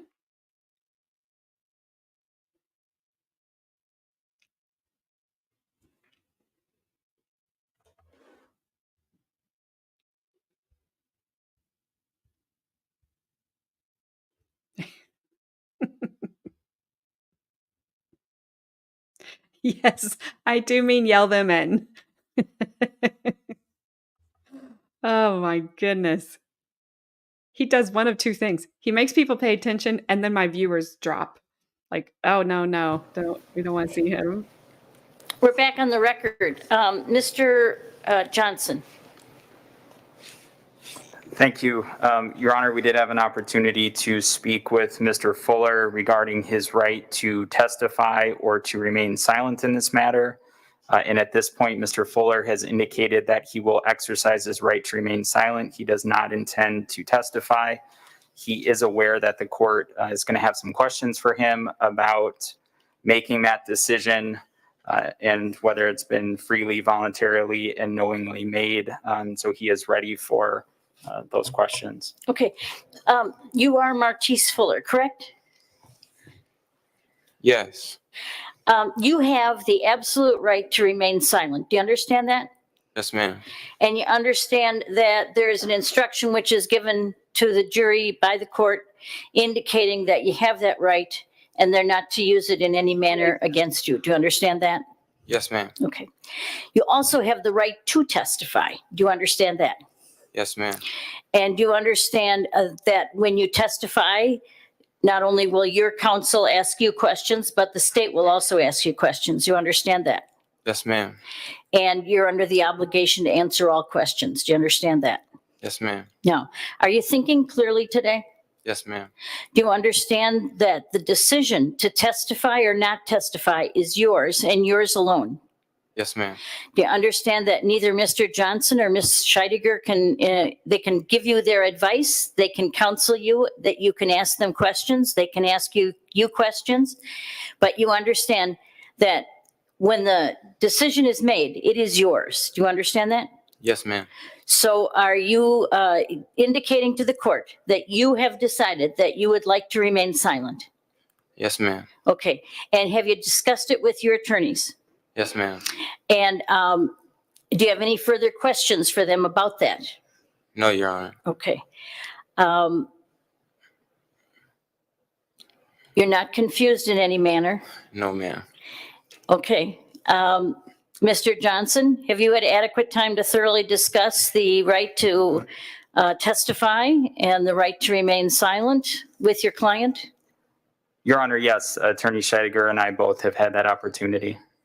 And are you satisfied that he is knowingly, freely, and voluntarily deciding to remain silent? Yes. Do you feel that you've answered all of his questions on that subject? I do. Okay. Ms. Scheidegger, you feel the same way? Yes, Judge. Okay. Any other questions, Mr. Fuller? No, Your Honor. Okay, the court will find that Martice Fuller has knowingly, freely, and voluntarily asserted his right to remain silent. And it is a knowing decision on his part, and he understands it is his decision and not that of his counsel. Okay, with that information, I think the jury should come back. You will indicate that you are not calling any witnesses. I'll admonish the jury not to discuss the case with anyone, not even among themselves. We will then go into a conference on instructions. And tomorrow morning, we'll do closings and instruction of the jury, if that's all right with all of you. That's fine with the state. That's fine with us as well. Okay. Okay, so we need to have the jury come back. What you can do, Mark, first, is you can collect their notebooks. She was nice enough to let them Can you have some. text Connie and say we're ready for them? Come on, We're gonna Connie. text Connie and tell her that they can come. Oh, is she in here? Oh, I thought she was out. Yeah. Kind of like Shonda's judge wanted to do after the prosecutor's rebuttal. He was like, And what would very- you say? Should we start at, should I tell them to be here? Should we say 8:15 again? So we get moving? Yes. Okay. Okay, so we'll tell the jury 8:15 and hopefully by 8:30 we'll start.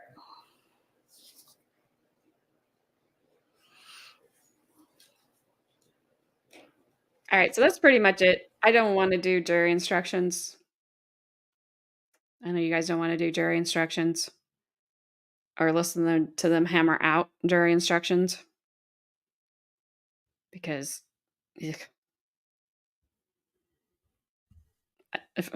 well, I don't know that I'd ever get chosen to be on a jury now. What do you do? I watch trials on YouTube. Get out.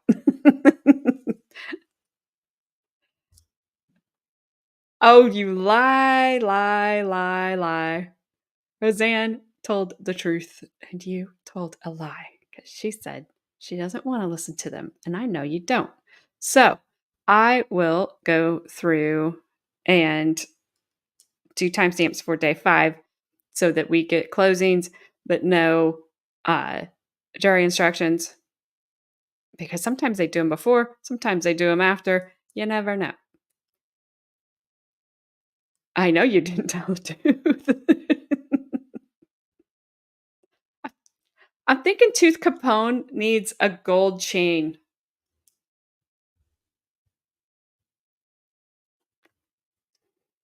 And obviously, like, dead eyes. To stare down old Lollipop. Yeah, for sure.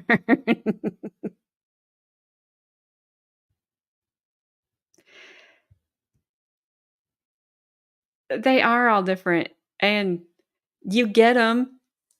They go I mean, I guess the judge has to go through them so then they know that both sides know that the jury, that's what they got. But they get them when they go back to the jury room. It's not like you can't refer to something. It's so boring. And the Daryl Brooks trial, which you have to read 69 charges. Like, oh my gosh. We get it. Ditto to number 2. Because I think there was only a couple in there that were different. Yes. Absolutely. All right, so I'll get the timestamp for Wednesday. We'll probably, I would doubt closings are very long. I mean, depending on who does the states. The state's opening was an hour and 40 minutes, an hour and a half. So I don't know who's doing it. If he does it, just get prepared to get yelled at for an hour plus. I don't think the defenses will be very long. Hopefully, I honestly would rather hear Boy Scout do it than her. So we should finish this up on Wednesday, unless something weird happens in day 5 that's going to surprise me. I haven't looked at it yet. And then we got to figure out what we're going to do Friday. So I did find a little funny piece of information. It's not funny, haha. It was shocking. It shocked me a little bit. I was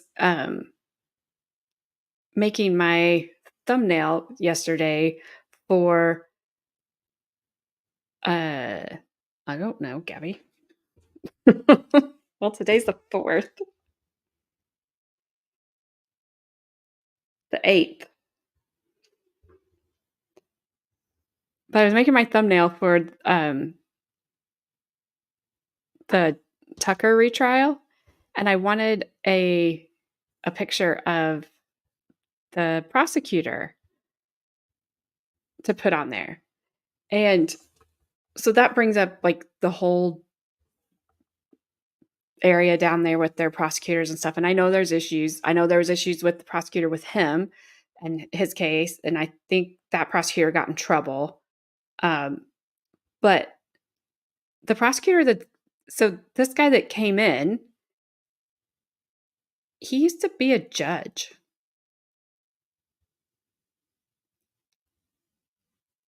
And so a bunch of the prosecutors left and they didn't really have anybody. So this guy comes in, I haven't looked into it like super in depth because I saw where he was running for a judge in Miami-Dade County, I guess.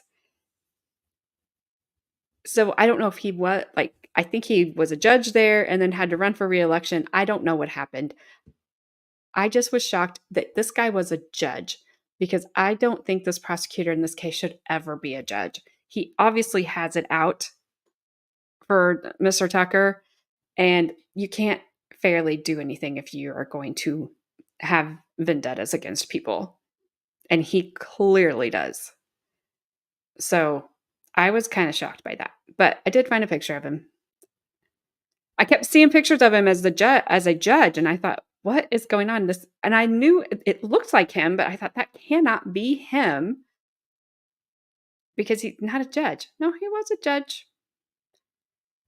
So his last pretrial hearing is the 11th.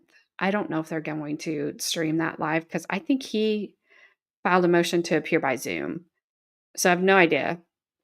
And then we should know on the 11th, we should know when the trial's going to restart.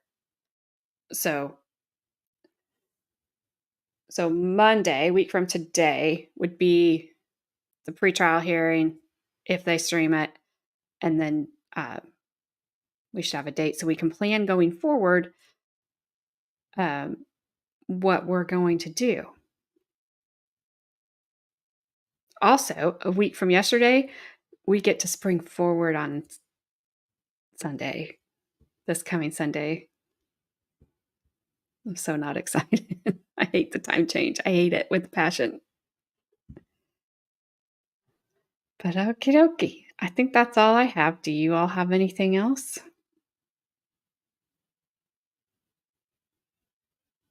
So I don't know. We'll have to see.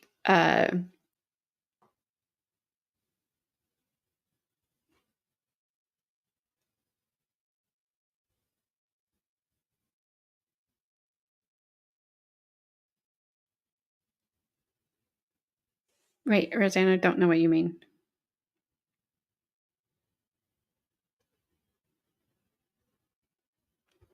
I'm tired today too, Gabby. It's because it's skunk mating season and I have to keep my dogs inside and they wanted outside. And then my youngest Dane was very wound up coming back inside when I was trying to go back to sleep. I just decided to sleep in the recliner so not to bother my husband. And she came and laid her head on me and about tipped me over, which woke me up very much so. But yes, so when I finally did fall asleep, I really had a really bad dream. It was probably about Gravely. He was probably yelling at me.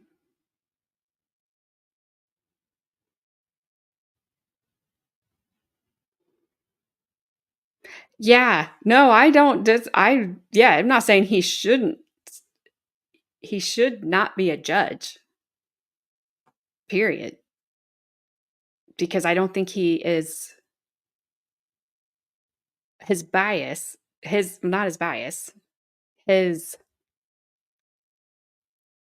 Are you talking about the Cruz case? Did she? I know she stepped down. Did she go back to be a lawyer?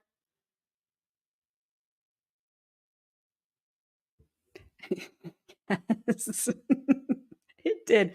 I think I was probably really talking in my sleep last night because it was one of those really vivid dreams, and it was a guy walking around in my house and messing up my stuff.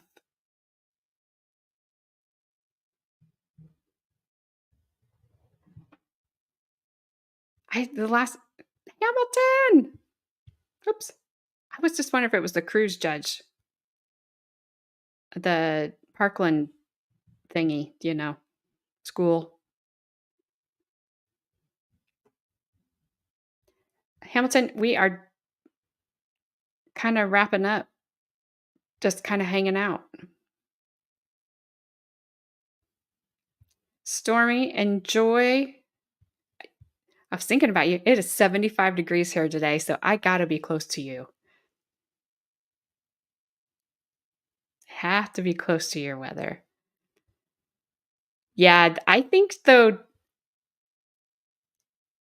didn't she kind of get a little bit of pushback for the way that she handled the defense in the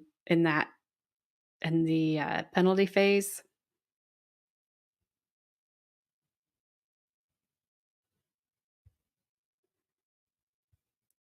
All I'm saying is if you can't, he clearly has it out for Mr. Tucker. You can't be in a position of being able to, or you shouldn't be in a position of being able to put somebody away for life, either as a prosecutor or a judge, because you don't like something. You don't like somebody. So that's all I was saying about him. It just surprised me that he was a judge. He shouldn't be a judge.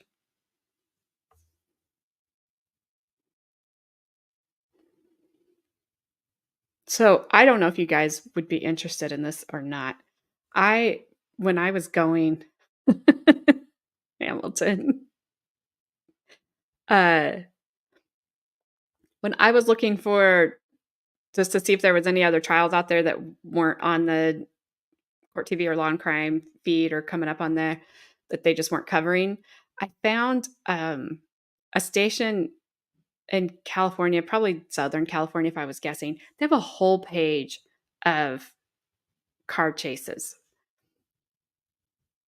I didn't know on Fridays when we just kind of need to kill some time and just have a laid back kind of day, if that would be anything you guys would be interested in watching.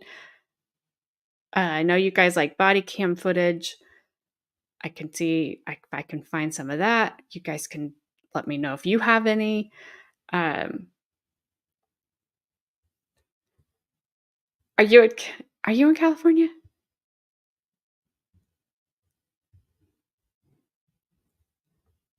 I did not. I guess I never asked you where you were. That was rude of me. Which part of California?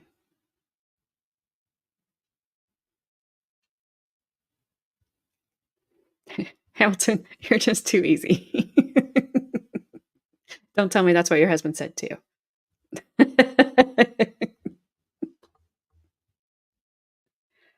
Orange County? My parents used to live in Orange County.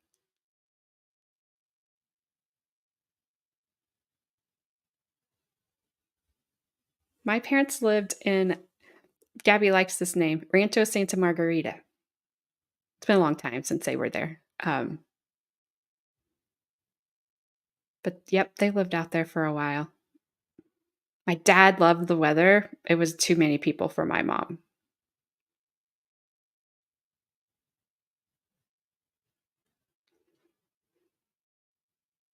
I do not know what NoHo is. It sounds like a street that certain women aren't allowed on.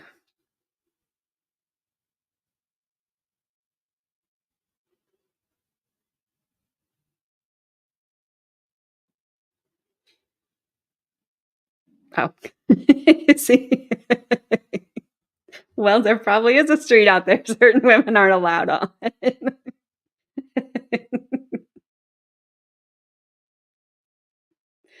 Okay, well, maybe we'll look at car chases on Friday. Just have some uh just nothing serious. We'll be done with this. And maybe just we've had a lot of seriousness going on. Uh we've got I wrote it down. So April 5th is Jesse Kraszewski's sentencing finally. And then May 9th. Do you know a time on that, Gabby? For Adam Montgomery's sentencing? I don't have a time on that. And I can look. I just haven't looked yet. I keep forgetting. It'll be a casual Friday. That's right. Well, I don't want to go on that street. I mean, I'd go on the street they're not allowed on.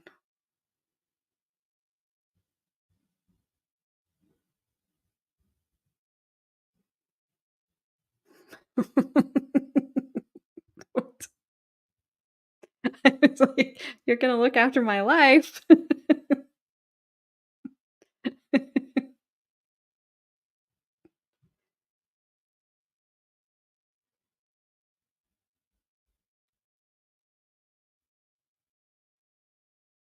Wait. What's the name of that one, Hamilton?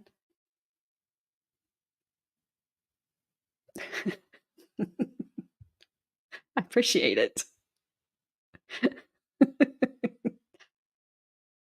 So yeah, old Jessie. She was the very first live trial I did. Yeah. I will not be rewatching that.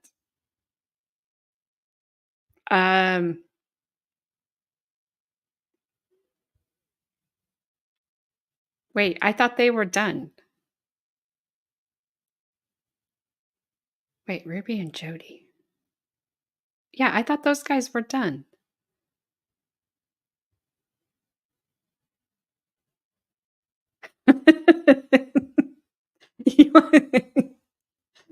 I'll write it down, Gabby. Do you guys want to hear something stupid?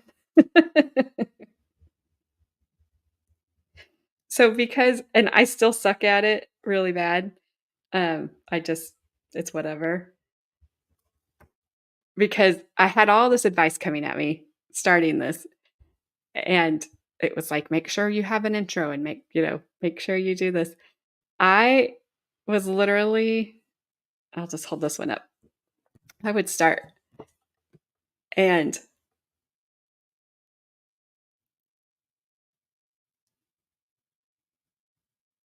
okay, I didn't know. I guess I just thought it was over.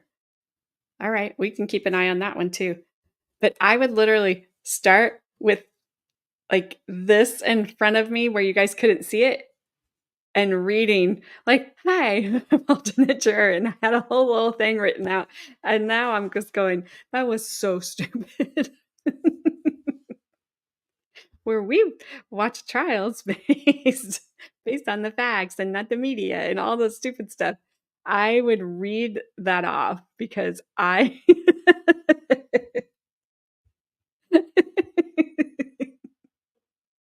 yeah, I don't know who I thought I was fooling. But thank you. I hope so. Because I didn't do I didn't do all of Jesse's stuff live. And Carmen was like, you have to just go live. And I said, you don't understand. It takes me 10 times to start when I'm just doing it myself. I start and I mess up and then I go back and I just keep redoing it over and over and over. I will not forget about him.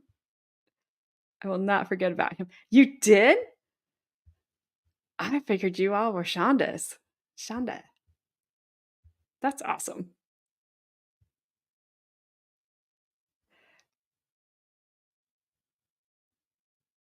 Yeah, that was back in November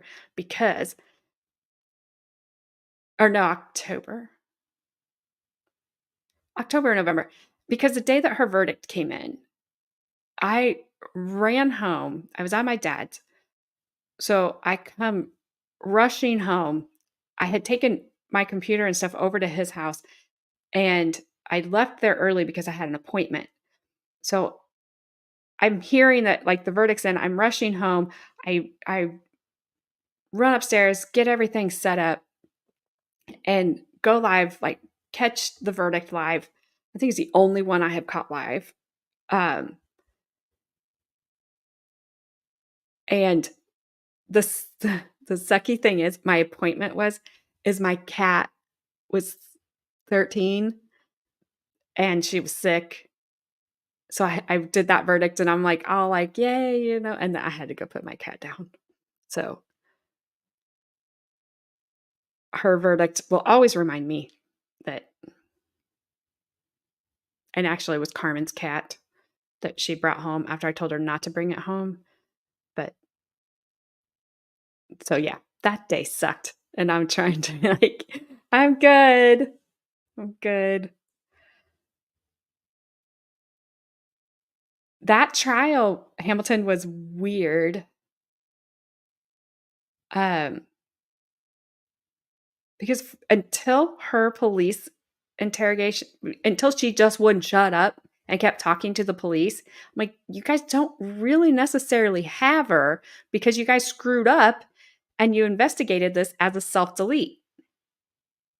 And so we will never know. Were there bottles of Visine in the trash can? Were there bottles of Visine around the house? Were there like, what do you have? Nothing. Well, then the dummy couldn't stop talking to the police. And then she goes on that stuff about it. She was her own worst enemy. So she goes in about, how Lynn would just drink eye drops or whatever. I'm like, nobody just drinks eye drops. And how Lynn had her bury the stuff in the park. And like, you didn't bury anything in the park. But if she just would have kept her mouth shut, she may have gotten away with it. That sneaky kid, I feel like I'm on Scooby-Doo. You would have gotten away with it if it wasn't for your own mouth, Jesse. Yep, they can't help it. She couldn't help it. Now, the financials on her were not good. I just did a summary on that because it was really long and it was very, very boring. But yeah, the financial stuff, she didn't look good on that at all. But doesn't make you an unaliver, makes you a thief. Yes. Ruh-roh, Shaggy. Jesse's telling on herself. So, but the cops messed it up from the get-go. They had to come around and fix it, and they did. I did not like, and I'm sure if you watched it, you saw, I did not like the way that Attorney Nikolai cross-examined their expert. And I know she's doing her job. But I don't like that. And she tried to blame him for things that were completely out of his control about the school or whatever that he went to that got unaccredited and all this stuff. I'm like, that doesn't have anything to do with him, his knowledge, or what he learned there. And I think he was a really, really smart guy. I think he probably could have hurt them. Attorney Galvez, the guy, defense attorney, I just wanted to watch paint dry every time he got up to speak. I didn't mind the female defense attorney. I didn't like the dark-haired prosecutor. He spoke so slow. Like, please just speed up your question. And the only thing I didn't like about the other male prosecutor was that he did not want to air that because he thought there would be copycat Visine people out there. I'm like, that's not, I'm just glad that Judge Mommy said, no, that's not going to happen. That's just stupid. But she said it nicer. Yes. I mean, so for her to put that out there, I didn't like that at all. But did you see, speaking of moms, Gabby, did you see Jesse's mother? Holy cow, that woman has ice in her veins. I think she probably should have just left town because I don't think her hands are clean either. But she just sat behind Jesse, just staring a hole in her. Like, you're not, okay, I guess we all show our emotions differently, but dang, woman. I think you benefited from your daughter. So I don't know. Yeah. If you guys haven't watched it, absolutely. That's what I said. I said that when the defense did his opening and said, no place in the world has this happened. I'm like, that's not true. I watched a show on ID and that's exactly what she did. And she admitted it and she's in prison. I think she was I think she was a nurse. You nurses. No, just kidding. But yeah, when you can't make a statement like that of this hasn't happened any other place, like nowhere in the world, like no, no, because that's going to be too easy to come back and say you were wrong. And he was wrong. So yeah, that guy was tough for me to watch. You think it was Jesse's idea or her mom's idea? Or Lynn's idea?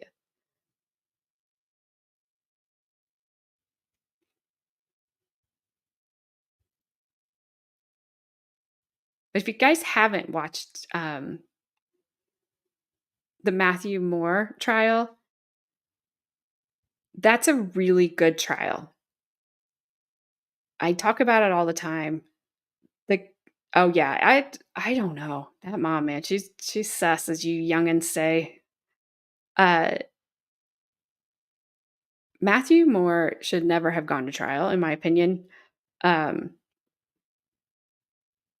he had the money for the defense attorney that he needed. Had he not have had that money, I don't know that he would have been, spoiler alert, he was found not guilty, as he should have been found not guilty. The police absolutely got tunnel vision on him, and it was so obvious. And he talks about it on Alternate Corner. They go over his trial, and Matthew Moore is there going through it and telling like what was happening at certain times.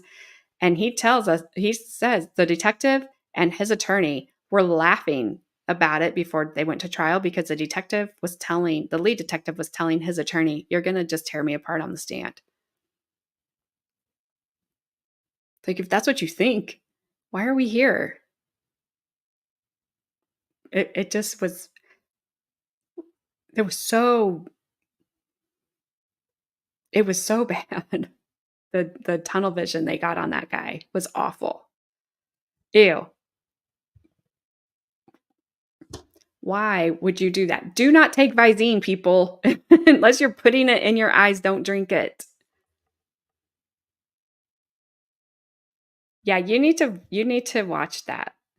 I think that was one case I thought the judge would give a directed verdict. And the jury can ask questions in that one too, which is really good. And they asked some really good questions. But I think he was reading the jury well enough that he knew getting a not guilty verdict from the jury was going to be better than him giving a directed verdict. And then you still have people out there that say he did it. And that's going to happen either way. But I agree it was better for him to get a not guilty verdict than get a directed verdict from the judge. But yeah, Diane Menashe, she's really good. She does a trial with watched it. Jose Baez, because I know you guys don't like him. He's the Casey Anthony defense attorney.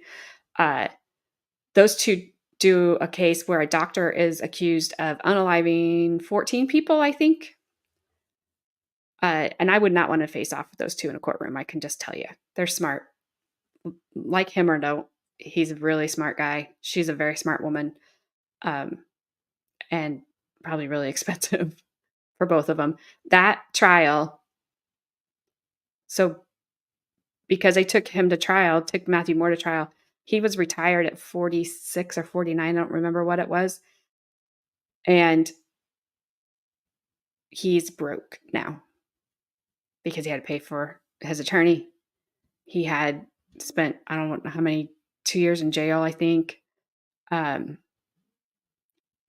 He has no recourse. That's what I think a lot of people don't understand. You can't just turn around and sue them because they accused you of a crime. They thought you did it. They thought that they had the proof that you did it. You can't just turn around and be like, okay, you guys shouldn't have ever accused me, so now pay me. So it just doesn't work that way.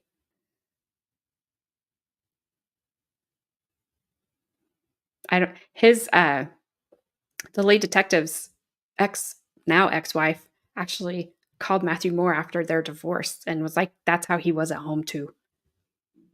He's just not a nice guy.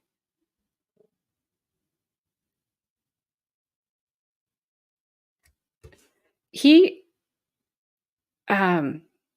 she the one that just got back to the States? Like had left, was living in like the Bahamas or something? And it was her, was he the Microsoft guy?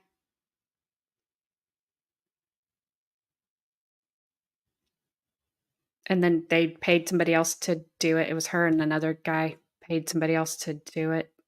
Is that the same one? Does not surprise me that he would be involved in that. She would have the money to pay him. Oh, Rich from Utah. Oh, Karen Richens, the one that wrote the book, like the children's book about grief after she supposedly unalived her husband and then writes a book about it.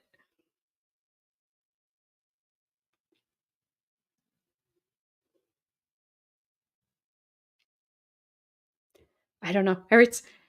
Every time. My husband and I, like sometimes he'll watch some of the crime shows with me and he's like, I could get away with it. And I said, that's what they all said. And he's like, no, I couldn't. I'm like, yeah, that's what they all said.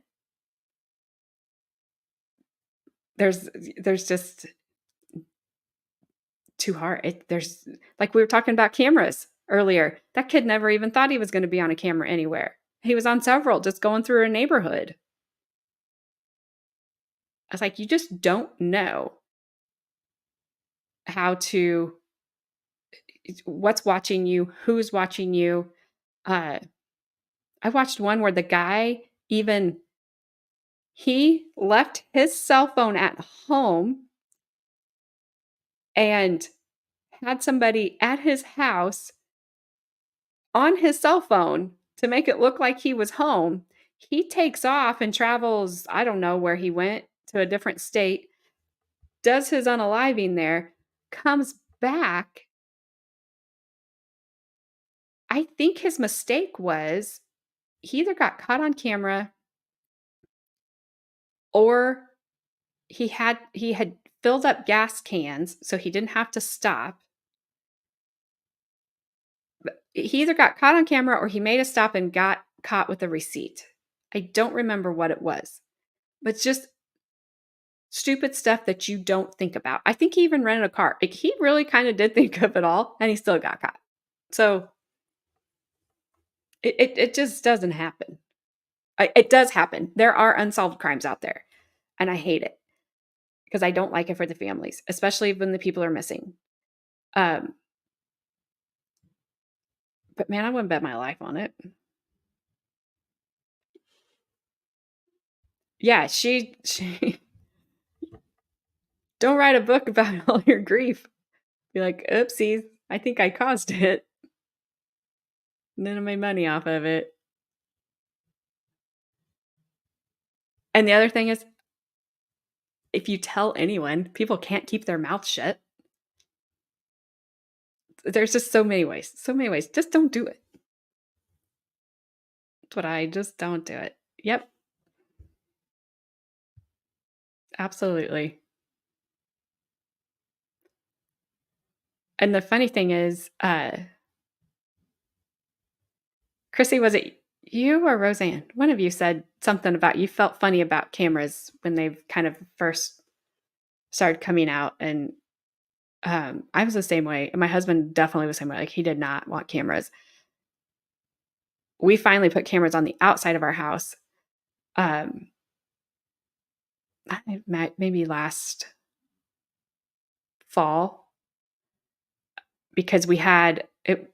I wasn't asleep, but I saw headlights. Like I said, our driveway is long, so I saw headlights coming, and I thought, my first thought was, well, one of the kids was home. Well, why would they be home? Because they live in their own houses, and Carmen didn't even live here. So I got up and I was looking, and this guy was backing it's like 11:30 at night. So he's backing a U-Haul truck up in our driveway. And I thought, or it was 10:30. I thought, well, okay, sometimes Amazon says your package will be there between, like, I don't know, 8 and 10 p.m. or whatever it is, which they never arrive that late. So I'm watching it. My husband's sound asleep. Guy gets out of the U-Haul. So I'm just upstairs at Kai, so I can see him in the window. But then he goes down the sidewalk and I can't see him anymore because we have a covered front porch. Well, the dogs are going nuts. And I'm thinking, okay, I know I talk about her all the time. My youngest Dane has the biggest bark I have ever heard in my life. With the first time that she barked, I thought jumped out of my skin. It is so deep and so loud. But then I have two other Danes that are barking. And then I have Carmen's German Shepherd that is barking. And I'm thinking, okay, as soon as he gets up to the door, he's going to leave because they're right there. They are right at the front door. You're not coming in. And I'm waiting and waiting and waiting. I can't see him because of the porch. I'm waiting to watch him walk, like, okay, crap, and run back to his truck. He never moves. So finally, I look over at my husband. I'm like, hey, there's somebody at the front door. And so he was asleep. He was like, what are you talking about? I'm like, there's somebody at the front door. He could hear the dogs now. So he goes, I wasn't even thinking. He just goes beep up and down the stairs, flings the door open, like, what do you want? And the guy's like, well, I lost my phone and it says it's in your house. And he's like, your phone's not here. Well, do you have kids? No. Your phone is not here. Your phone is not in my house.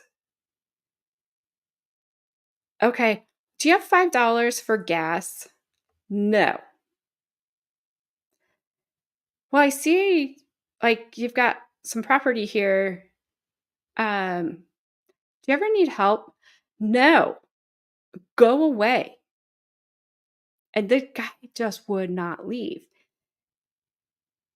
So he did finally leave. There was no way he was coming in the house. I am, like, upstairs, phone in my hand, just around the corner, out of sight, but I can hear. And it was insane. I could not believe that just the sound of my dogs didn't scare him away. Like, why you coming into 500 pounds of dog that sound like they do? You're an idiot. Well, we found out later that the place that Brandon was at Friday, he had gone, like we said, that's maybe about a mile and a half from my house, maybe 2 miles. He had been up there and had came in, and at that time there was a friend of ours working there, a female, and she was there. It's getting late. They were, closing down. There was another couple there, thank goodness, because he comes in asking her for money, and she doesn't. I don't have any. Apparently, he had broken into some of the cars out there He had knocked on doors all the way down like to our house. It was insane. I'm like, why did you pick? We're not even close to the road. Why'd you pick our driveway to come down? But anyway, that very next day, we spent the entire day searching cameras, and they are installed now. So, my husband, we were joking because our garage door lights are motion sensors, and I was outside with the dogs because it's skunk season, and I could see there was a light on in the window. And so I come back in, I'm like, hey, were you just out in the garage? And he says, no. And I said, well, the light's on out there. So he gets up, he goes out, he checks all the vehicles, everything is in there, the garage is locked, but there's a dog door to that garage that we keep blocked. And he said, well, the door's locked. And I said, yeah, but it's the thing that comes down to block the dogs from being able to go in is on the outside. So you just have to pull it up and you can come in the dog door. So he put it on the inside. Well, then he's been kind of leery about things. And we're sitting there one morning, he hasn't left for work yet. And it sounded, like if you shut one door and another door, it pushes it, the wind of the door shutting. And it sounded like that. And Carmen's dog was certainly on alert. And I'm staring at the door. My husband's over there doing what he needs to do to get ready for his day at work. And I looked at him, I was like, did you not hear that? And he said, no, what are you talking about? So I told him. So he went and he checked all the outside cameras when he got to work and said nobody was there. But he told me the other day, he said, I think we're going to put a camera inside the garage. And I said, okay, that's probably a good idea because it's nobody's been in there that we've seen. I said, but if somebody comes down from our attic space and uses the roof of your truck to come down and go up into that attic space, that's going to be a problem. Do I think that's happening? No. It's probably a mouse or something out there. It's our skunk. Roseanne, that is super scary.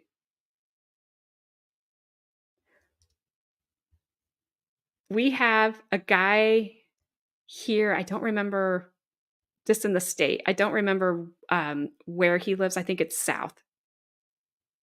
He is charged with unaliving 2 people in a cemetery. Not at the same time. I don't remember how much time passed in between them.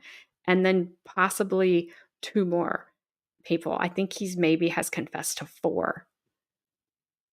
But yep, they found them in a cemetery. So, yep. Scary stuff. And you're right, they are empty. I remember my mom's where she's at is down the road from our house, and I stop there from time to time when I'm on my way to my dad's because it's on the way. And I was kind of cleaning stuff up there, and all of a sudden there was a person standing beside me I didn't even know was coming. Scared the crap out of me. At first I'm like, are you like my first thought was, are you a ghost? But fortunately, it's the guy, I know him. He's friends with my dad, but I'm usually very aware of my surroundings, and I wasn't, and he came all the way up on me. So I'm more aware there now. Yep. Have you ever seen frogging? It's called Phrogging. It was a show on Lifetime. It only aired for like 1 season, but it was about people that found people living in their house. It scared. The first night I watched it before I went to sleep. Even though I was not home alone and my husband was right there next to me, I was scared to death the whole entire night. I just kept staring out the hallway like, please don't anybody come out of my ceiling or closet or anywhere. Yep. It's scary what people do.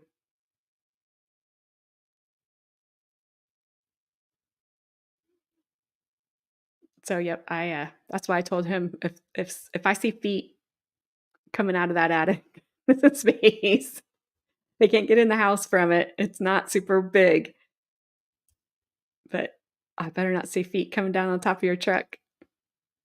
My guess is once I said that, the next time he went to get in his truck, he stood on it and checked the top of his truck to make sure there wasn't any feet prints. I'm like, I know half the time you all think I'm crazy, but I get these ideas from somewhere. I don't come up with them on my own. I come up with them because I saw somebody else do it. I saw it happen to somebody else. I don't dream it up.